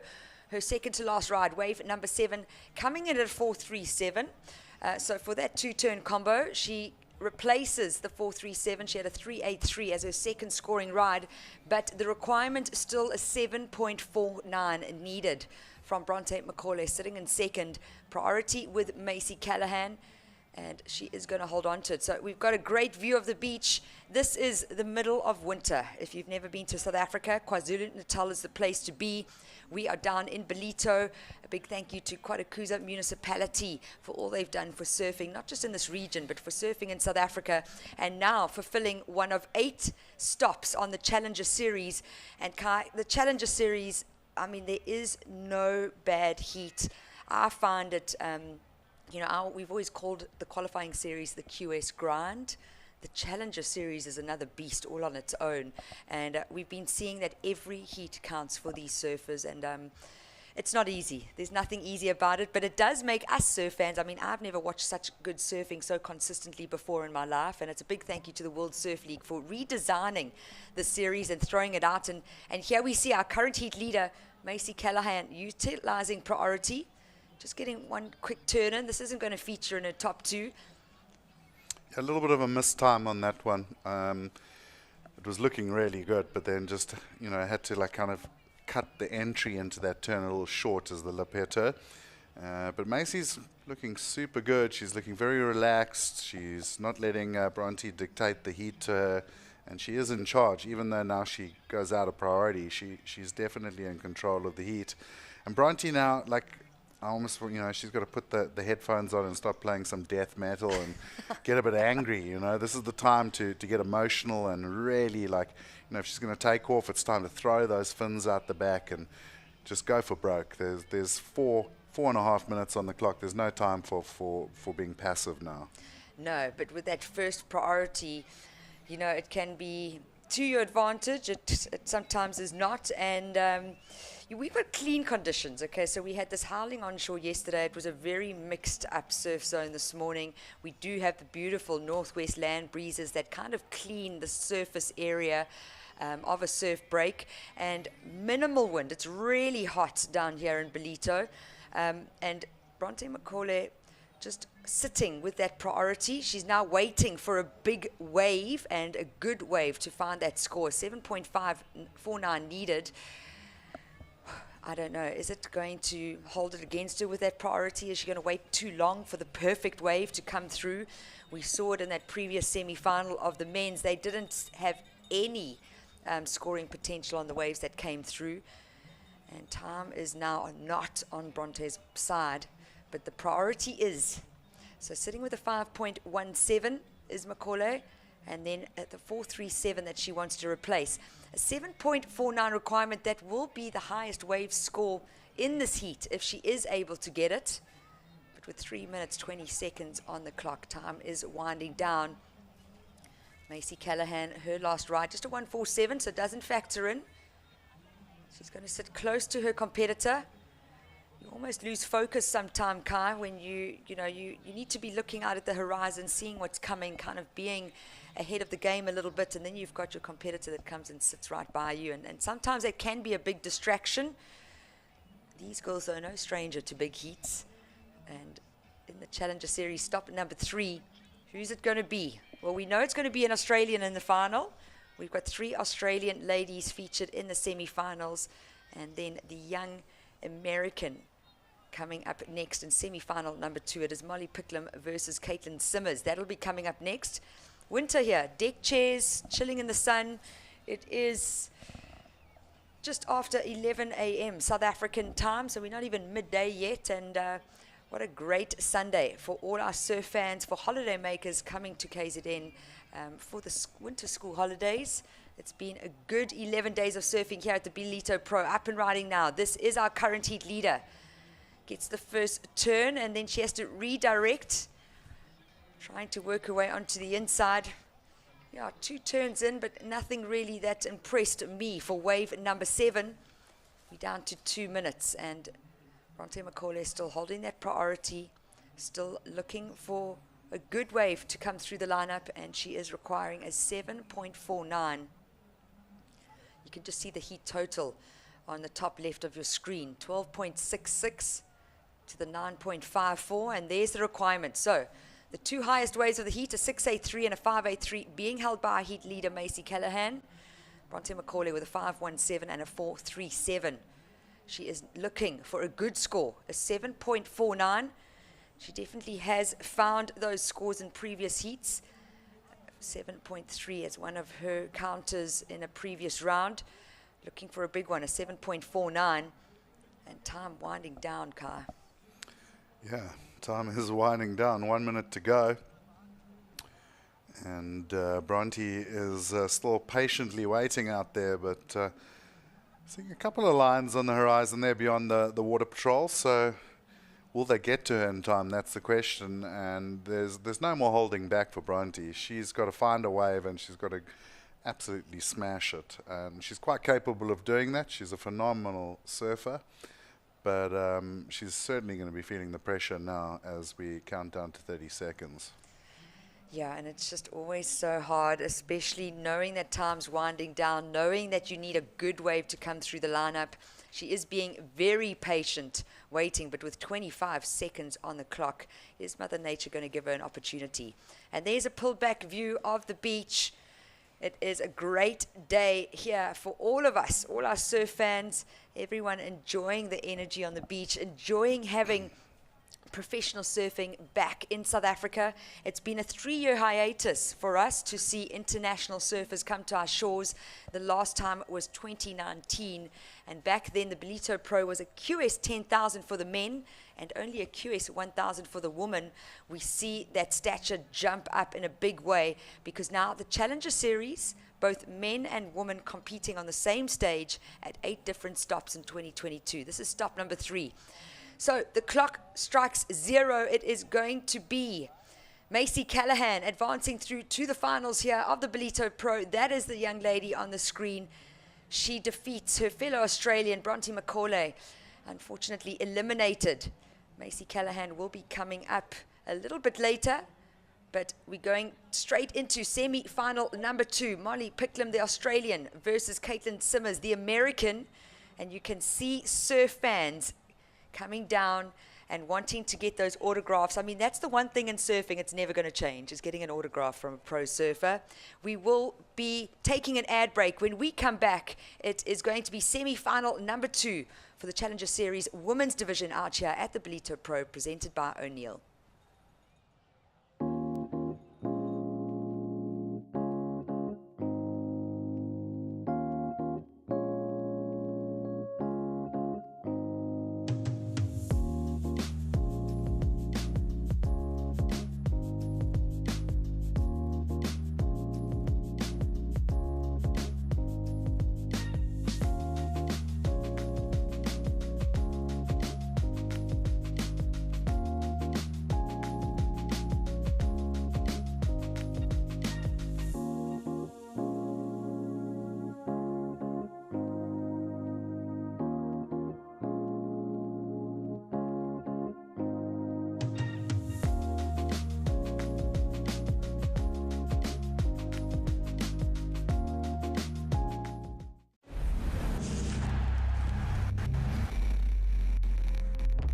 You can never determine who you are by what you do. Because if it gets taken away, then who are you? My circumstances do not define me, I define me. Just stay true to who you are, and if they don't like it, stuff that.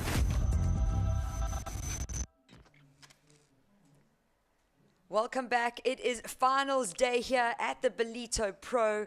A warm Sunday morning and glassy conditions greeting the surfers out here. We are into semi-finals number 2 for the ladies. Tasha Mentasti alongside Kai Linda.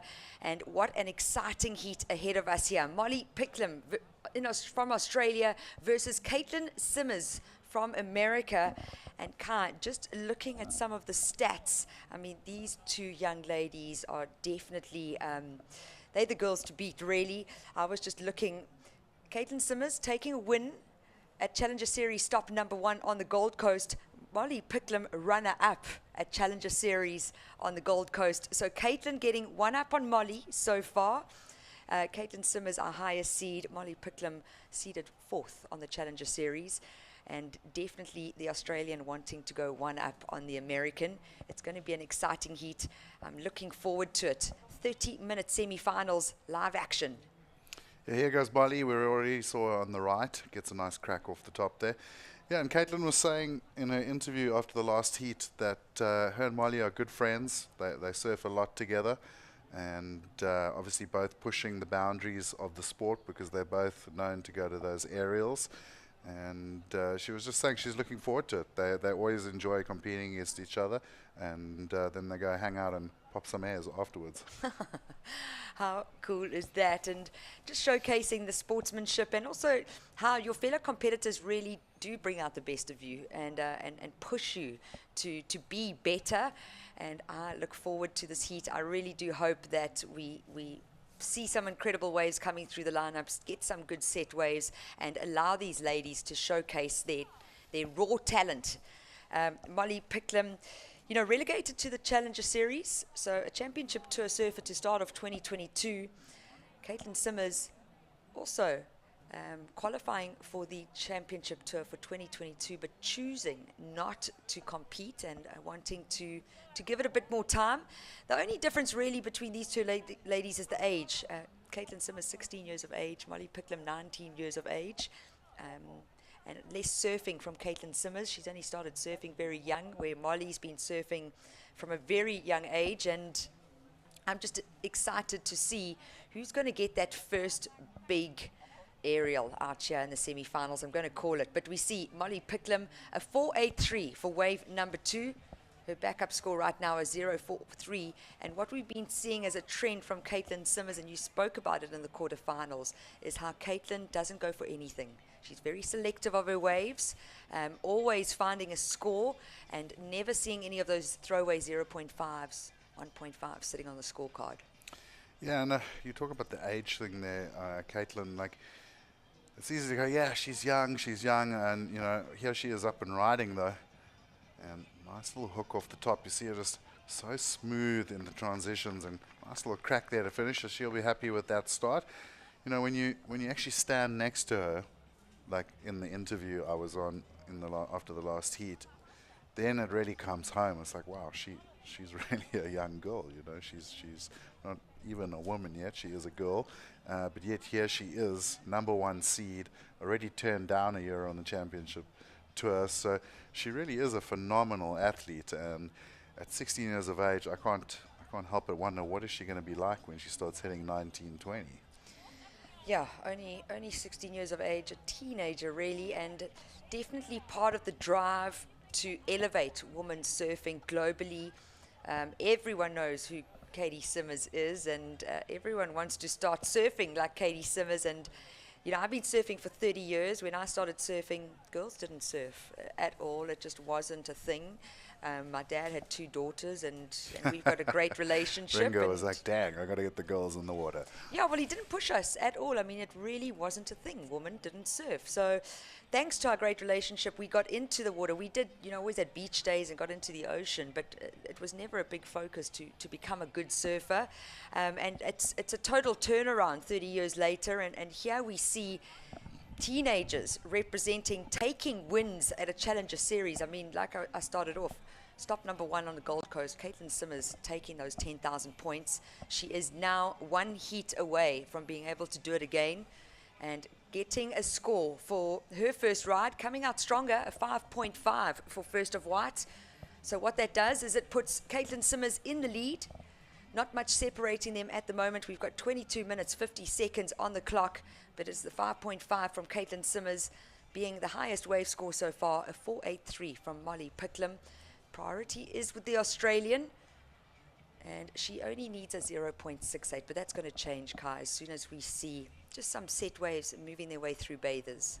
Yeah, and what's nice is even from the web booth, I'm starting to hear some noise from the beach. You can hear that little tempo picking up as we go through these semis and into the finals. And it was nice to hear Matthias Hurdy saying the other day after his heat win before the quarters that he said, I'm feeling really at home, you know, it's like nice beach break, I'm getting some airs, and there was like so much noise after I landed an air, and I felt like I was at home in Rio. And it's Ballito is coming with that vibe here during the June, July holidays. Listen, we've missed surfing. I mean, we've missed seeing foreigners and international surfers on our shores. It's 2019 that we last had such an incredible field of international surfers coming and competing in Ballito. It is even more years, 2008, 2009, since we've seen such a high caliber of female surfers on our shores. And clearly, the surf fans love it. We love it. We are down here for finals day at the Ballito Pro, presented by O'Neill. At the moment, 21 minutes, 30 seconds on the clock, only 3 waves ridden from these young surfers. It is Caity Simmers holding down the lead with just 1 wave. It's a 5.5. And Molly Picklam with a 4.83, wanting to find a good score to put on the board and put a little pressure on Caity Simmers. Yeah, and we talk about Ballito, of course, up next, starting on Tuesday, we've got the J-Bay Open. Good luck trying to get some accommodation in J-Bay. We had a late call, obviously, that Jose Faulkner had gotten into the heat with the Amandla Foundation, and we'll just watch this wave from Molly. Oh, lovely vertical snap, and then goes to the lip for number 2. So looking to drop the 0.43. I think she's en route for that. And we almost couldn't find a place to stay because obviously we wanted Jose nice and close to the contest site and you know, comfortable and in the zone. And I had to go searching for accommodation. So J-Bay is going to be heaving. Like, you talk about 3 years since we've had professional surfing in South Africa. The championship tour event at J-Bay, that point is going to be rocking come J-Bay Open time. Yeah, well, one of the best right-hand waves on the planet, and another long hiatus of surfing in the Jeffreys Bay area in the Eastern Cape. So at the moment, we are the northernmost part of South Africa in KwaZulu-Natal. We're only about a 4-hour drive to Mozambique, to the Mozambican border. But what we do next is move south towards the Eastern Cape. It's a long drive, Kai. Yeah, I'll be doing it tomorrow. 14 hours. But yeah, flights are chockers as well. So good luck trying to get a flight into PE, which is the closest airport. So yeah, we'll be heading the road 3 a.m. tomorrow and on our way to J-Bay to go support the South Africans. It's like a pilgrimage that we all have to do. And an incredible little surf village with one of the most phenomenal waves on the planet. But right now the focus is women's semi-finals, heat number 2 out in the water. 19 minutes on the clock, 19 minutes 20, and still only 4 waves being ridden. This is Molly Picklam's 3rd ride. Gets to the air, so we didn't get to see that. Hello. Unfortunately incomplete, but she is starting to showcase what she needs to do, sitting in that 2nd position at the moment. Caity Simmers, very cool, calm and collected. And my apologies, that last live view of red was just a 1-point ride, so it was incomplete. But what we did miss was a 6-point ride coming through from Molly Picklam. We see a change in situation. I'm sure we're going to get a replay from red very shortly. But Molly Picklam now taking the lead with a 6-point ride and a 4.83. Caity Simmers with just 1 score on the board. It's a 5.5, and priority does shift to Caity Simmers. Yeah, Caitlin's been, I'm not going to say fussy, but she definitely likes to find the wave she wants. And here we go. She's been waiting for this one. And wham, straight up into the lip. I thought she had lost it for a second there, Tash, but the control from this young lady is just beyond amazing. She never gets it wrong. She really doesn't. And those closeout maneuvers are not easy. She's putting her board at a different angle along the lip and doing this lip line plus pushing her board through and then having to ride out of it with compression. And she really doesn't miss a beat with those. And maybe it is the artificial wave pool training, you know, to get to practice that over and over again. Maybe it is from her home break as well. She was saying fairly similar conditions at times out here with what we've been greeted with conditions at the Ballito Pro. But a score will drop in, and it will help her situation because that was only her 2nd ride of the semi-final. We saw a very similar pattern in her quarter. Like, she wasn't the one catching all the waves. She kind of was patient and waited. I asked her if that was the strategy, and she was like, nah, actually, it just the waves wouldn't come my way at the beginning of that heat. But I don't know. I'm looking now at the semi-final. 2 waves, 5.5, 5.7 comes in for that last one. So she's back into the lead. She's responded well to what Molly put down there with the 6.0 and a 4.83. And now Molly, the pressure's back on her, 5.2. She's, of course, got that. So we'll look at these replays. This was the 6.0. And it is that left we saw. Yes. So nice big first turn. She really was aggressive on that one.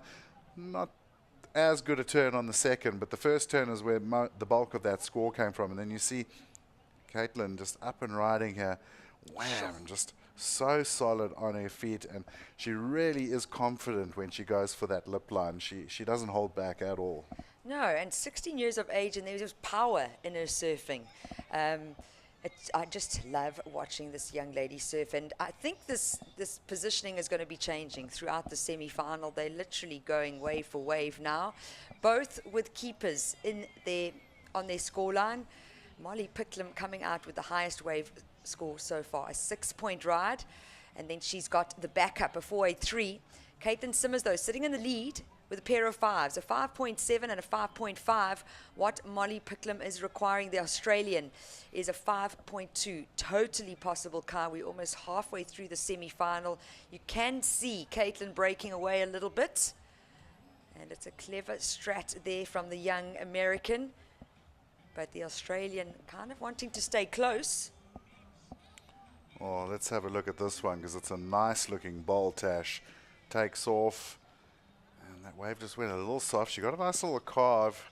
Almost looked like she was starting to get those boost legs ready, but the lip line kind of backed off. So also interesting, you look at this lineup. That wave looked really good as we saw it coming in on the pulled back shot, and I was like, whoa, here we go. This is going to be a good one, and it's going to be like a no score. So it's tricky out there. It definitely is. Some of them look like they're going to go and they kind of back off and they get that little wobble on them, and then some look like closeouts and end up turning into absolute bombs.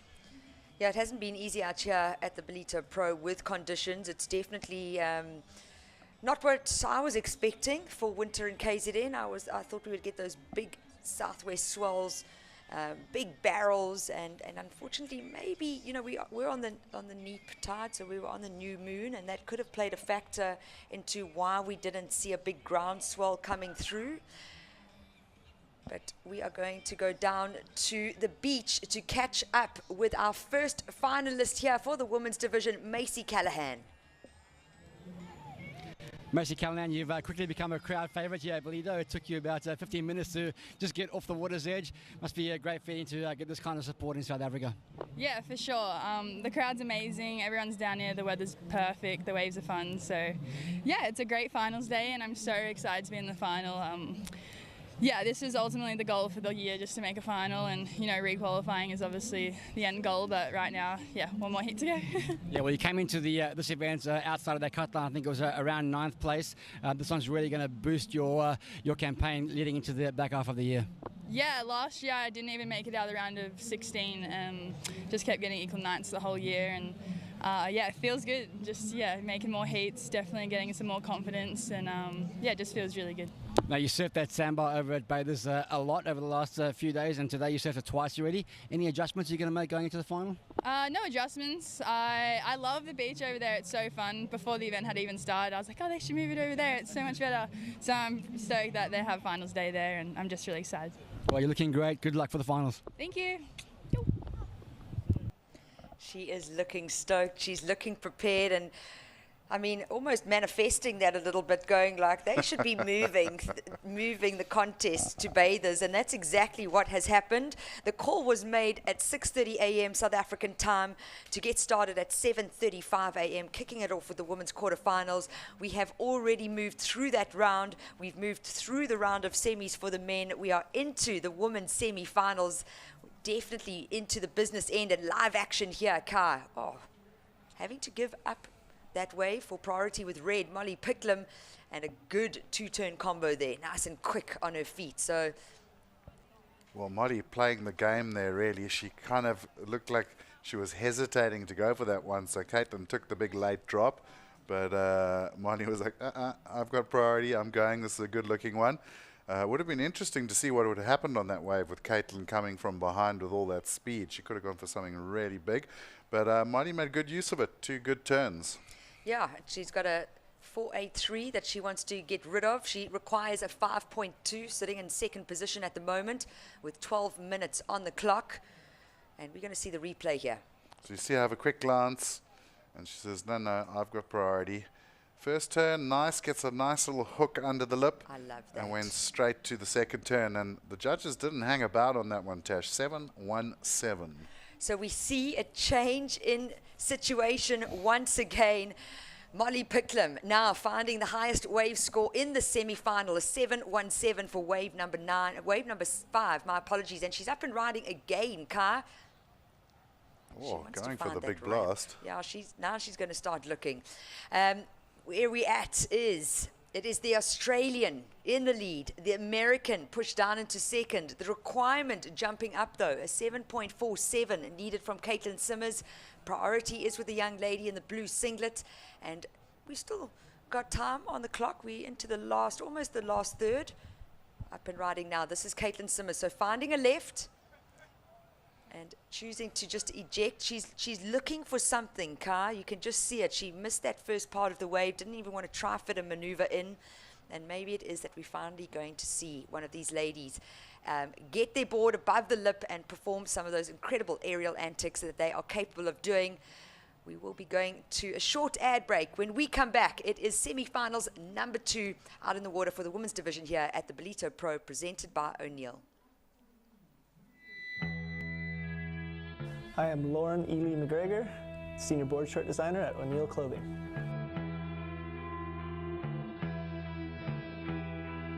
The Hyperfreak board short features Hyperfreak Pro Stretch, a premium high-density 4-way stretch fabrication engineered to be rash and cling resistant. The Hyperfreak features our Flex Tie Draw Cord, a super secure and comfortable stretch draw cord specially designed to stay tied while surfing and swimming. The Hyperfreak has a welded zip pocket with a low-profile, functional design to keep your goods safe and secure. This board short features O'Neill Hyperdry, quick dry water repellent treatment. The Hyperfreak, the ultimate performance board short.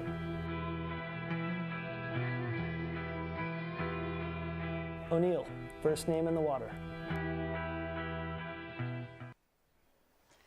We are back. It is Sunday at the Ballito Pro. It is finals day, and you can see how busy the beaches are. Yes, this is the middle of winter, but it's a great day on the beach. We have got warm conditions. We have got windless day out here. We have had beautiful land breezes to clean up the ocean from that horrendous northeast wind that we saw yesterday afternoon. The men's quarterfinals putting on a fine display yesterday afternoon. It was incredible how they were pushing their bodies and boards on the line. But we move into women's semifinals. We are down to the last third of the second semifinal. At the moment, it is the Australian Molly Picklum holding down the lead with a 7.17 and a 6-point ride. She gets that heat total of 13.17. Caity Simmers sitting in second and requiring a 7.47. This is not a situation she's been in often at the Ballito Pro this year, Kai. Yeah, she's going to have to respond, you know, and I know she's got some big tricks in that arsenal. So hopefully the ocean gives her that opportunity. And yeah, Tash, it's just amazing to see how things have changed with ladies surfing. Just a couple of years ago, you would have had the ladies finished on day 2, and now here we sit. We're not finishing off with the men's final today. They're the warm-up for the ladies. Yeah, and a big thank you to the World Surf League for, you know, just creating more opportunity for women's surfing. We're seeing the women have responded to that 100%. opportunity. You know, we're seeing it with the championship tour. Both men and women going to the same venues throughout the year. We're seeing it on the Challenger Series, and the women have risen up to the challenge, and women surfing growing exponentially over the last few years. And these two ladies on your screen right now are some of the young guns that are leading the way. Molly Picklum, though, holding down that first position. I was saying earlier at the start of the semi-final, Caity Simmers has one up against her. She took the win at Challenger Series stop number 1 on the Gold Coast. Molly Picklum, the runner up there. The point of difference is that Caity Simmers has an equal 5th at Challenger Series number 2, and that gets her as the highest ranked surfer coming into the Ballito Pro. We're into finals day. There is 7 minutes, 16 seconds on the clock, and nothing has happened throughout that ad break. So, priority with red, okay? Molly Picklum, you can see how she's starting to follow Caity. She needs to start managing that priority, and although there are still 7 minutes on the clock. Well, here comes the block right there. So live action here, up and riding. She is having to use the block, changing it up a little bit. Unfortunately, not able to ride through that turn, almost pushing a little too hard, but she had to block Caity Simmers. Now, the time factor though. Did the block early, pushed priority back to Caitlin, and there's still lots of time on the clock for Caitlin to find scoring opportunity out here in the semi-finals. Yeah, I feel like she had to go there. It was a good-looking wave. It had a nice-looking slope to it. She went for the big layback, looked great, but just got a bit caught on the back foot. And that is, you know, in the last while in competitive surfing, the layback has really made a comeback. It's a very popular maneuver. I'm seeing a lot of our juniors especially almost overusing it. And the danger of that maneuver is that it is very easy to get caught on the back foot and not be able to bring the board back under you. And that's exactly what we saw there from Molly. Yeah, and I enjoy the layback as well. I think it's a lot more difficult than what people think. For me, I'm referring just to a South African Dan Emsley who does it, you know, on tap really easily. But when you look at video footage or at photos of how he is contorting his body, I don't know how these guys do it sometime. And that's surfing. I mean, we use every single muscle in our body when we surf, and we put our boards and bodies on the line. And we see something like that with John Florence pulling out of the next CT event at J-Bay Open. But for us South Africans, and I'm a big surf fan, it allows the young Luke Thompson to feature at his first championship tour event. And I think it's the first of many with his career and what he's showcasing. But let's focus on the woman. We're into 5 minutes, 10 seconds on the clock. Caity Simmers holding priority. She's got a pair of 5s on her scorecard. She needs to replace it with a 7.47, my apologies. You can see that requirement and that need. Priority, the P in your top left corner of the screen is Caity Simmers. So she knows what she needs to do, and she's going to wait patiently for something to come her way. I do feel that she is in rhythm with the ocean. We saw a wave earlier literally just pop up in front of her, and that does happen sometimes. It's, you know, you're dealing with an uncontrolled environment out there, so you can have a game plan A, plan B, plan C, and just really having to adapt even in a 30-minute environment. At the moment, it is the Australian in the lead with a heat total of 13.17 against second place surfer, the American, with 11.20, and that showcases how Caity Simmers needs to find a good score. 7.47 is a good score out there, and we haven't seen many excellent scores. An 8.83 in quarterfinal number 3. I think that was Macy Callahan who scored that 8.83, but we haven't seen another excellent score come out of the ladies so far. Yeah, Macy went up to 12.66 in the first semi-final, so she had, you know, she had scores in the 6s. Of course, we've got Molly with a 7.17 and a 6. She's on a 13.17. So, you know, Caitlin more than capable of getting a 7.47. I kind of feel she's going to get into that radical box of tricks she's put together surfing at the wave pools. You know, it's time to put that stuff to good use. She's been really good on the basics. She's shown that she's an incredible all-round performer. But 3 minutes to go in a semi-final Challenger Series, random beach break peaks. It's time to go big. It's time to go big. I want these girls to showcase exactly what they're made of. We saw on screen there. We have coming up next our men's final. Rio Waida, really one of the standouts, you know, in Ballito, but also on the Challenger Series so far, and wanting to put Indonesia on that championship tour headline. And I'm looking forward to that final coming up next. Only 2 minutes, 45 seconds on the clock. At the moment, it is Australia ahead of America. Molly Picklum in the lead with the red singlet on, a 7.17 and a 6-point ride. You can see our French surfer Gatia and Delahaye paddling out. Interesting to see he's paddling out on the right hand, on the Bog Bay side of the beach. Most of our competitors, they've been going out that little left channel next to the bricks on the main break. So obviously he's got a slightly different game plan. He's trying to mix it up, and of course it's his biggest result of his life already. So excited for the young Frenchman. I hope he has a good run, but also equally excited for Rio Waida, who has been in phenomenal form and one of the standout surfers of the year across the championship to Challenger Series QS. he really has been one of the standouts this year. Yeah, and we saw him on screen just now. I mean, he looks like he's having fun. He didn't look like he had blue steel going there. He was laughing, looking really upbeat, a great energy coming from the Indonesian surfer. Very excited to see what both Caity Simmers and Rio Waida can be doing in the men's final. That is coming up in 90 seconds. So only 1 minute 30 on the clock. Molly Picklum, our current heat leader, keeping busy. She has that second priority. It really is Caity Simmers, who now is getting pushed into a corner with just 1 minute 20 on the clock, looking for a 7.47 to take the win out here and make her way into the women's final. Is she going to find it? Are we going to see a big air from the young American? Or are we going to see the very talented Australian Molly Picklum advancing through to another Challenger Series final?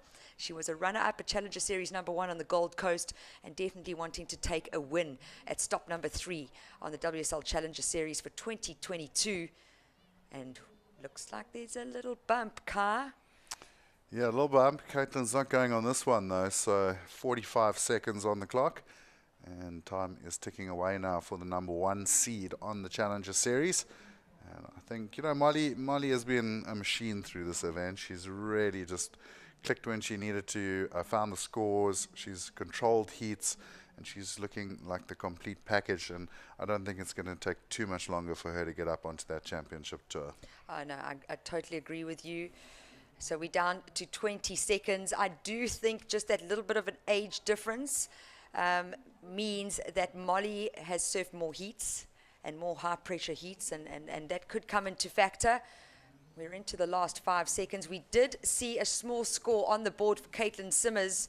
So the focus was on red, but Caity Simmers finding a 1.23. It wasn't enough. So we will be seeing the Australian Molly Picklum into the Ballito Pro Women's Finals of the WSL Challenger Series.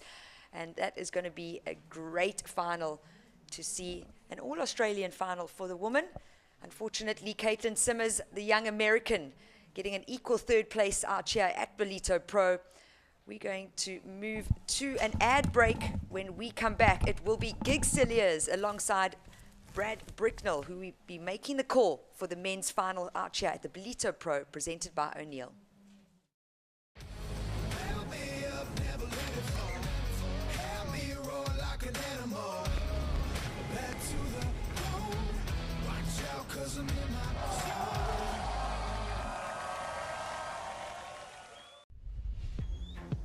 Nothing left to lose now.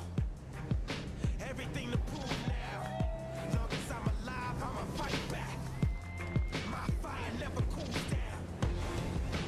I'm about to catch fire. Yeah, I'm about to catch fire. Get ready for the new me. Get ready for the new me. Try to hold me down and I go higher. Try to put me out and I go louder. I'm a fighter, a survivor. Stand back while I catch fire.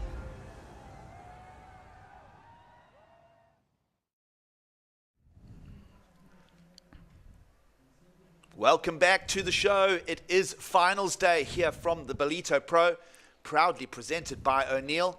And we have decided and figured who is going to join the finals. It's going to be Molly Picklum. It's nearly a good afternoon. In fact, just 20 minutes. It's 11:45 now. It's midday, and it's Gigsilliers alongside Brad Bricknell as we get into position to make the call for the first final to start wrapping up the Ballito Pro, Brad. Yeah, so exciting. It's been a look at this bracket. It's been high entertainment all the way through the quarterfinals, and then the cream rising to the top. Rio Waida, #2 on the rankings, coming up against Caity Simmers, who's said he's having the absolute best day of his surfing professional life. And this is his breakout result, and he's got one more opportunity here to go to the top. An exciting bracket there, and of course making the progress all the way through Rio Waida, an exciting quarterfinal against Mateus Hurdy, and then now making his way to the finals. Welcome to finals edition. It is the 53rd running of the event in the region. Welcome to South Africa as we get surfing underway, and we draw the attention to the 35-minute final, and smooth as anything, Rio Waida into the second final of the year on the Challenger Series. We'll just get that one absolutely smoothly out the gates, under the nose of Caity and Delahaye. That was an incredible way to start a final. I'm going to put it all on the line. That wave is going to go excellent. And it was just a beautiful peak that just popped up down the beach. Rio Waida had made sure he had maintained that inside position and absolutely converted that opportunity. If you're just joining us, it is a warm greeting. It's a Sawabona greeting from the Quarterfinal region.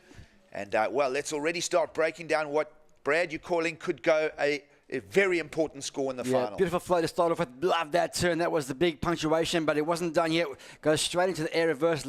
Judges love a combination of maneuvers with variety. And two-turn combination there. And, of course, we can't discount that floater. A bit more of a transitional move. You see, he uses the floater here to get onto the open face. So up and over the section to get to where he wants to get to here. Puts him in the perfect position. Loses no speed, but then jams the back foot in there for some incredible power surfing, but then straight into the little air reverse. It wasn't a massive aerial, but when you couple that with a big carve before, that's going to go into a very, very big score.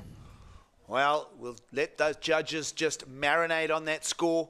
Of course, Rio Waida went to the air for both his counting scores to win the semi-final over Keanu. We're seeing great value to that semi-final. And Brad, he's looking right on form. Thinking back to Sydney in that final, he trailed Ryan Callanan for quite a while and came out the gates just at the end to steal the win. This time around, starts the final very, very strong, and you called it, Brad, good to excellent range surfing to get the Indonesians' campaign underway here. Yeah, well, one judge agreed with me wholeheartedly. I thought that was going to go excellent, if I'm honest. One judge gave him an 8, and then just looking back at it, I think, that first turn, like I said, was more of a transitional turn to get him across the section. We'll hold that thought. Well, firing away, second turn, and let's go. A lot of white water there. Rio Waida, second wave of the finals of the Ballito Pro. And firing away, Brad, he's not going to let anything move in the lineup without at least having a good look at it. He will now be under the priority of Caity and Delahaye. And, well, let's just talk a little of the tall Frenchman, 25 years of age, making his first final. And, well, perhaps not the last in his career. Caity and Delahaye has surfed outstandingly. He's ticked all the boxes. He's had the power carves. He's gone to the air, and a deserving finalist in the form of Caity. Yeah, he's taken down some big names along the way as well, and I had the pleasure of interviewing him after that win over Leonardo Fioravante. I asked him what his approach was going to be for the final, and he said, well, going up against Rio, I think it's going to be an air show, so let's see what happens. All right, the message is strong. The only thing that could perhaps sway us from that being the thread of the story, Brad, is the incoming tide. We are now around 11:45, so almost at the midday mark, and the high tide sits at around just after 1 p.m. So water has filled in the bay. We've got some decent scores out of that last women's semi-final to establish the finalists. Molly Picklum will join Macy Callahan in an all-Australian women's final. Still 29 minutes to go here to decide for the 53rd time who will be the men's champion at the Ballito Pro. Of course, a rich history here of wins. We think back over the calendar years. 1969, the very first Durban 500 took place. Winner Gavin Rudolph would walk away with the purse. And then, of course, it morphed into the 70s, and then that was a massive 6-year run for the 77 world champion, Sean Thompson, who no doubt may very well be watching from the wee hours. And if he is, of course, everyone in South Africa always sends those warm regards. It has been a massive celebration here in the region again. And although the waves perhaps haven't been the best that Ballito can offer, Brad, it's been sunshine, it's been smiles. And, well, the town has embraced the international field that has visited for the first time since 2019. Yeah, it's been an absolute celebration right across the board for South African surfing, for international surfing back here at Ballito. Just wanted to just go back to that wave score, if I can, Gigs. The 1.8, and then the average coming out of that 7.5. I think that first turn was ended up being a transitional maneuver to get him onto the open face.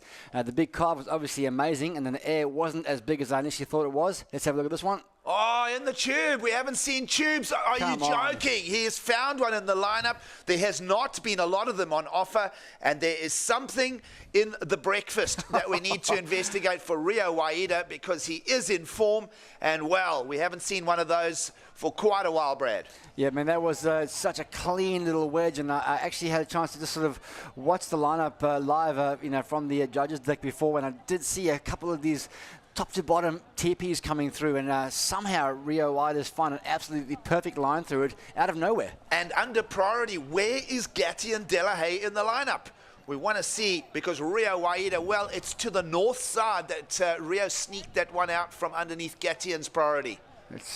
Well, we'll take a look at the replay over here. Nice little wedge. You can see he was looking for that barrel right from the get-go. Two little sections, not super deep on those two barrels. Judges like to see the nose of the board completely disappear, but from this angle, it'll look really fun. You can see just tucks under the lip just in time, but then sets the line, sees another section approaching, and just holds the line all the way through the barrel, gets a little shampoo on the way out, and he's going to lock in a fairly meaningful score in the context of the heat.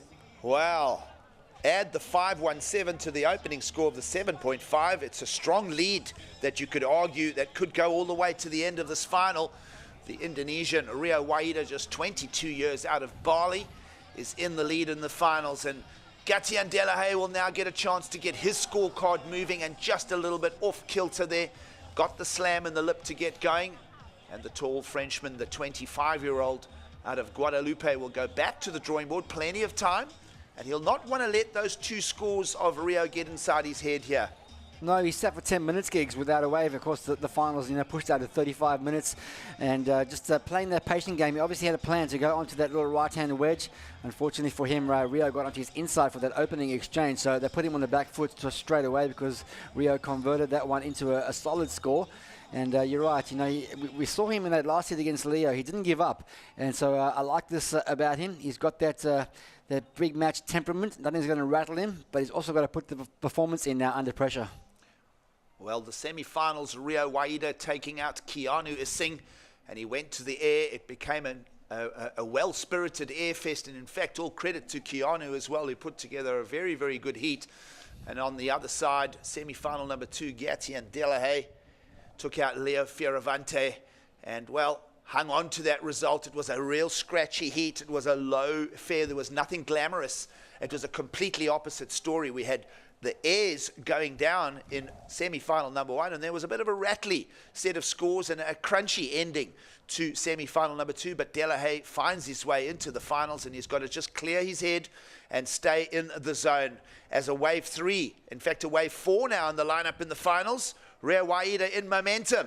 We'll have Bali, Kuta Beach. Everybody will be around the screens this evening and enjoying it. Of course, early evening there, around 6 p.m. in Bali, Indonesia.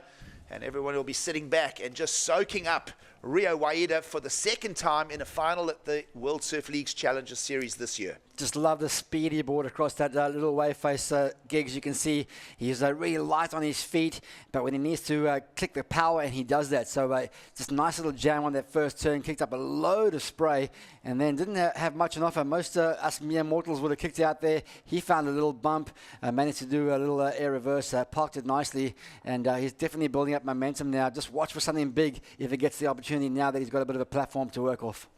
Well, he is under that priority, so he'll just stay loose in the lineup, looking for any opportunity to pull the trigger. He found that 5.17 for the score previous for a beautiful tube, and that was under the watch of the priority of Caity and Delahaye.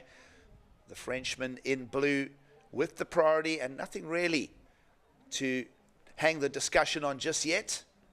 You said he sat for quite a while there, Brad, Delahaye, and he's still got really a lot of work ahead with 24 minutes still to go in the Ballito Pro final. Yeah, I think for him it's almost a case of wiping the slate clean and looking at the clock and just saying to himself, all right, I've got 23 and a half minutes to start a heat.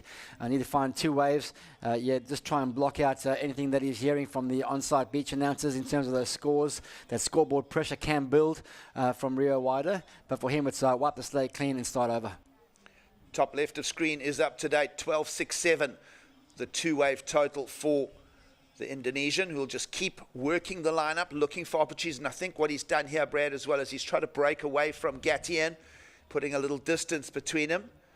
the taller surfer, the 25-year-old Frenchman, will perhaps just rake around the lineup himself, but keep Rio Waida in his radar himself.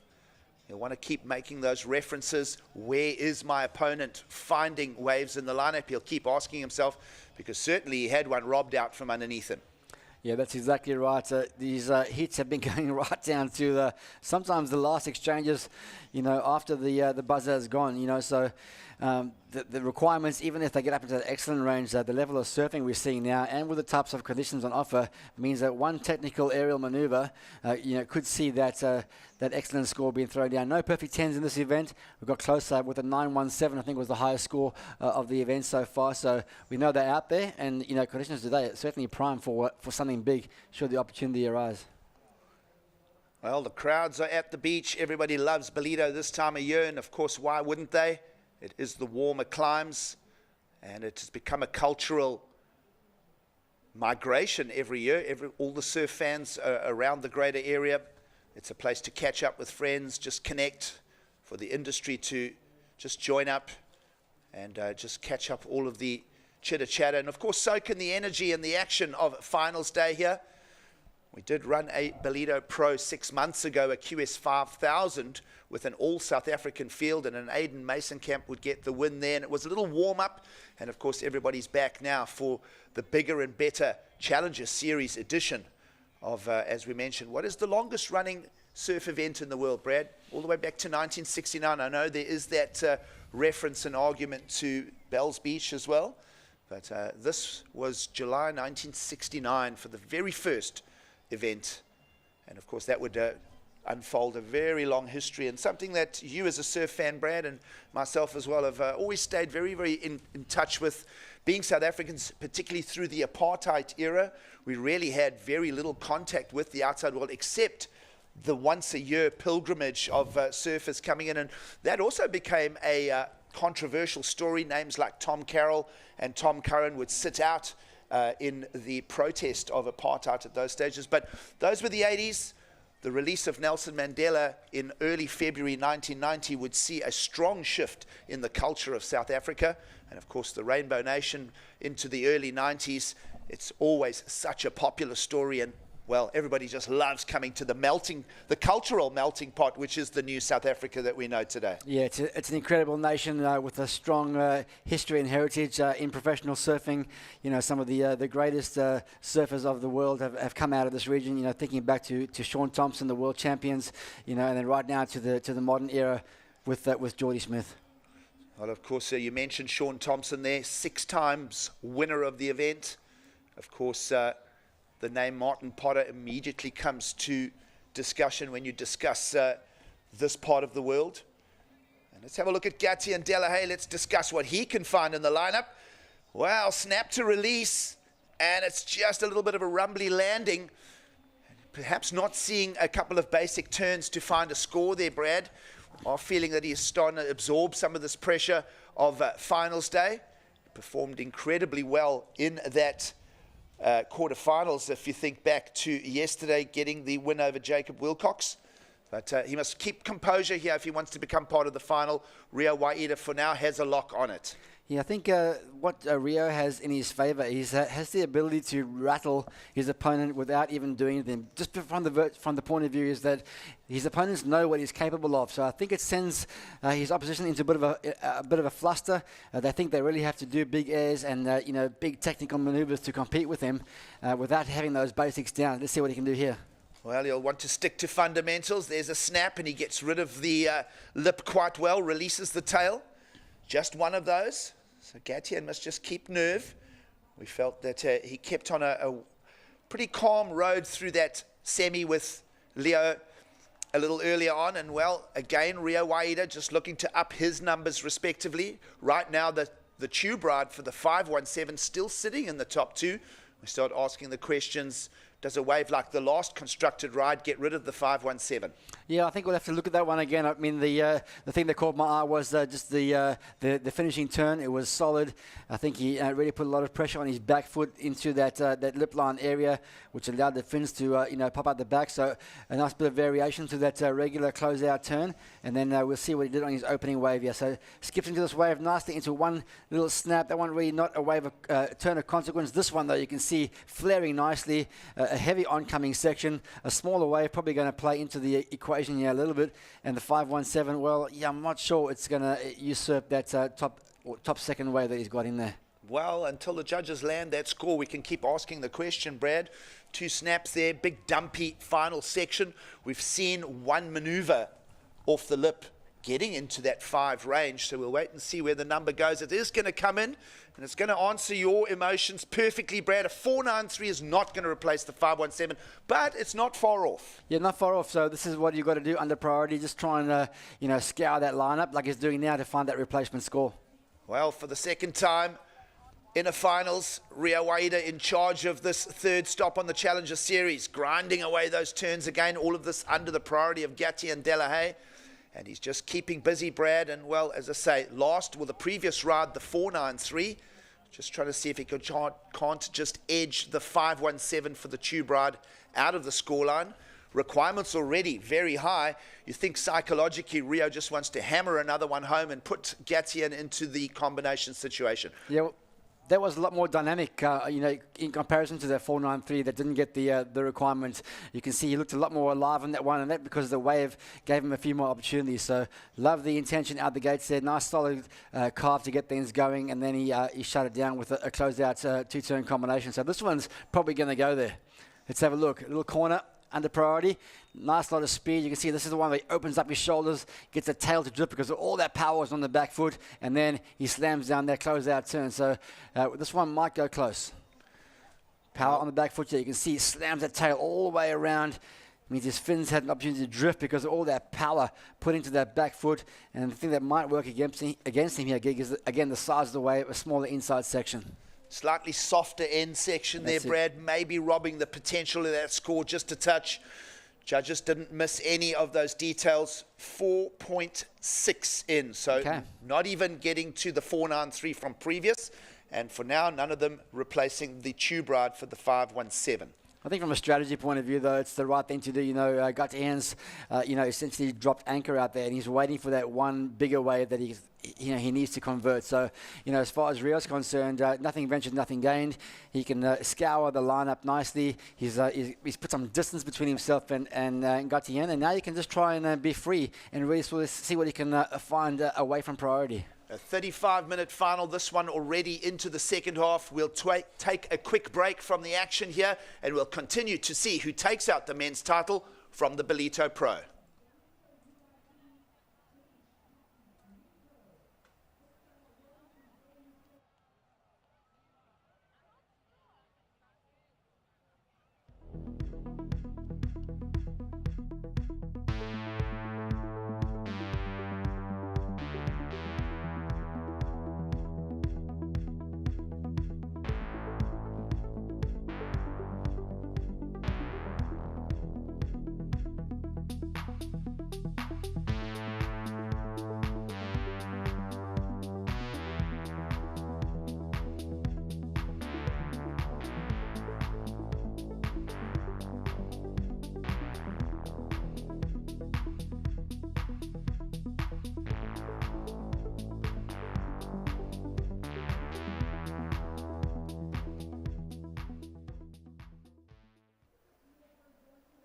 Welcome back to sunny Ballito. It is finals day here of the Ballito Pro, proudly presented by O'Neill.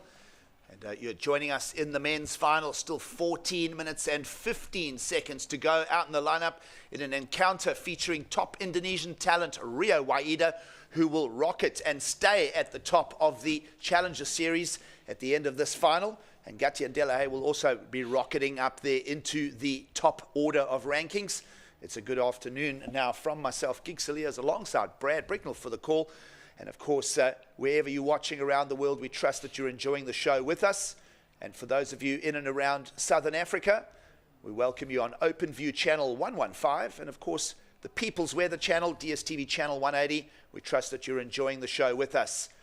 Upcoming finalist, getting ready for action. Molly Picklum will take on Macy Callahan in the women's final.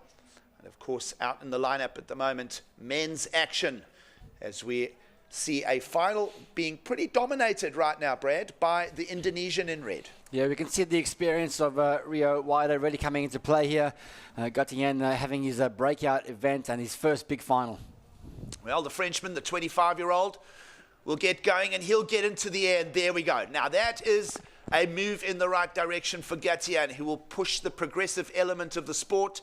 He'll ramp that one fairly soft cushion, but he got a lift and he got air under the board. We're not sure that it's going to be one of the massive rotations that we'll see through the course of this Ballito Pro. We've had some outstanding numbers going easy, excellent category. But for now, let's see where that one goes.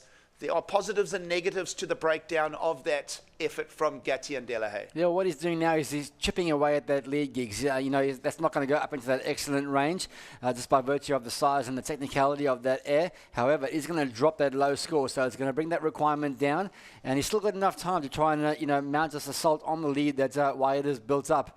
And just two different sort of contrasting sort of approaches. He's dropped the anchor, he's been patient, and you can see now he's just telegraphed this one maneuver down the line, gets up and over, not a very high air, not too technical. He would have done those, all day long through his free surf, so we'll break it down here a bit slower. You can see just one little opportunity here, so he needs to go into the air to make something count here. Finds the launch pad, you can see he whips the tail out and then guides it around with his front foot. You can see the front foot ending a bit further towards the nose of his board, as that helps that board pivot around once that tail digs in. Judges were okay with it. A 5.57 comes into the scoreline for the Frenchman, who will get some momentum in the right direction now. He's dropped his requirements down to a 7.11 priority at use here by the heat leader, who will block out the potential. So there is the classic block and the use of priority. Yeah, what a great sell there from Gatien. I think it was Rio had priority on that one, and Gatien was going, are you sure you want this one? Are you sure you want this one? Are you going on this one? And it looked like a good one from the outset, but unfortunately probably just ended up being too deep there. So a great strategic move there from Gatien. Well, we'll see if production can just show us those moments in the build-up to that paddle for Rio Waida, because as you mentioned, Brad, there was a bit of a sell strategy on that. Gatien perhaps showing false intention to show interest in that wave. Yeah, that's right. And of course, if you're sitting in Rio's shoes, you heard that requirement come down now. 7.11 is the requirement from Gatien. He knows what he's capable of. You can see Gatien going, are you going?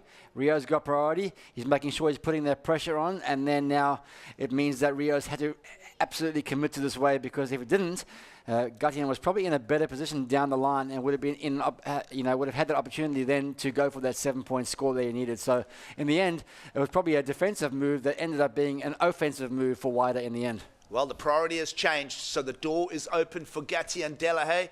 As you mentioned, Brad, a breakout result for him here. Nothing special on the Challenger Series prior to this, and he has just rocketed into the limelight.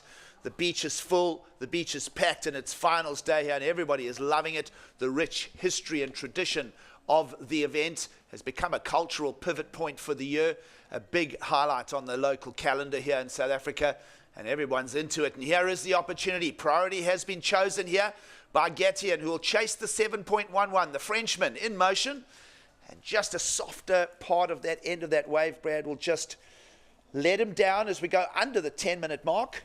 And he'll go back to the drawing board, and he has also handed the priority back to Rio. Yeah, that one just felt a little bit forced to me, Giggs. He was always kind of just chasing the section there, and then, when he realized that first turn didn't provide much, he tried to throw all he could into that closeout section. But that one just, he'll want to forget that score really quickly. Well, Gatien Delahaye, as we mentioned, now being very well showcased and profiled. His name will now be remembered. A finals here in South Africa, a massive points haul, around 7,800 points if he's to finish runner-up, and a full 10,000 if he gets the win. And of course the 10,000 points, the previous event in Sydney went to Rio Waida in that win over Ryan Callanan in the final. Can Gatien get a full 10,000 points? Either way, this will be a massive points haul for the Frenchman, who will have a lot of his countrymen shouting for him here in the finals. Think of all the names that have attended, names like Jorgen Cousinet, Gaspard Larcier, Tristan Gilbaud among them. Of course, Timothy Bissot from the same territory as Gatien. All the Frenchmen making a strong push in the 2022 year. And of course, France does play host to one of the Challenger Series events upcoming in October in Hossegor. Let's have a look at the effort from your heat leader. Rio Waida will want to go to the end. He'll do it beautifully. He has those landings on tap, Brad. That was not a blemish to it. He launched beautifully. A short wave, a pocket, and he'll still squeeze this one through on the higher tide now through to the inside. And that, perhaps that will replace the 517. Yeah, I mean, you can just see the power in his legs there. He really had to be strong on his feet to complete this air reverse. It was a challenging section that he telegraphed from the takeoff. You could see he had one maneuver in his mind when he approached that section, and just the power and strength in his legs were the telling factor there in that completion. Wow. Indonesia will be raising some beers, perhaps some raki, as they'll start celebrating perhaps a win here for the Indonesian. What about this? Yeah, big closeout turn. It was a tough section to hit. It was more like a, just a classic reverse out of that re-entry with a bit of a blowtail thrown in. Not your classic big air reverse that was tail hard towards the beach. We'll break it down a bit more over here and see it a little bit closer. Comes into the section nice. Gets the lip up and down, so it really blows that tail out. It is an air reverse, technically speaking, as he got that tail out of the water. We saw all three fins facing towards the beach. And then again, like I said, the power in those thighs, really the telling factor in helping him ride out cleanly there. Well, Indonesian and Japanese parents producing a world-class surfer now in Rio Waida. He has been touted as the talent for ages out of the region. Of course, everybody right now in Seminyak and Canggu will be cheering. Everybody around the Bukit Peninsula in Bali will be sitting back and feeling very, very proud of perhaps a second win in the year in the series here at the Challenger Tour. And wow, there's a big number. Rio Waida, they're going to go huge on this one, Brad. Yeah, well, it looked like it's going to be just reward there, an 8.0, so he's gone excellent for that one maneuver. And I think, the fact that you could see all three fins almost facing out towards the beach in a really critical closed down, space really spoke to the technicality of that turn. So really converting that opportunity, and now huge pressure on Gatien. And Brad, as we watched that, we felt that landing was absolutely spotless. Let's have a look at it again. Yeah, it's like a gymnast landing that turn with no bobbles on the air. But yeah, you can see he threw everything in that. Got some amplitude out to the left-hand side of that section and really tweaked it out with the fins facing towards the beach. It looks way better on these replays. You can really appreciate the technicality there. Slams that tail down super hard, but because all that pressure was balanced out between the front and the back foot there, he was able to revert around and just rode out like a cat that had been dropped off a two-story building. Wow. The GWM Sydney Surf Pro saw Rio Waida snatch the lead right at the end of the final. This one he has led all the way from the beginning. And can Gatien Delahaye try and reel him in? A 9.93, just short of the combination score. You start thinking that this is the second win of the year for the Indonesian, as he'll just keep busy in this final here. And it is certainly absolutely on point surfing from the Indonesian. Of course, we did see him in G-Land a few weeks back as a wild card all the way to a 9th place finish, only losing to the yellow jersey of Filipe Toledo. Let's go back and have a look at a heat recap of this final thus far. And wow, it is Rio Waida that is with his foot flat and heading towards the win. Yeah, just recapping over here the three best waves of the heats. It's been Rio Waida, still his very first wave that he rode of the heats are still there standing in his top two. This is the one he was able to get off Gatien at the beginning when there was no priority. Nice big transitional floater onto this open face, then capitalized with a big power turn for his 7.5, and then threw in a nice little variation here, a little air reverse off that oncoming section. From the very beginning, a 7.5 in, had his opponent under the pressure, and he backed it up with that tube ride a little later on for the 5.17. This was the early reply from Gatien when he finally got his campaign underway. Yeah, got that into the 5 range, a mid-5 I think it was. A nice air reverse there, a little fluffy landing, nothing too technical, not a lot of height, but then Rio backed it up with this one. Beautifully out into the flats. That score, an 8, the best individual wave of the final, to join his opening score, and he'll almost bookend his efforts here as we're now down to 3:45 on the clock. And in between all of that, a nice sweet tube ride became a counting score for a while as well, Brad. He held on to that 5:17 for a while, but an 8-pointer puts the pressure on this man. To the air will go Gatien Delahaye, and he'll just go incomplete. Will the Frenchman, who is having an absolute breakout here, he'll get a minimum, as we felt, of 7,800 points for the visit to Ballito. And that's going to see a massive jump up the Challenger Series rankings for him. Down to a little over 3 minutes to go here in the Ballito Pro Final. The beach is enjoying it. Everyone, we trust that you're enjoying the show with us. And of course, women's finals to come up next. It is beautiful and warm. The beach is packed. And certainly Rio Waida has kept the crowd entertained. Yeah, it's been an amazing display of surfing throughout the event. From round one, he's been one of the standouts here in this draw of 96 surfers. And with 2:45 and a near excellent, perfect 10-point ride requirement from Gatien, I think, Rio's going to be feeling really confident now. 10,000 points is going to be a huge addition, to his second victory this year. And his points are going to be skyrocketing after this. He's going to separate himself way above Leo Fioravanti in those rankings. We'll talk more about that. Gatien will launch to the air. He's trying to find an 8 of his own now. He saw that punchy little wave for Rio Waida. He's heard the score. And, well, we know that he can get height. We know that he can get some amplitude of his own. And perhaps for him, if he can fetch a 7 or an 8, but he is running out of time. Yeah, he's running out of time. He's got to basically give us something that we haven't seen throughout the whole event. 9.17 is the highest score that we've seen in the event, and 9.93 is the requirement. So it's going to have to be something very special if he's going to do it on one wave. And like you said, Giggs, the time is, coming down to under 2 minutes remaining. Tough to get a couple of big scores inside that scoreline, inside that timeline, rather. Well, you see the story unfolding here. Delahaye will inquire and look at every opportunity, every half swell that comes into the bay here in Ballito. Rio Waida will even, you'd think he'd be comfortable going, 9.93, that's a huge one, it's impossible, but he will not allow Gatien away from him. So Rio will hold the priority, hold the lead. It's now under 90 seconds to go. Do we have an Indonesian winner here in South Africa? You can almost feel that the answer is yes. And it's going to be Rio Waida's second win of the season. That is huge and certainly a massive thrust towards a top 5 finish come end of year, top 10 finish. Yeah, I mean, this is the dream run for the Indonesian. This is what he would have dreamt about, after leaving Australia and coming to South Africa. These are, by no uncertain terms, his goals, and we might just see a little victory lap here, because this is a victory when all is said and done for the man from France. Well, Gatien Delahaye, a personal best here. He'll just roll this one out. He's not going to fetch the requirement of the 9.93, and we're inside the last minute of competition. But all credit to the Frenchman who has blitzed his way through the draw. It's been a great performance. Gatien, the tall frame of the 25-year-old from Guadeloupe in the French territories, has done a great job of finding his way through the draw. And, well, it looks like that he's going to finish runner-up here. And certainly, let's just have a look at a replay here. While we were watching Gatien, Rio got busy again. Well, look at this now. He's having fun with it, and just to rub salt into the wounds for Gatien Delahaye lands that air reverse right in front of him with now only 3 seconds remaining. It's a cherry on the top for Rio Waida, and what an emphatic win here in the final. Well, we have crowned a champion.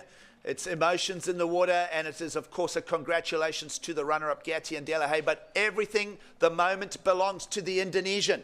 A second win in a row for the man in red, Rio Waida. What a moment for him, getting the win in Sydney over Ryan Callanan. Now he'll take the win over Gatien Delahaye here in Ballito, and he'll join the history books in the longest-running professional surf event.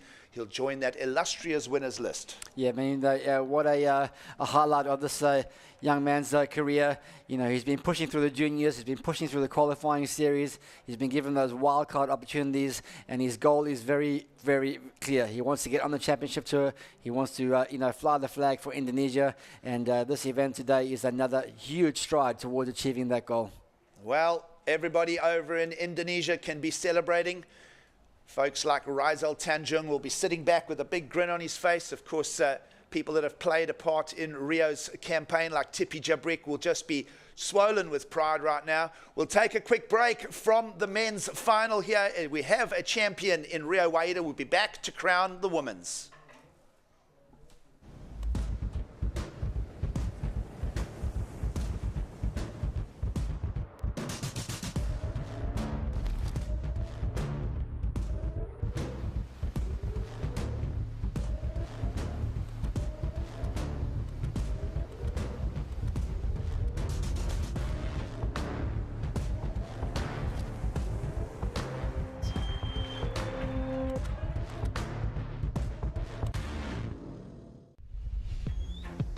Nothing left to lose now.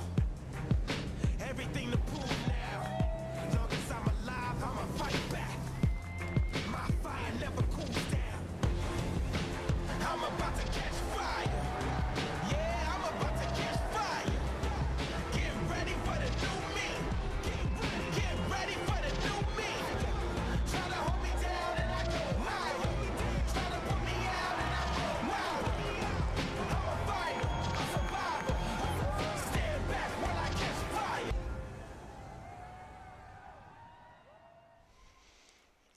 It's a warm African greeting as you join us from the sights and sounds of Finals Day here in Ballito. Rio Waida, for the second time in 2022, is going to take a Challenger Series title here, and a strong discussion that he will be on the championship tour come 2023. It is beautiful sights and sounds here. The celebrations, the Mkosi, the theme tag here in Ballito this week, and it is time to celebrate with Rio Waida, the men's champion. I'm Gig Saliers alongside Tash Mentasti as we just soak up the moment. The 53rd winner of the event here in South Africa, and everybody is just loving the moments. Yeah, I've actually been very fortunate to be on the beach gigs, and it is high energy. There was loads of support for both those finalists, but Rio Waida just really stomping it and showcasing that he wants that championship tour spot in 2023.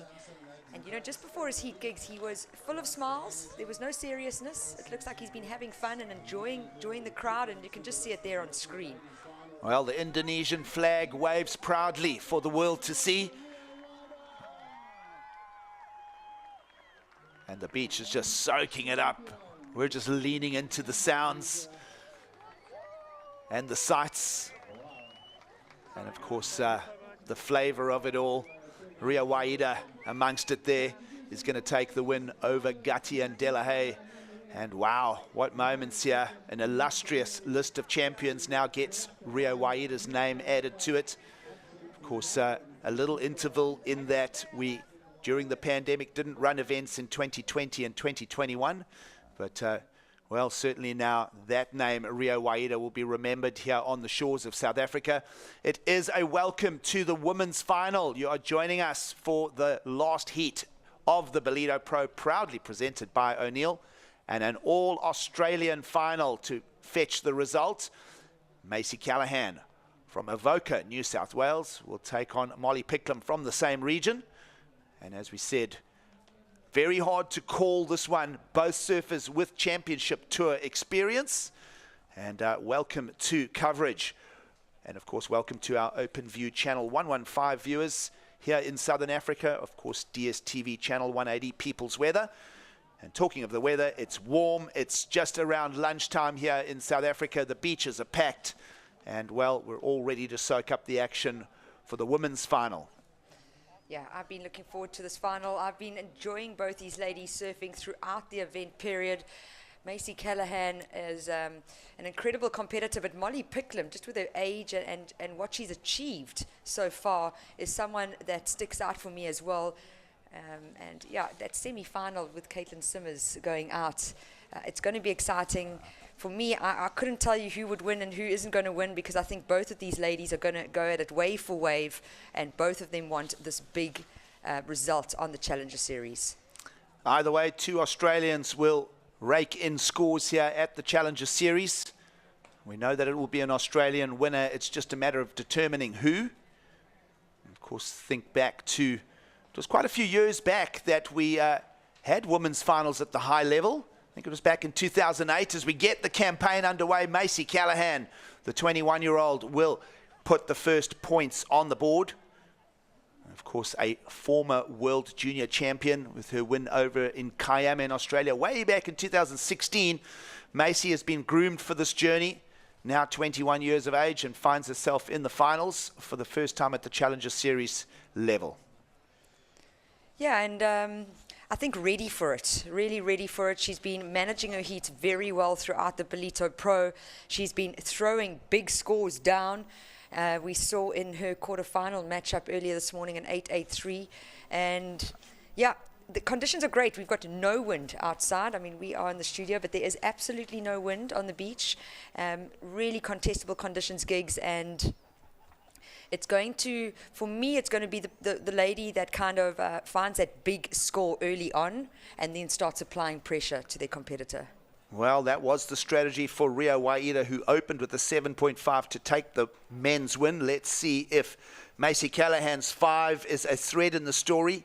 Plenty of time. Tours and competition set 35 minutes for the two respective finals. If you're just joining us, we have crowned the men's champion, Rio Waida, taking the win over Gatti and Delahaye. In the lineup now with just under 31 minutes to go and just a 5-pointer on the scorecard for Macy Callahan. And she will await to see what Molly Picklum finds her. Let's go down and hear from the beach what is going on down there. All right, I am here with the champion of Quadacooza, the Ballito Pro presented by O'Neill, champion Rio Waida out of Indonesia. Rio, you came out the gates absolutely blasting in that final and pretty much held it down till the end. You must be one happy man. Yeah, it's crazy. I just win Challenger Series back-to-back. It's crazy to think, but, you know, I don't know. I'm speechless, but I'm really happy. That's it. It was incredible in that final. I mean, throughout the event, there's been a lot of support for you on the beach here in Ballito, but in that final, every time you landed one of those airs or came out the barrel, the beach just absolutely lit up. It must have felt really good to hear that noise. Yeah, it's Ballito is a very beautiful place. People are nice, and today is crazy. It's a Sunday, and everyone's here. It's pretty hard to walk on the beach, you know, when I'm gonna paddle out and stuff. But I'm really happy that everyone's supporting me, you know.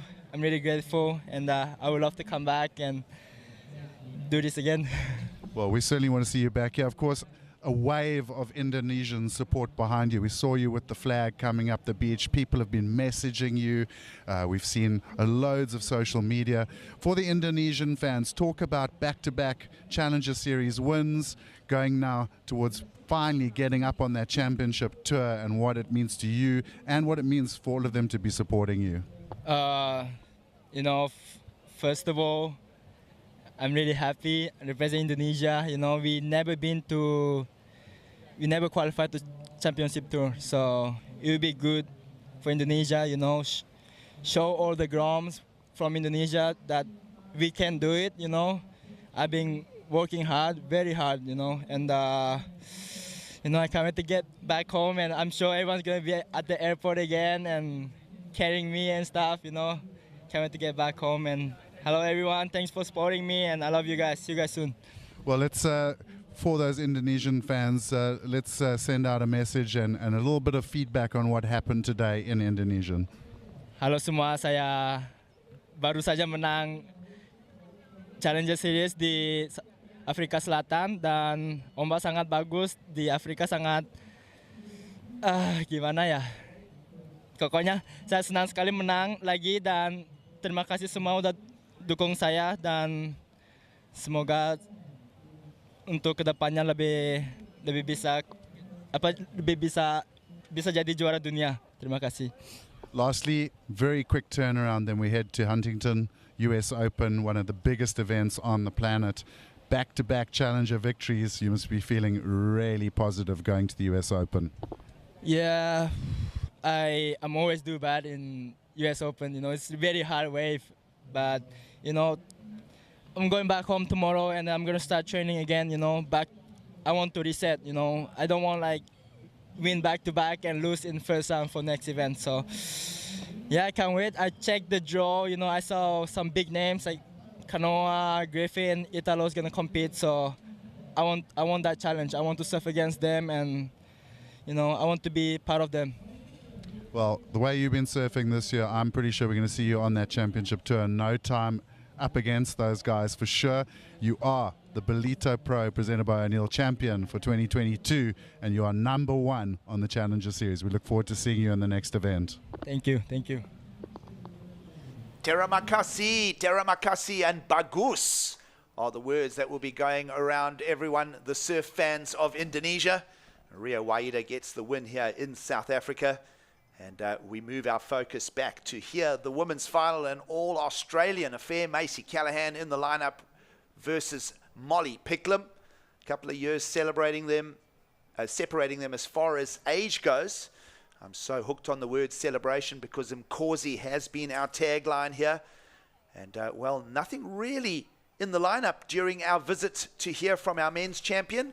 Still just that 5 that Macy Callahan found in the lineup.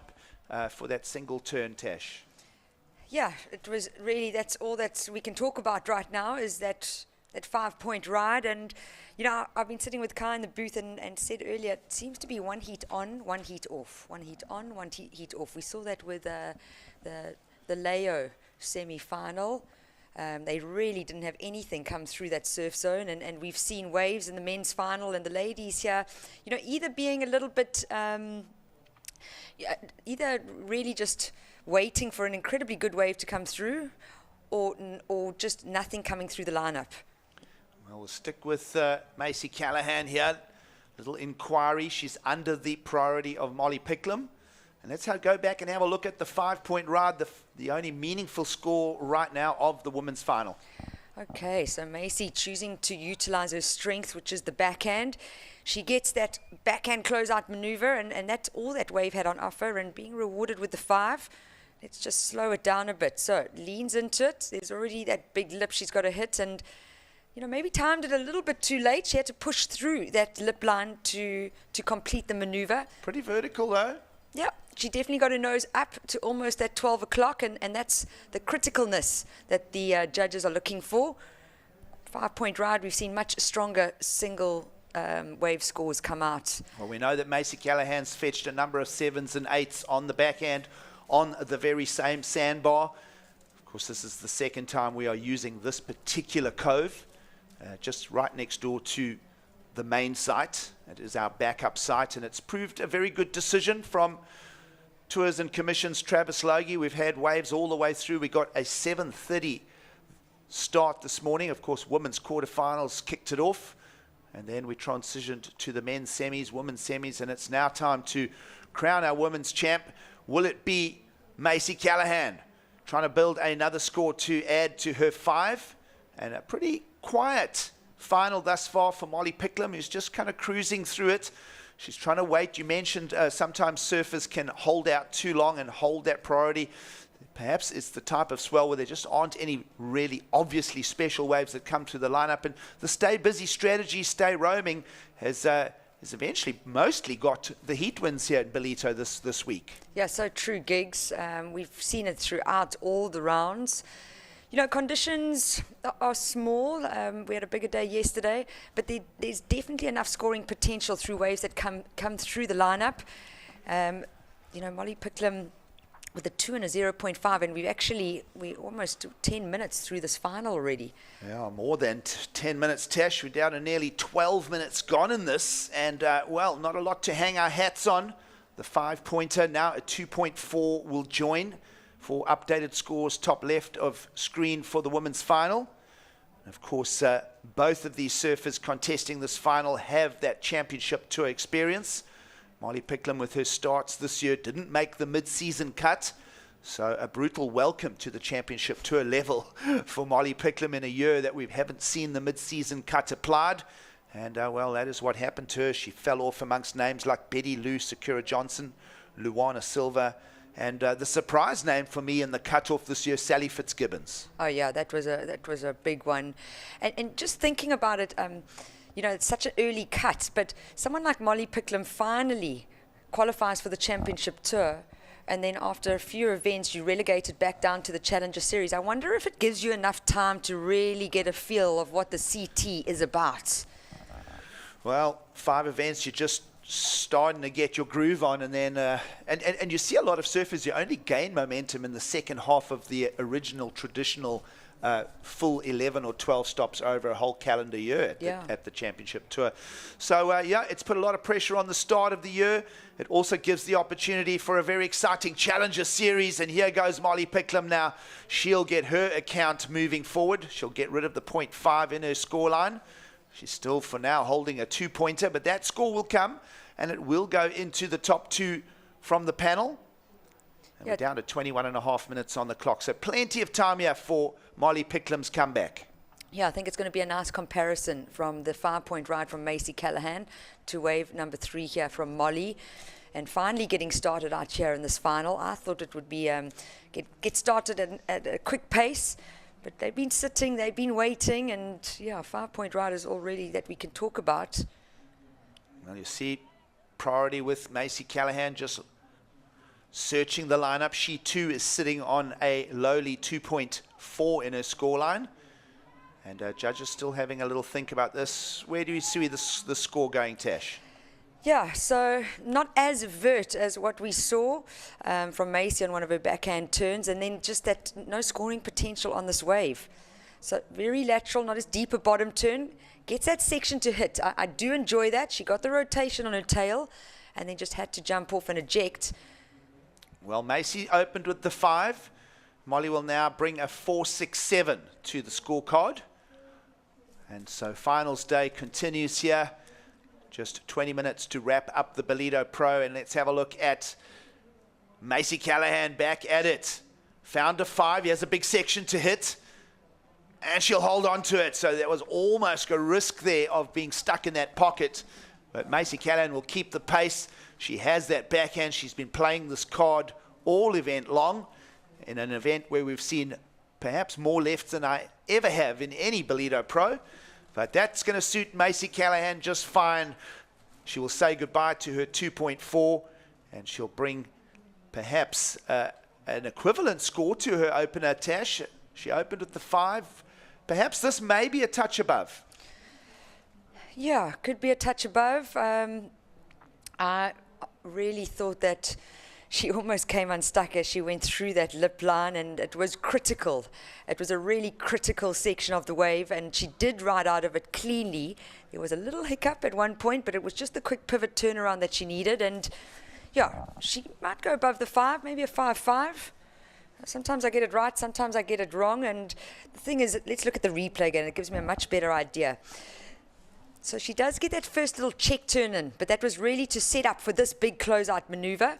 I like the commitment from there. So yes, I do think it's going to go higher than her first ride. You can just see, got a bit lateral, but needed to get her speed going. Deep bottom turn, nice vert backhand hook, and rides out of it very cleanly. So yeah, this will definitely help her situation right now. Dumpy section. She steered it through there, and a slight improvement, 5.67 to add to her opening score 5 for the debate, and a heat lead over Molly Picklum, who now requires a 6 in the lineup. And here is Molly's turn to meet requirement and perhaps steal the lead. 2 sections, stings into it, and a little bit of a slower pace to that wave. The other thing I'm noticing is a slightly fuller nose template on that board of Molly Picklum. It's a little bit of a shorter, wider outline, and certainly carries her through the turns. She's now dropping the 2. She'll replace it no matter what with this last score, and we'll start debating what we feel is a step in the right direction. Remember that her best ride prior to that one was a 4.67, Tash. So did she better a 4.67, and did she get the 6 for the requirement? Perhaps not the 6, but perhaps an improving on the 4.67. Yeah, I enjoyed that wave. I really enjoyed the first turn. She released the tail through that lip. Well, movement in the lineup, one of the bigger sets we've seen, and Macy Callahan will just step off inconsequential. And very fast now, we're coming down to the halfway mark in the women's final. Of course, if you're just with us, Rio Waida getting the win on the men's side of the draw. And in around 17.5 minutes, we'll know who is going to take the full 10,000 points here at the Challenger Series stop from South Africa. And, well, we debated and we debated, but she didn't improve Molly Picklum on her 4.67. She got a 4.57. So requirement stays the same of a 6. But Gigs, for me, Macy Callahan just gave up her priority for a 0.5. And in a final, it could be a big error later down the line. Up and riding again, utilizing her priorities. She's so nice and free in those top turns. There's the variety that the judges are looking for. And then unfortunately that wave just almost like trying to get a little double up going there, and it just makes her have to kick out and eject. So a 2-turn combo there, but quick 2-turn turnover there for Molly Picklum. While the judges have a ponder on the score, we're over into the second half of this women's final. We'll take a quick break from Ballito and we'll be back to work out who's going to take the Ballito Pro title. I am Lauren Ely McGregor, Senior Board Shirt Designer at O'Neill Clothing.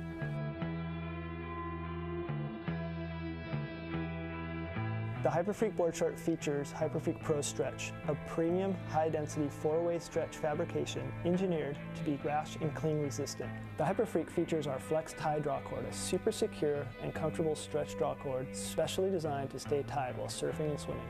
The Hyperfreak has a welded zip pocket with a low-profile, functional design to keep your goods safe and secure. This board short features O'Neill Hyperdry, quick dry water repellent treatment. The Hyperfreak, the ultimate performance board short.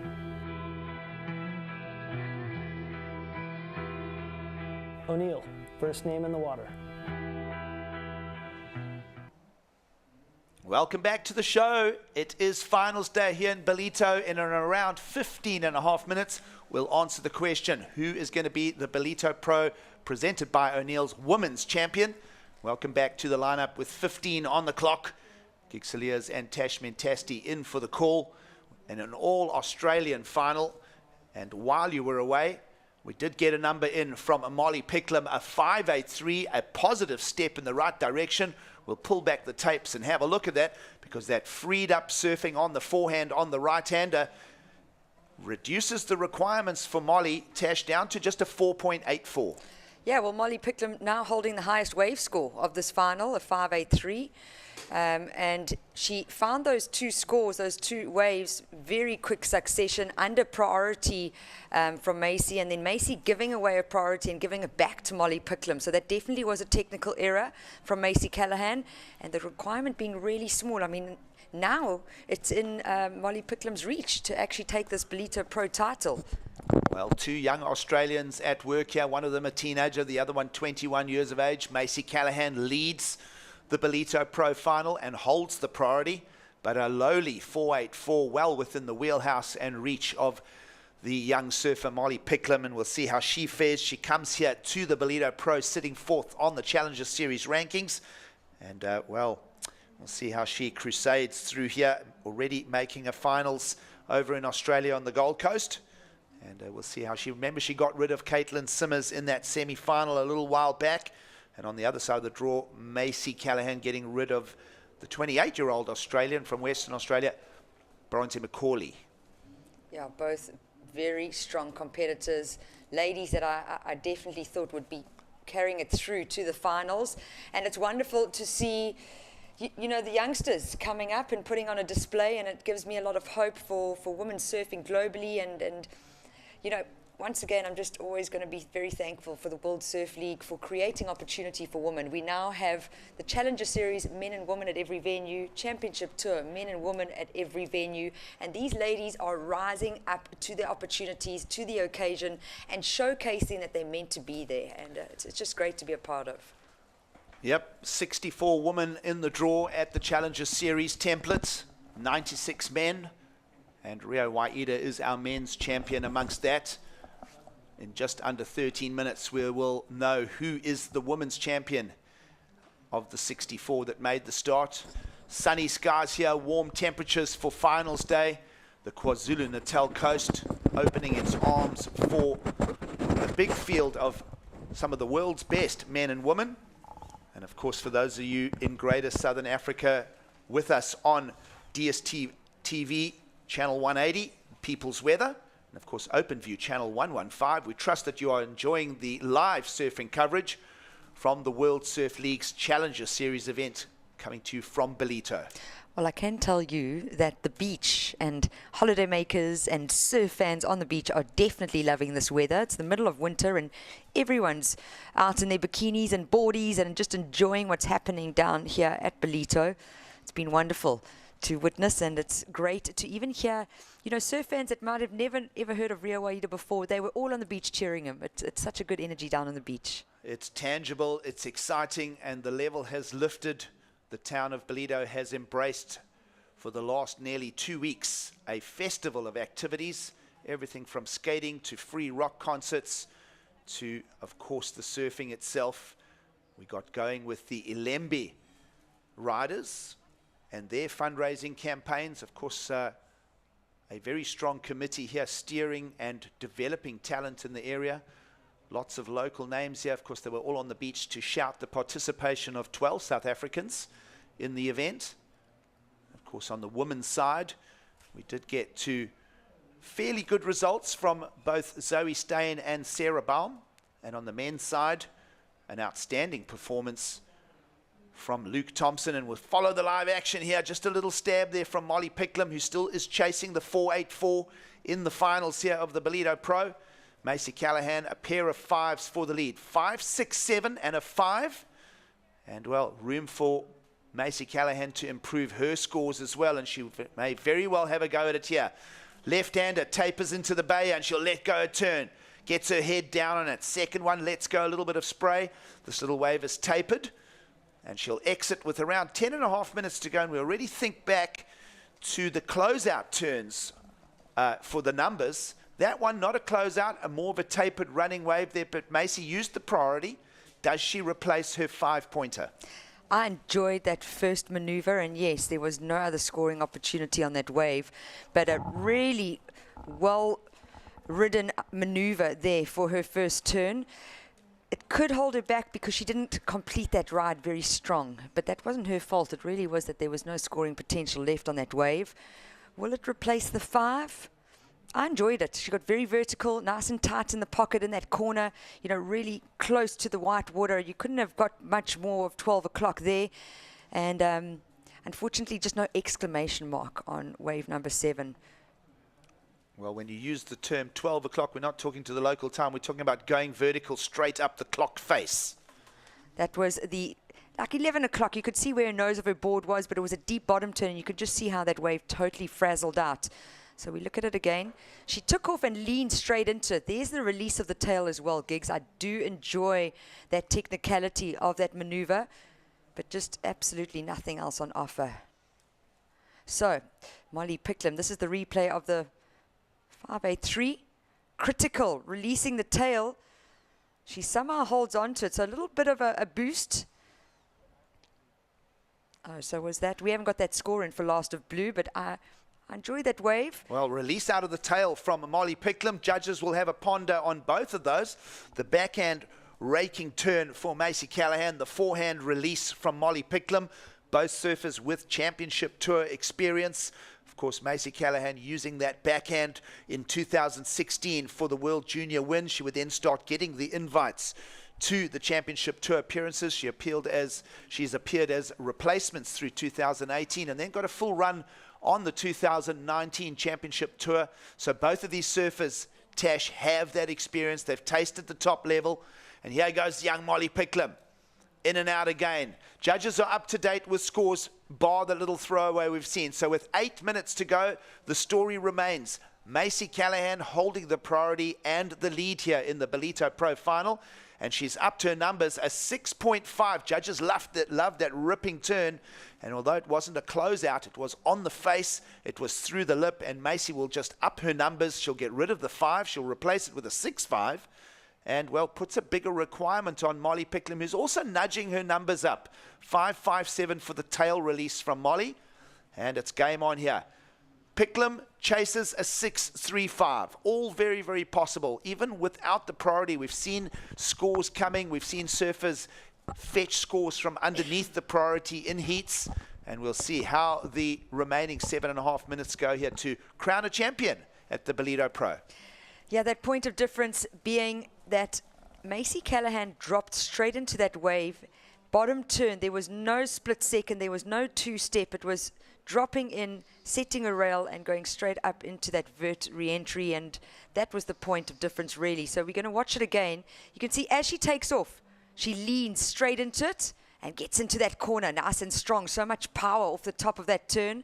Still fits in a second quick one, very lateral, but in control is what it looked like, and lots of flow. Check how she leans, no two-step there, straight into the power pocket, throws lots of power, throws lots of spray, and then just keeps the momentum going until that wave has absolutely nothing on offer. Well, everybody in Avoca Sunday evening will be following the action here. Of course, Molly from a little bit higher up in Gosford, and of course the local board riders, the North Shelley board riders, will all be gathered shouting their athlete on. Of course, Molly, as we mentioned, getting that mid-season cut, campaigning here at the Challenger Series. The worst that any of these two surfers can do is 7,800 points. Of course, the full 10,000 will go to the winner, and that will see valuable points for both Australians, and of course a total reshuffle and a recalibration of the rankings on both men's and women's side. We know that Rio Waida, care of 2 wins, is now way out over Leo Fioravanti on the men's side. We will update that all in the post-show after this, but for now, it's going to be top points haul for Callahan and Picklum. It's just a matter of deciding who gets the 10,000, and of course who gets the prize money as well. Callahan upping her numbers with the 6.5, requirement of a 6.35 for Molly Picklum. So Molly will want to try and find perhaps a left-hander. She's been going right for her scores. Macy's been getting all the scores on the lefts. Yeah, good notice there, Gigs, and it's that slight point of difference that has got Macy in the lead. But a 6.35, totally possible for Molly Picklum. She's thrown out some big scores in previous rounds. The problem right now is that second priority that sits with her with 5 minutes, and you can start seeing red making a move towards blue, and that is where you've got to start managing your priority. Well, priority does belong with the heat leader. We slip under the 5-minute mark here in the Ballito Pro final, and Picklum will want to just break away. There has been opportunities, and she certainly won't get it on that one. Bit of energy through the lineup there on that set. Perhaps there's still some more movement. And you just see Picklum just trying to breathe into the situation. Of course, they train, they run mock heats for this. They know that fetching requirements under pressure. And both showing interest there. Callahan starting to shadow Molly Picklum here in the final. Well, you see the priority was lost there. Okay, it turned over. So a little bit of controversy there. And, well, opportunity now for Molly Picklum.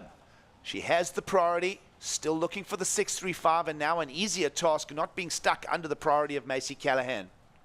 Yeah, and it's something new that I learned on this Challenger Series is, you know, it used to have to be a committed paddle, and if you don't catch the wave, you lose your priority. But what they've brought into play now is if you look and show with intention that you want to go and you've got that first priority and then you don't go, it's seen as a blocking attempt, and that is why priority was taken away from Macy Callahan and moved to Molly Picklum. So once again, that was the second technical error that Macy has done in this final so far. Let's have a look at that situation. Intention from Molly, made a paddle, and Macy didn't paddle and commit to it, but pretended to. So there was a lot of faking and selling there between the two Australians, but priority judge didn't miss the detail. He'll flip it over. 3:14 on the clock. This is the opportunity, and Picklum will not find the requirement of a 6.35 with that. We did see a tubing right-hander in the men's final, which fetched around a 5.17 for Rio Waida. And that was a hollow inside-out wave. And again, Callahan will pull the trigger. So back to the lineup we go, and priority should fall with Molly Picklum here again. It does. So opportunity still available as we slip down to 2:45 on the clock. The all-Australian final here, the first in a long, long time that we've seen high-level women surfing here in the region. And of course, the female surf fans, all the young ladies in the area, the junior ranks, the school surfing, everyone here just soaking it up, finally getting a chance to see the professionals that they only get to see, obviously, on the broadcasts. But to mix it up here, to hang out, there's been a tangibly good vibe. And there is always something about being present and seeing these performances go down. So the young talent will be soaking all of this up. Oh, yeah, I mean, it's inspiring to watch on screen, but to be on the beach and witnessing it and feeling the energy and just really seeing how they manage heats, it's going to be giving our local ladies a great amount of inspiration. I'm looking forward to see what the ripple effect is from having this caliber of female athletes on our shores in South Africa. Well, 64 women, the field is narrowed down to 2, and we're just a minute 45 from deciding who is going to be the Ballito Pro champion and take home the full 10,000 points on the Challenger Series. Right now, Macy Callahan is that person. Molly Picklum still requires the 6.35, and we hit the 90-second mark here.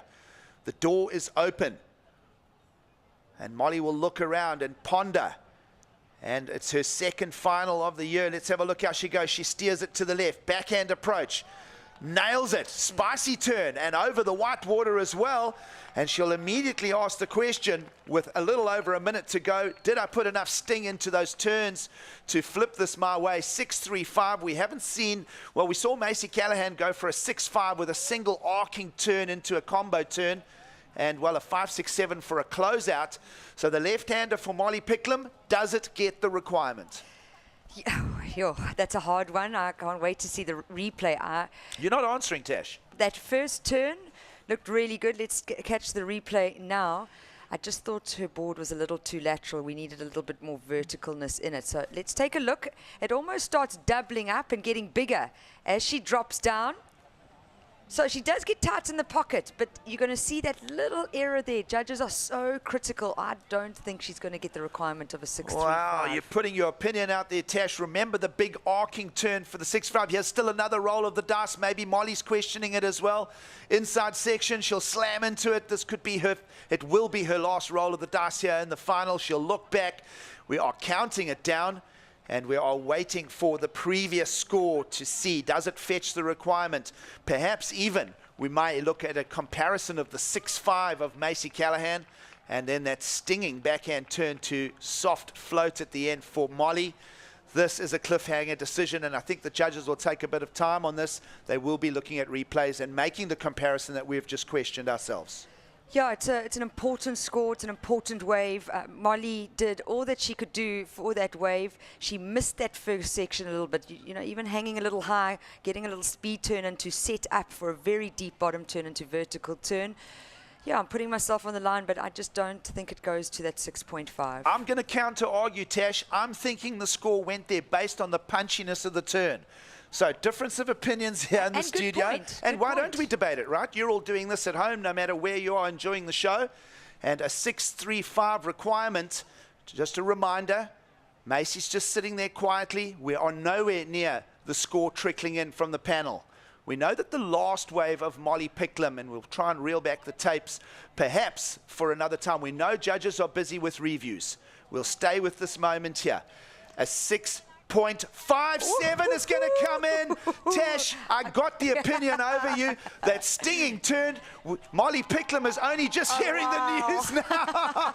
Oh, we love it. The Australian final, Glenn Micro Hall there is to congratulate her straight away. Molly Picklum got the priority back with around 3 minutes to go. 6.35 requirement, 6.57 comes in. So a decimal over, and well, it was the battle of the backhand turns for the Ballito Pro title, and Molly Picklum is going to get this one. Wow, thank goodness I'm not a judge, but also just a 0.07 difference from that 6.5 of Macy and the 6.57 of Molly, but what an epic win for this young lady. Wow, the young surfer from Gosford in New South Wales is going to fetch the full 10,000 points. She will continue to cement herself at the top of the Challenger Series rankings. Another useful result for Macy Callahan as well. She'll get the 7,800 points. And well, it is festivities here as we start celebrating. Of course, we have already celebrated Rio Waida and his win. And now it is Molly Picklum's turn, and wow, that was a close final right there, Tash. Yeah, that was a great final. Definitely kept me on the edge of my seat, and just so wonderful to see these ladies going back to back. And You know, I don't want to know what Macy Callahan is feeling like right now. I mean, she literally thought she had it in the bag, and it just showcases that BMT from Molly Picklum, and finding it. I mean, it is such a minuscule difference between it, but you know, win is a win, and Molly Picklum has probably had one of her biggest wins of her career. Well, Macy Callahan has gone best result thus far on the Challenger Series for the year. Prior to this in Australia, 2 ninths, losing on the Gold Coast to Caity Simmers, and, well, falling to Elisa Spencer in Sydney. So she makes the finals here. Macy Callahan will get the runner-up, but our champion will make her way down the beach here. Molly Picklum from New South Wales, Australia, is going to get the full 10,000 points. What a story, what a final, an absolute split, a 12.4 versus a 12.17. We'll throw to a quick break from Ballito, and we'll be back for the post-show. Stay with us.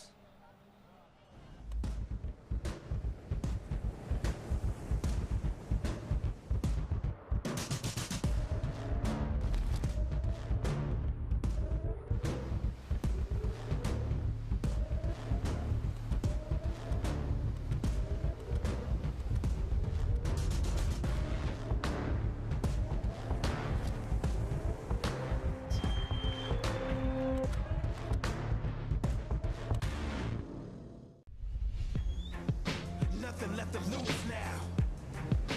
Everything to prove now. Long as I'm alive, I'ma fight back. My fire never cools down. I'm about to catch fire. Yeah, I'm about to catch fire. Get ready for the new me. Get ready for the new me. Try to hold me down and I go higher. Try to put me out and I go louder. I'm a fighter, a survivor. Stand back while I catch fire.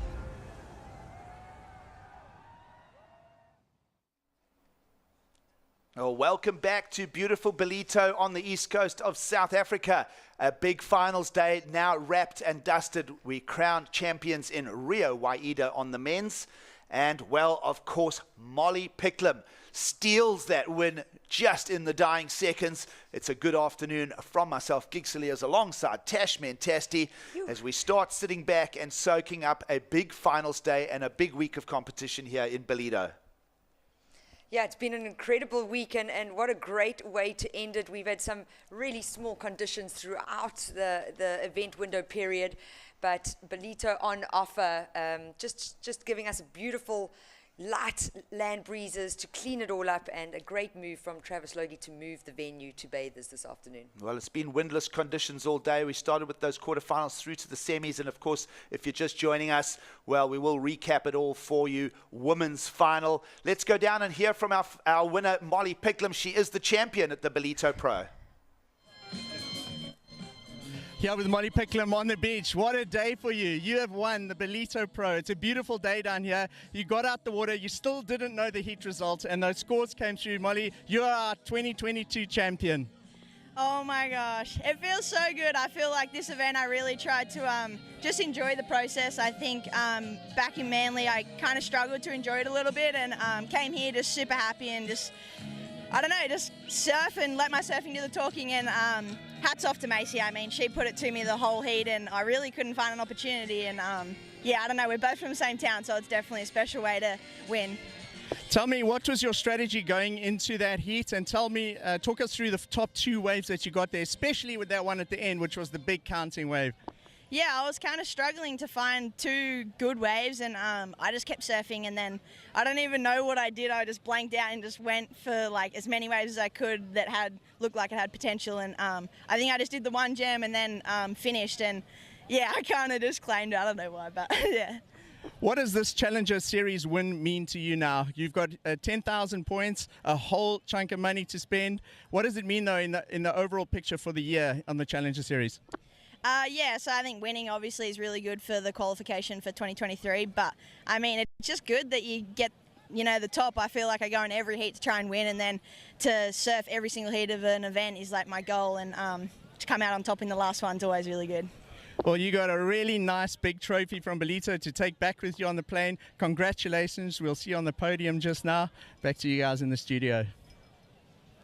Well, it's smiles all round. Molly Picklum, after going through that mid-season cut, She now gets to build her momentum and gets a win at the Challenger Series and sets her eyes on 2023 being back to the full-time championship tour jersey.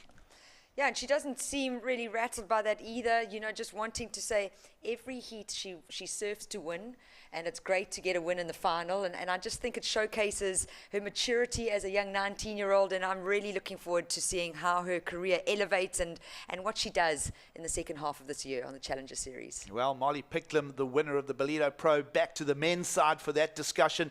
Exciting win and an exciting performance through the lineup for Rio Waida, the Indonesian, back-to-back. That first win in Sydney a couple of weeks back, the GWM Sydney Surf Pro. Rio getting that win over Ryan Callanan in the final at Manly. And well, now he's done exactly the same again, got the win over a relatively unknown name in Caity and Delahaye in the finals on the men. So back-to-back wins for Rio Waida. Let's have a look at his road to the final. He has been a top performer. We saw it on show in Sydney, and well, it's brought it to the lineup here in Ballito. Yeah, I mean, every heat that this guy surfed, he was exciting.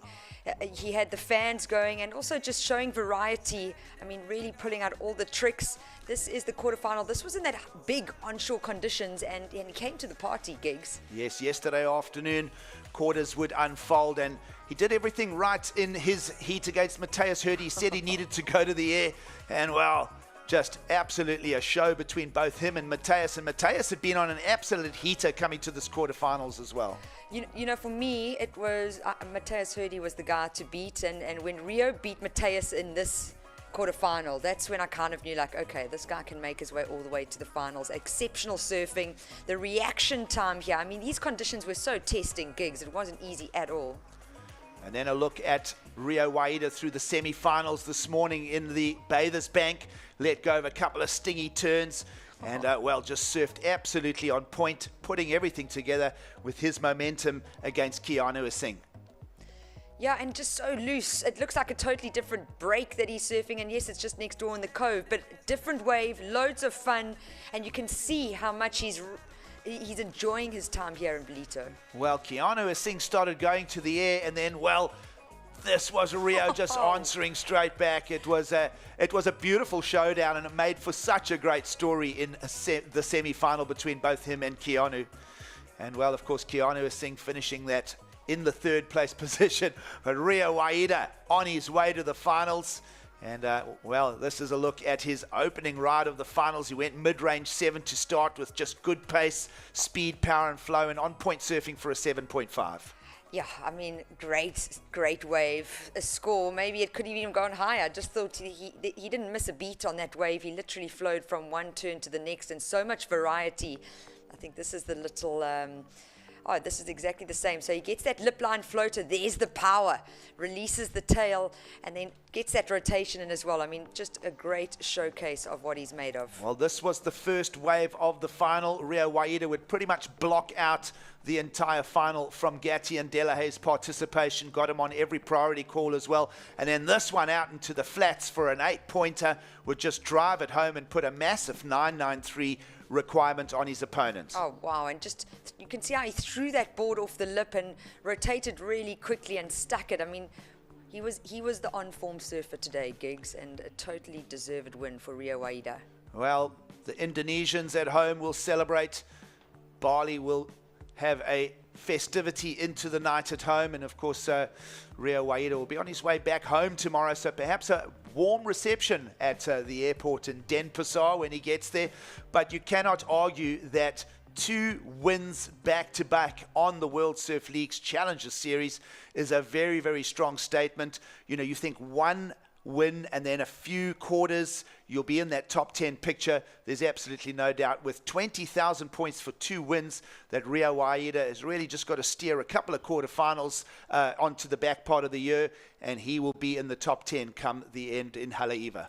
Yeah, and I think as well that, you know, it's 10,000 points, it's back-to-back. This is only stop number 3, Gigs. But also, we said it from the beginning, round of 96, there was not one easy heat.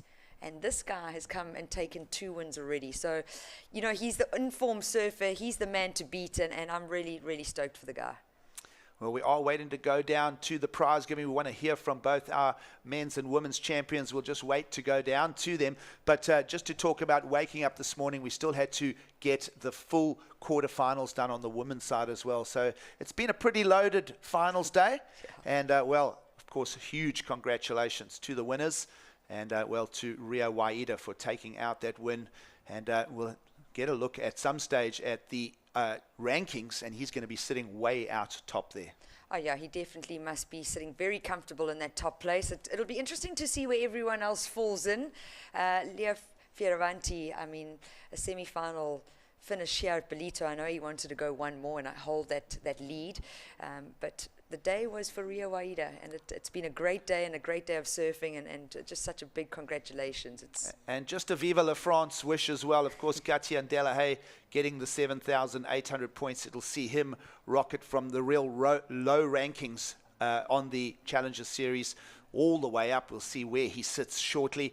And, well, a well-balanced final. Gatien as well, you know, through his campaign, through the semis and through the quarters, he showed that he does have the full package, and that's how loaded the ranks are, that you can get a relatively lower profile name going all the way to a final.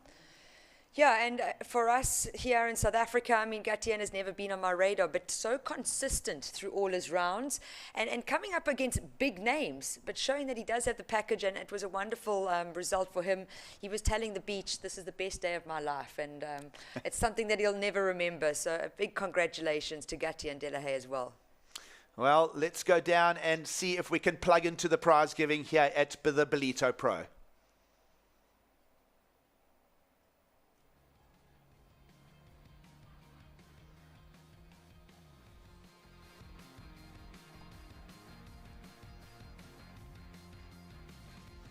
Well, we're just waiting to cross down there. We'll link up audio very shortly with Mike Frew and Paul Canning, who, on behalf of O'Neill, have done an amazing job of really building this partnership with the Quadacoosa municipality.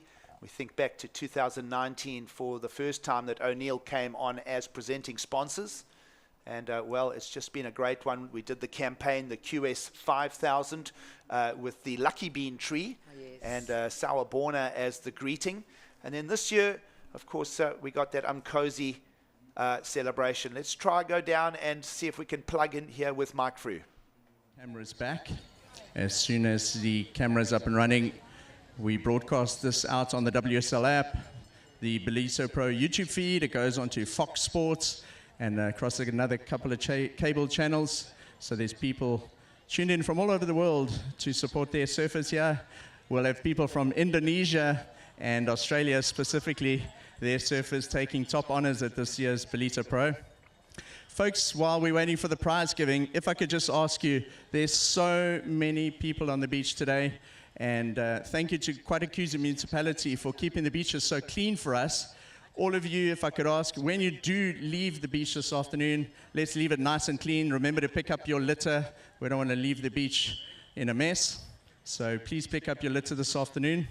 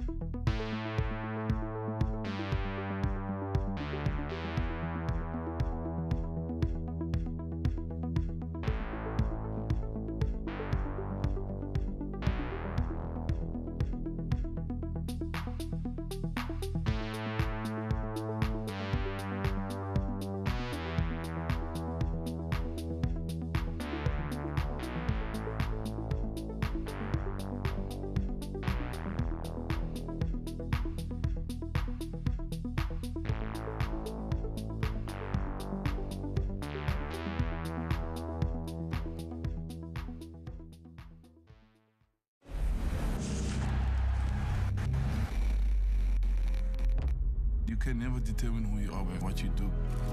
Because if it gets taken away, then who are you? My circumstances do not define me, I define me.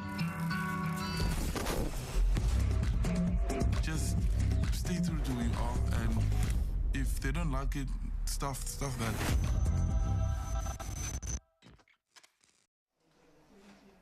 Welcome back to sunny South Africa as we start wrapping up our big day here in Ballito. Kixelia's alongside Tash Mentasti for the call. And Tash, Molly Picklum getting that 10,000 points. As we mentioned, we're going to go and have a look at her road to the final.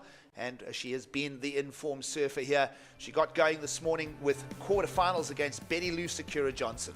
Yeah, and this was a big heat. I mean, Betty Lou was touted to take the win in this one. And she just surfed really cleanly. You know, reaction time really good on these waves and found two big scores that she needed and left Betty Lou hunting for a big score. Well, there's low tide conditions with pockets and a mix-up of lefts and rights. And, well, a couple of nice rail turns as well for Molly Picklum. She put a good heat together there. And as you mentioned, perhaps a bit of a surprise. Everyone, a lot of local support for Betty Lou Sakura Johnson. Yeah, and Betty Lou had a win already in the JQS, so I think we were thinking she had spent a bit more time in Ballito, but this is Molly Picklum now, semi-finals, gets that little tail release, and she's just, her reaction time, she was spot on today.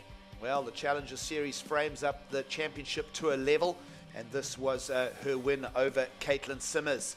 And again, mixing it up lefts and rights in the lineup. Yeah, and also another big name taken down, as much as Caitlin's only 16. I mean, that was a big heat. And, well, of course, Molly Picklum into the finals of the Ballito Pro. Quick out the gates as well. Macy was using the left-handers on her backhand, and, well, that was a score for Molly Picklum, who put a 5.83 on the board. Yeah, so she was sticking with the rights in the beginning. I enjoyed the pop in that top turn, utilizing her rail, lots of flow, very fluid in her surfing. But it was this left-hander that pretty much changed it all in the dying seconds. Oh, a lot of sting in that turn. She had the requirement of the 6.34, and, well, this became a 6.57, and she trailed the final until this point. Yeah, until literally the 5-second mark, really. And that really, for me, showcases BMT, big match temperament, and knowing what she needs to do to get the score. And I think a great win for Molly Picklum.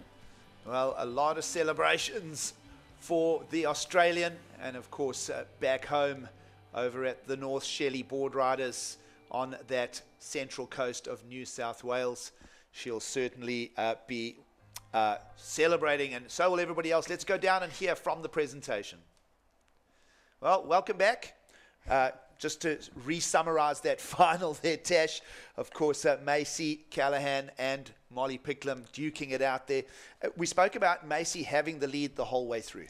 Yeah, and if you look at the heat total difference, 12.4 to 12.17, yep. I mean, Macy's going to be hurting right now, and having the lead, having one of the highest wave scores in the heat until the end, until the last 5 seconds. She had the 6.5, and then Molly, in 5 seconds remaining, a 6.57, and that was what changed it all. And yeah, I enjoyed Macy Callahan surfing. I thought she had a great run here at the Ballito Pro, and a run-up finish is not bad. It's a keeper result on the Challenger Series. Yeah, absolutely. Just to make point to that, Tash, Macy Callahan only 2/9 in Australia prior to that.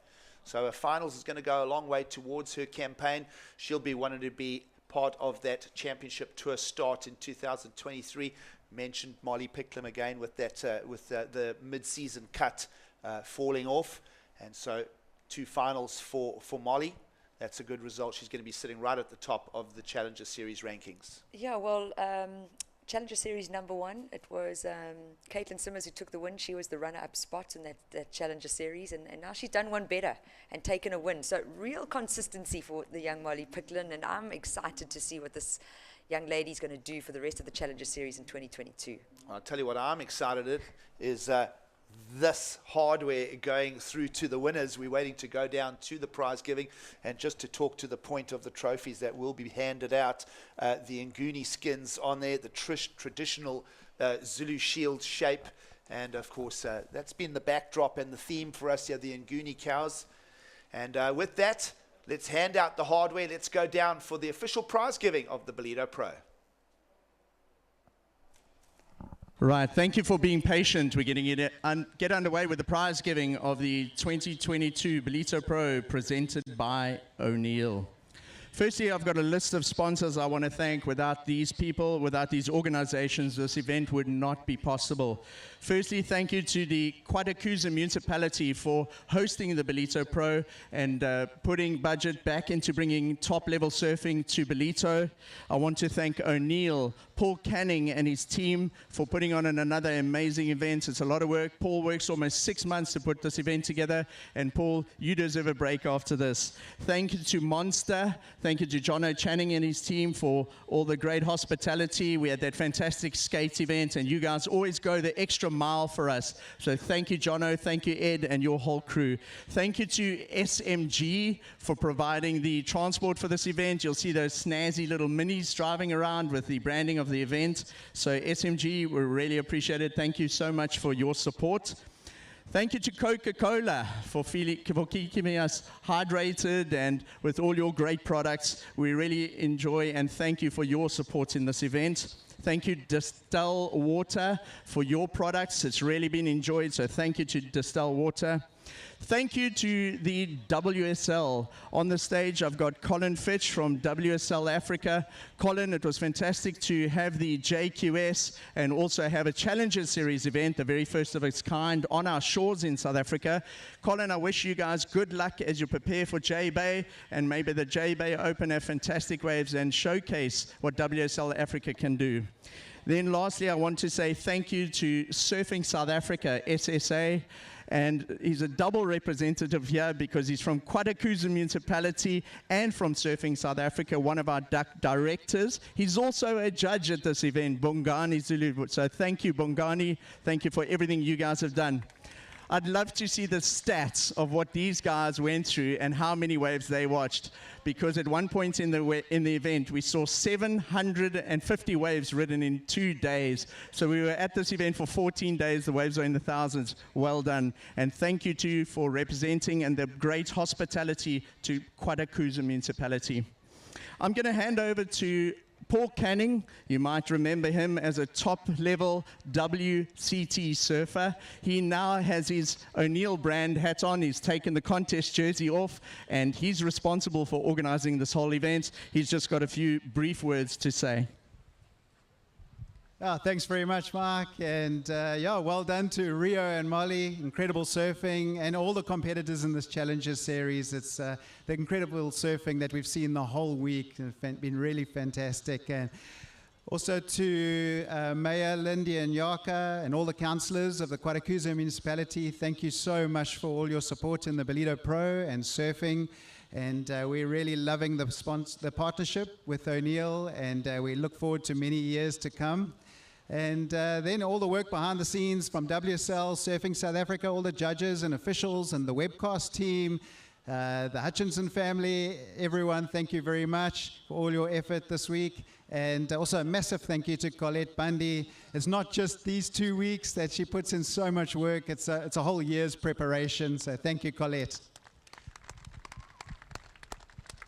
So thanks, guys. Let's give a big round of applause for all of those sponsors, all of those people. Fantastic to all the work you guys put in.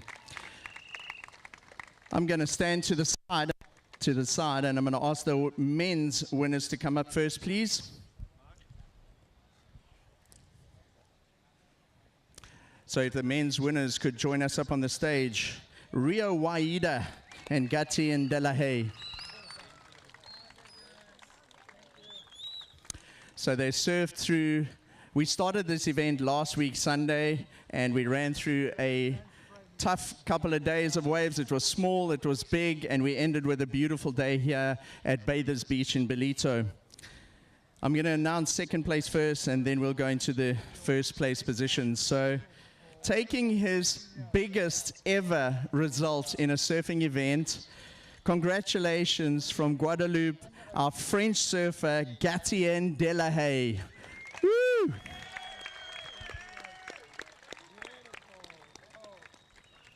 So Guadeloupe, French territory, well done, Caity Delahaye. He was so stoked. Caity, let's have a couple quick words from you.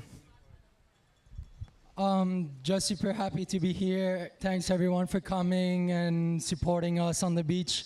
It was a real pleasure to be here, and hope to see you guys next year. Thank you. Then on to our men's champion. He came into this event rated second on the Challenger Series. He hails from Indonesia. He's home break Uluwatu. Congratulations to Rio Waida. Rio takes home 10,000 points on the WQS. And he wins almost 340,000 Rand with that. So congratulations.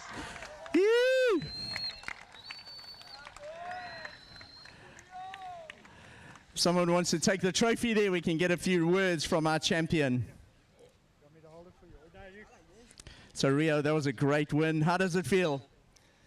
Very happy. Do you want to say a few words in Indonesian? I know we got people tuning in from all over the world, your supporters from Indo and your family. Say a few words in your own language. Terima kasih semua sudah dukung saya. Saya senang sekali bisa menang di event ini. Semoga next event saya bisa menang lagi. And thank you everyone for supporting us. It was good to be back. You know, it's been like COVID and everything. I was always excited to come here. You know, it's very beautiful place. And thank you everyone for coming here. And see you next year. Well done, Ria. Terima kasih. We're now going to call, do you guys want to do some photos first? We'll get a couple photos and then we're going to call our ladies up onto the stage. Well done, guys. Some fantastic surfing. It was great to see international surfers back in Ballito for the Ballito Pro. We hope to see you again next year, and good luck to you guys for your Challenger Series campaign for the rest of the year. We've had 5 Challenger Series events and 5 more still to go. We've had 5 more still to go in the top 5 count, so you could see these 2 surfers on the World Championship Tour at the end of the year if they qualify for with the next points.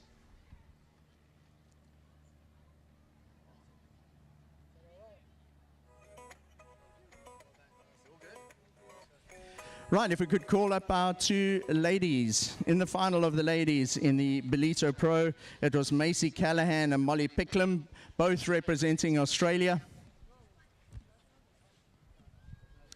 Saw red hot surfing in the ladies division, and it was a great battle between these 2 ladies. So 2 Australians making it through to our final. It was great to have such a big field of ladies internationally surfing here, and the level of surfing was great to see. So taking second place at the Ballito Pro 2022 from Australia, well done, Macy Callahan. Macy, I'm going to ask you to say a few words. I don't know what to say. Congrats, Molly. It's been an amazing day and an amazing trip to Africa. I'm so blessed, and yeah, thanks to the crowd. Today was awesome, and all my sponsors and everyone else. So thanks. Congratulations, well done. And then taking out the title of the Ballito Pro 2022, presented by Neil, the great Ballito Pro trophy that'll go home on the plane. Congratulations to Molly Picklum from Australia.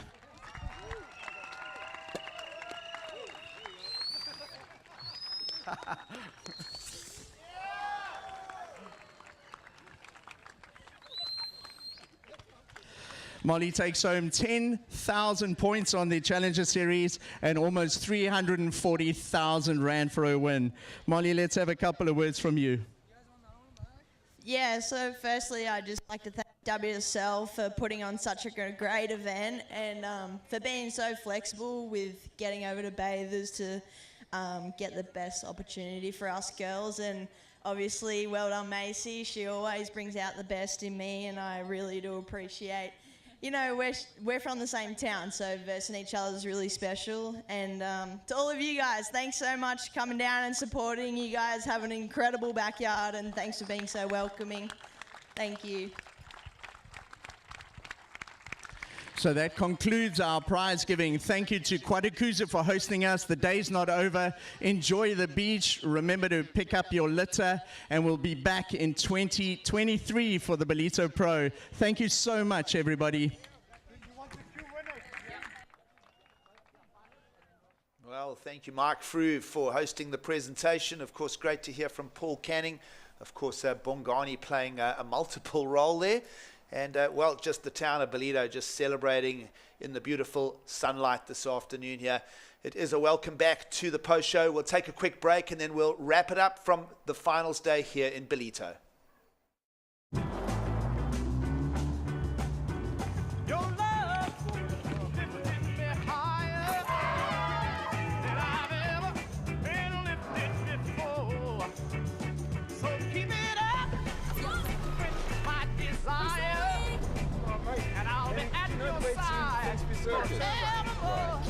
Calm yourself down. You know your love.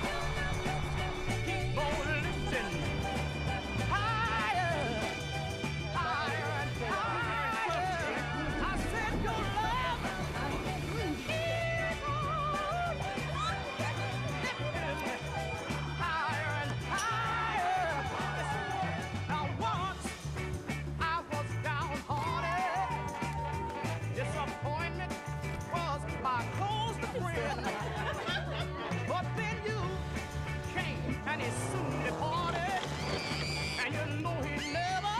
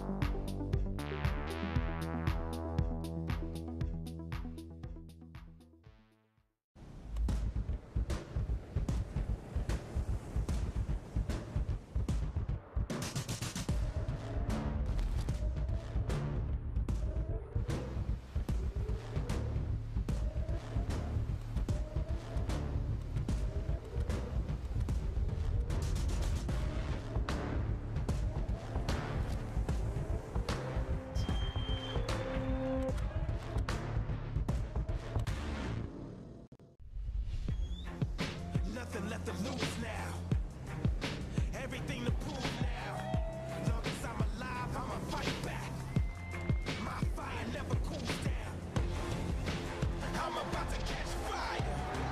Yeah, I'm about to catch fire. Get ready for the new me. Get ready for the new me. Try to hold me down and I go higher. Try to put me out and I go louder. I'm a fighter, a survivor. Stand back while I catch fire.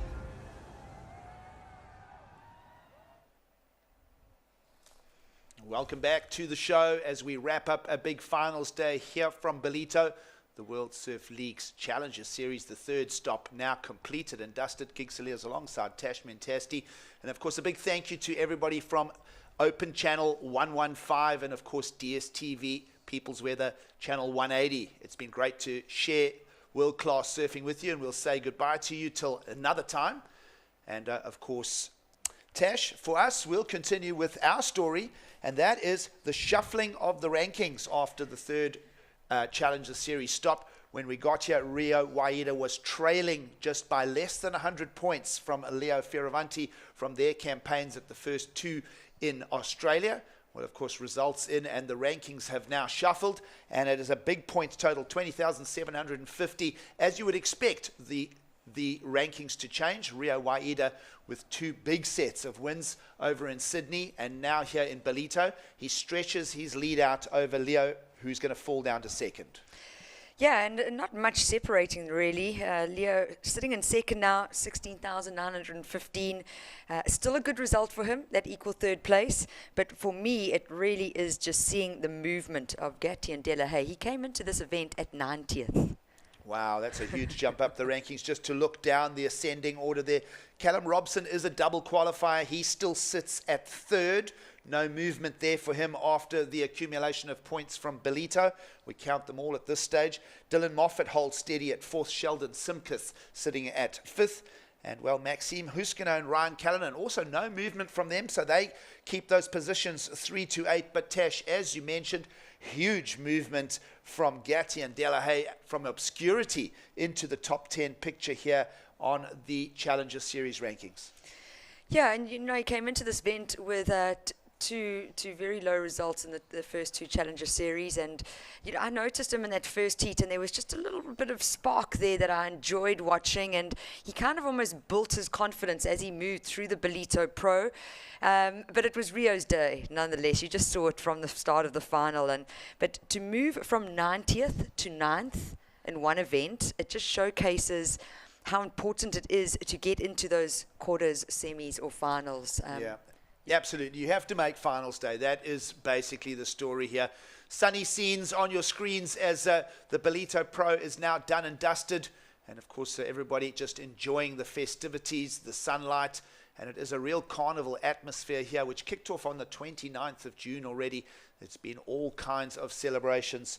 And, of course, just to speak to the last of that 10th position to Matthias Hurdy, who really was a top performer here at Ballito this year. Well, I also wanted to say it's nice to see that Michael Rodriguez is still in the top 10. He had to bow out because of injury.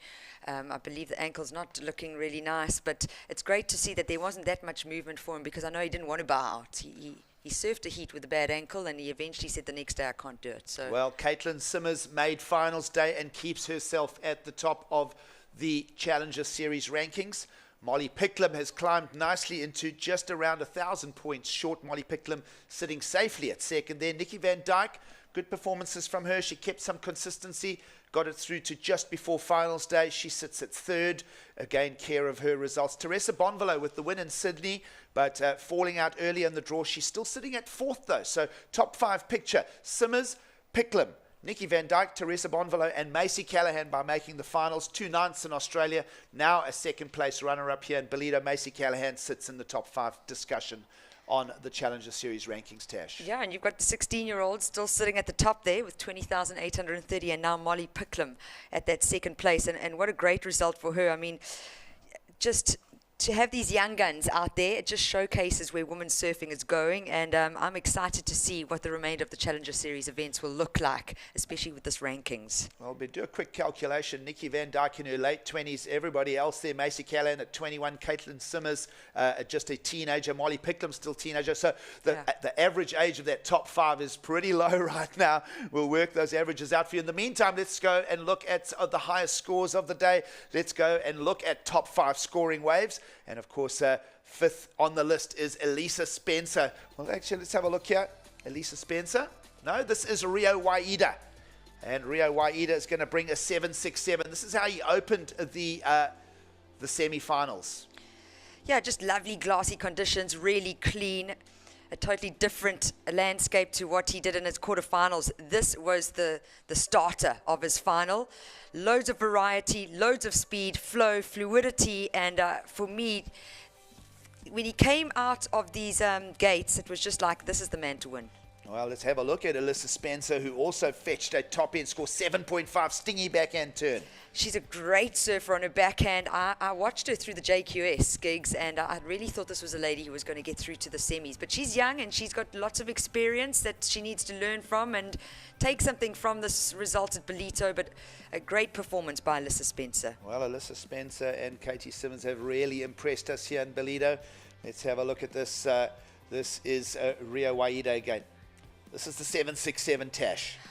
Yeah, just variety again. Speedy, light, like just so much fluidity in his surfing, and on fire was Rio Waida, and he kept me really entertained through the whole week, but today especially, and you could just see that lightning, sizzling turn from him, always the variation, getting that tail slide around and just showing so much composure. Well, here we go for the backhand attack of Molly Picklum, our winner in the Ballito Pro. She'll make the top 5 picks of the day. And, of course, this is her 8.67 from earlier in the day. And, well, it was something similar that would steal that win in the finals, Tash. Yeah, that was our first highest score of the day. It went to be the highest wave score for the woman, but up and riding now. This was the two-turn combo from Macy, and you know, looking back at it, I mean, she's had 4 of the highest wave scores out of the top 10 at this event, and then getting pipped in the final. I mean, it's going to hurt a little bit, but definitely one of the ladies to beat, and what a great performance that Macy Callahan put on alongside Molly Picklum. Well, excellent challenge there from Macy Callahan. She ends up runner-up here in Ballito. And, of course, as we still sit back and let all the dust simmer from a big finals day here in Ballito, we really start casting our thoughts to the forecast ahead. And, of course, now just 2 days to go until the start of the Corona Open J-Bay. We'll see the world's best men and women take to the fabled right-hand point break right here in South Africa. And, of course, the forecast is looking favorable. Not going to commit to saying that there will be a start on the Tuesday, but very good swell through the first 3 or 4 days of the waiting period. Yeah, I must be honest, I'm still stuck in Ballito and haven't looked that far ahead just yet. I would have got too excited, but I do believe that there's a good forecast, and it is quite hectic to be moving through events so quickly, but we've got now our best female surfers coming to town, and I'm excited to see what's going to happen, and once again, the opportunity of women on the same playing field as men, Gigs. Well, yes, Tash, second to last stop on the championship tour. Of course, we've established the yellow jerseys are pretty secure for that final 5. And, well, of course, just 2 days to go until the start of Jeffreys Bay. And we know that the whole world will be sitting there, perhaps a little jealous of the surfers in the lineup. I know that Jeffreys Bay represents such a dream from the point of view of just those long stretched out walls, arguably the world's best point break. And then, well, we'll see the world's best surfers get to work on that. Yeah, and in the middle of winter, we know we're going to get great conditions. And it's going to be wonderful once again to be able to just showcase what these men and women can do. And I'm looking forward to the Corona Open J-Bay. Well, we're wrapping up here in Ballito. Let's have a look at some of the highlights from the day again. Of course, it was a hotly contested draw, both men's and women's. We started with the round of 96. Of course, women's 64. And, well, let's sit back and look at some highlights from beautiful Ballito.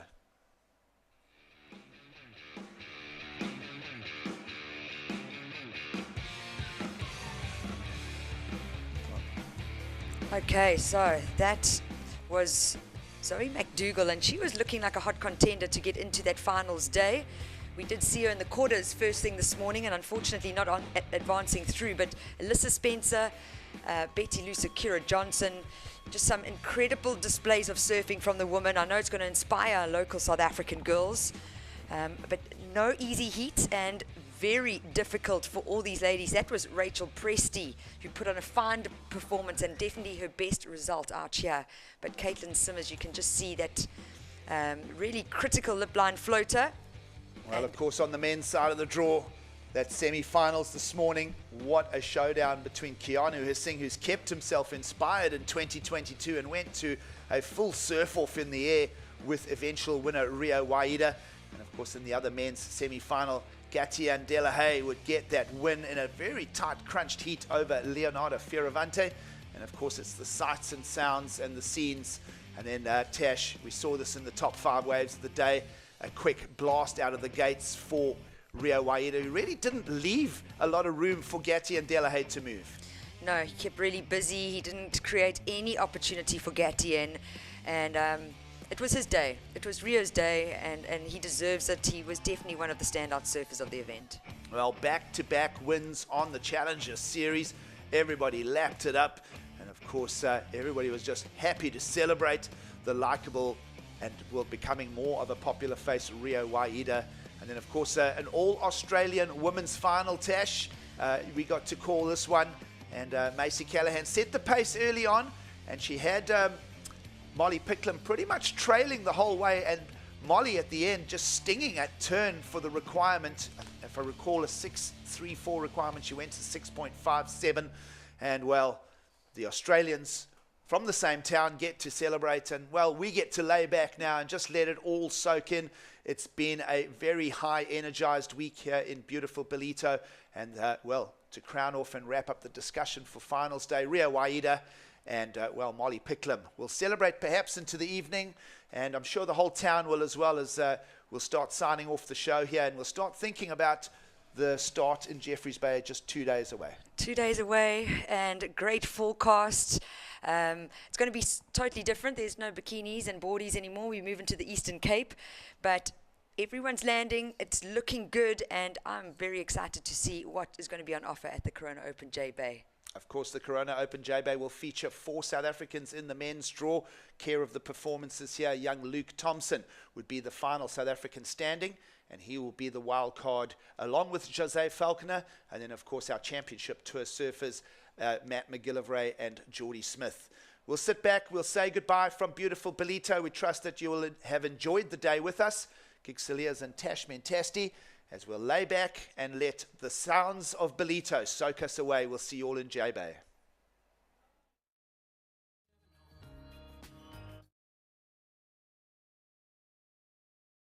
This copyrighted event broadcast is produced by the World Surf League for broadcast around the world and may not be retransmitted, reproduced, rebroadcast, or otherwise distributed or used in any form without the written consent of the World Surf League.